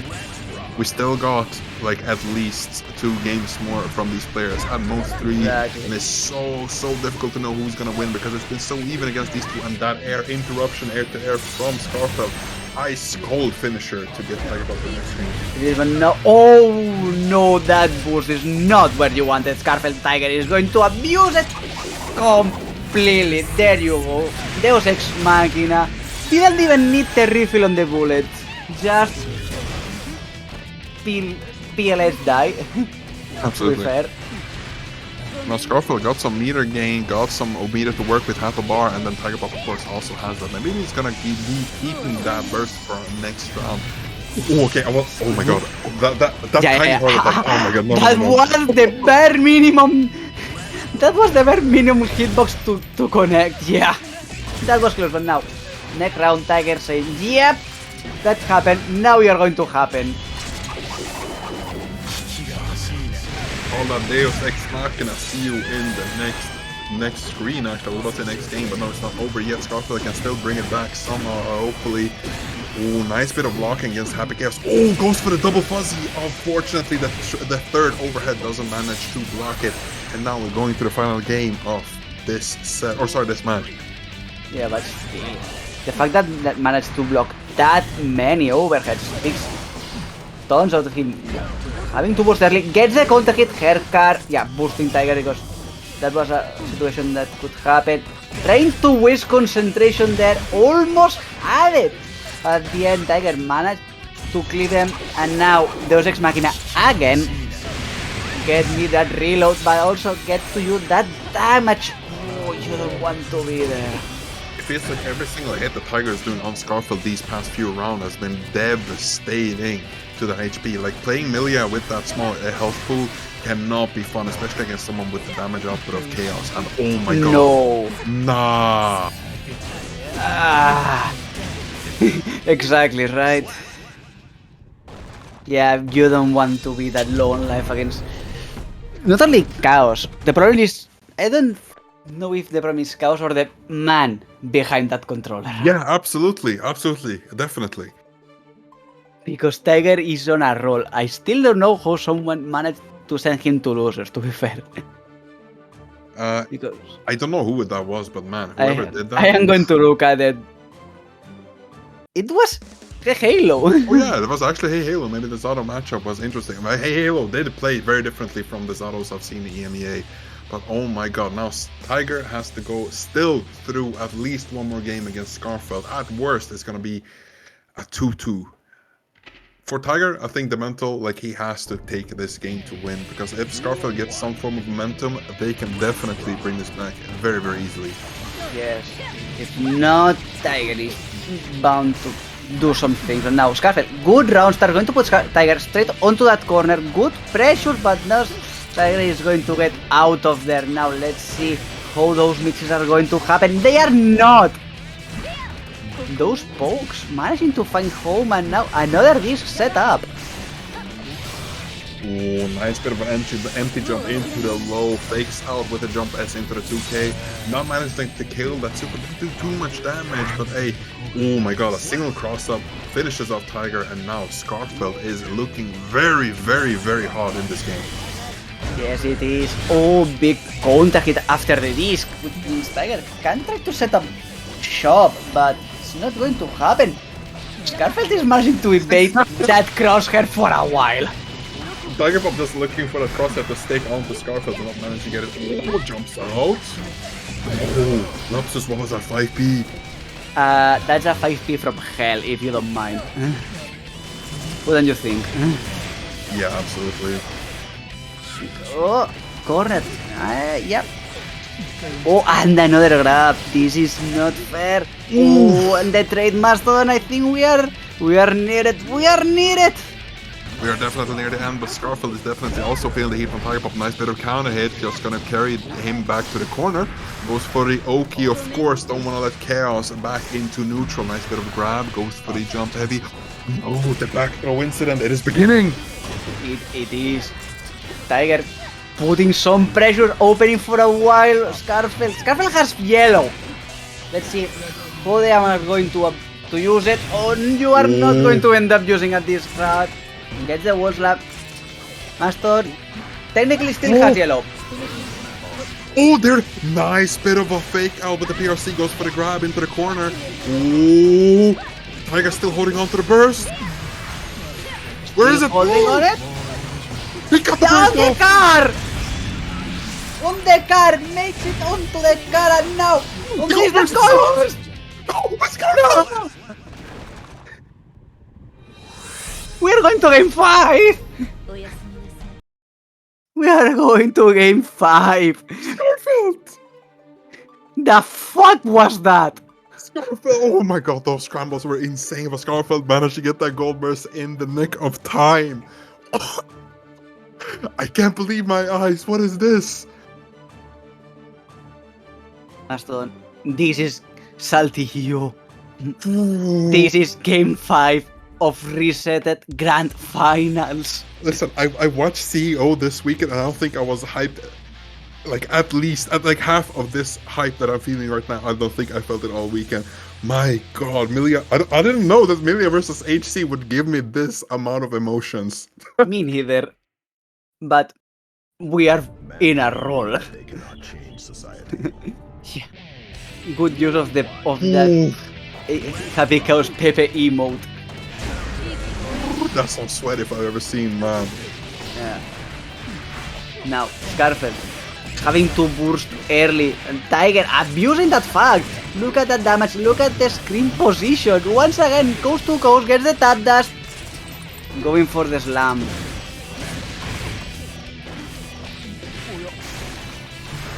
Nice bit of an OP off of that disc. Let's see, nice bit of confirm after that instant overhead. The forbidden tech gets blocked by Chaos. Nice bit of a job from the corner. It seems like that.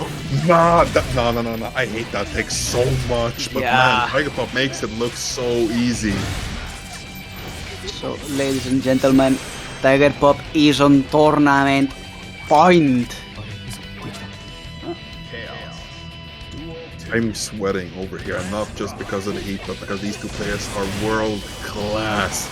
Let's see, nice bit of a burst, sending Chaos back to full screen now. A bit of footsies, look at that. Yeah, look at those footsies roll up for Tiger. Not the best screen position, but still, Skarfelt being forced to be on the defensive, not good. Gets the grab, Skarfelt gets the grab, which means they can start the pressure.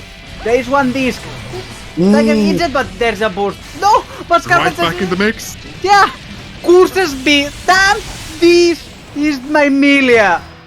Deal with it. Oh no, Tiger Pop in a really good position with that meter and that nice bit of start from that RC. Doesn't get the wall break, but now it's last BRC tech. Destroy RC!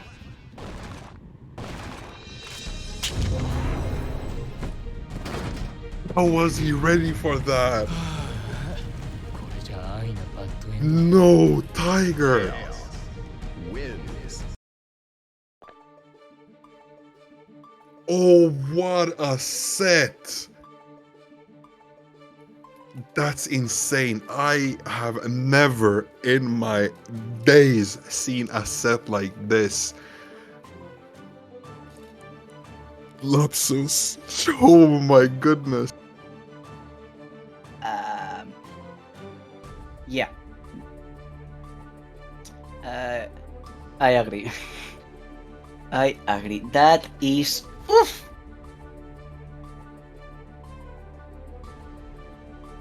Man, I'm very warm. My hair is all over the place. I am all over the place emotionally and physically, like God. Yeah, I think that this last game completely destroyed us.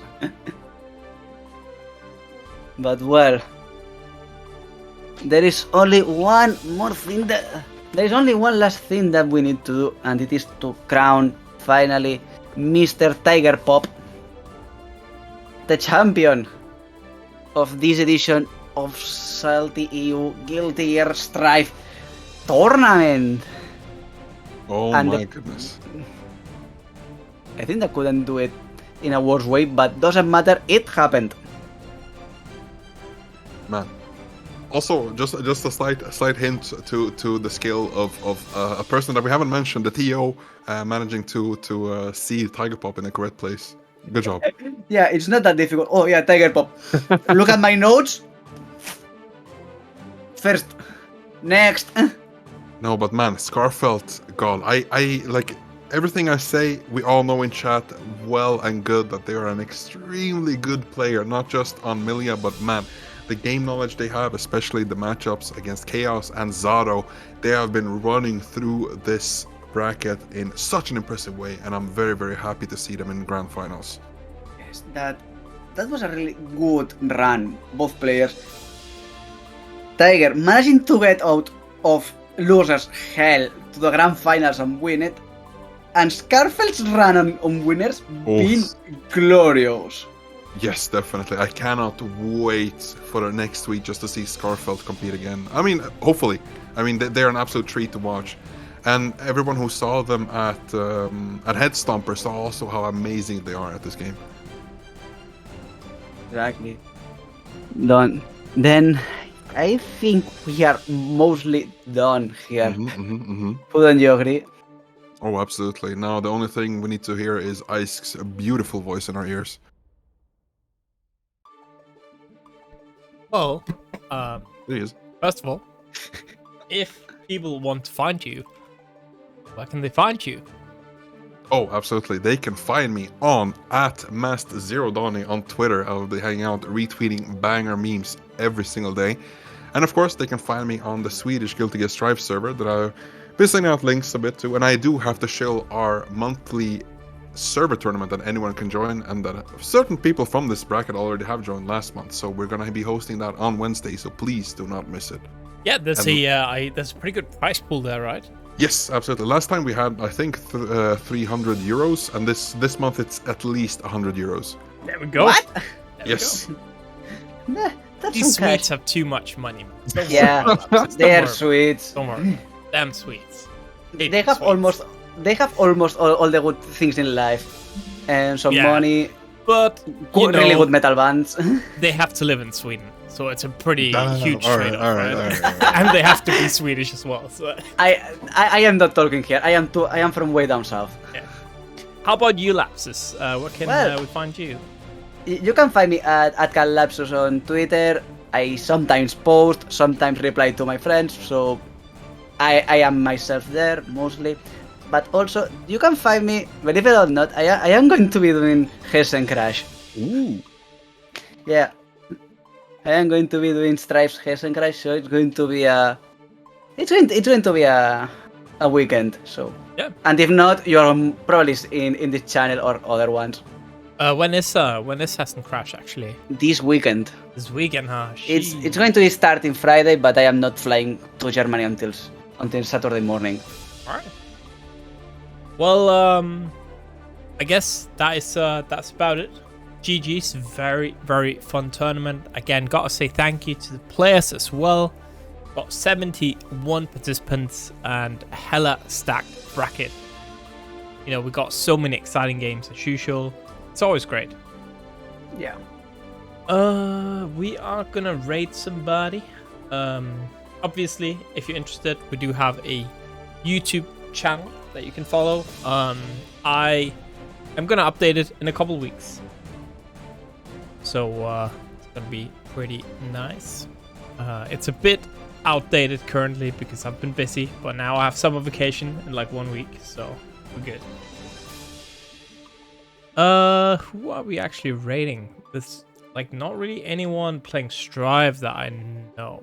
None of the homies playing Strive right now. Why not on your rave, Pida? It's playing Xrd.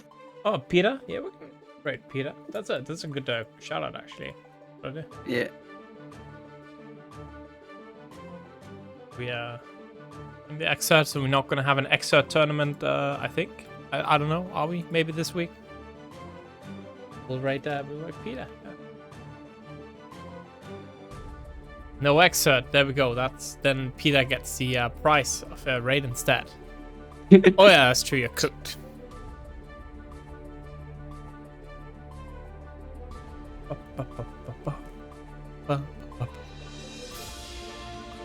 Alright. Well, I guess that's all. Hope you all have a wonderful Monday, wonderful week. We'll be back on Friday then with some Street Fighter 6. So have a good one. Sign-ups will be posted tomorrow, so look out for that. See you later. Peace.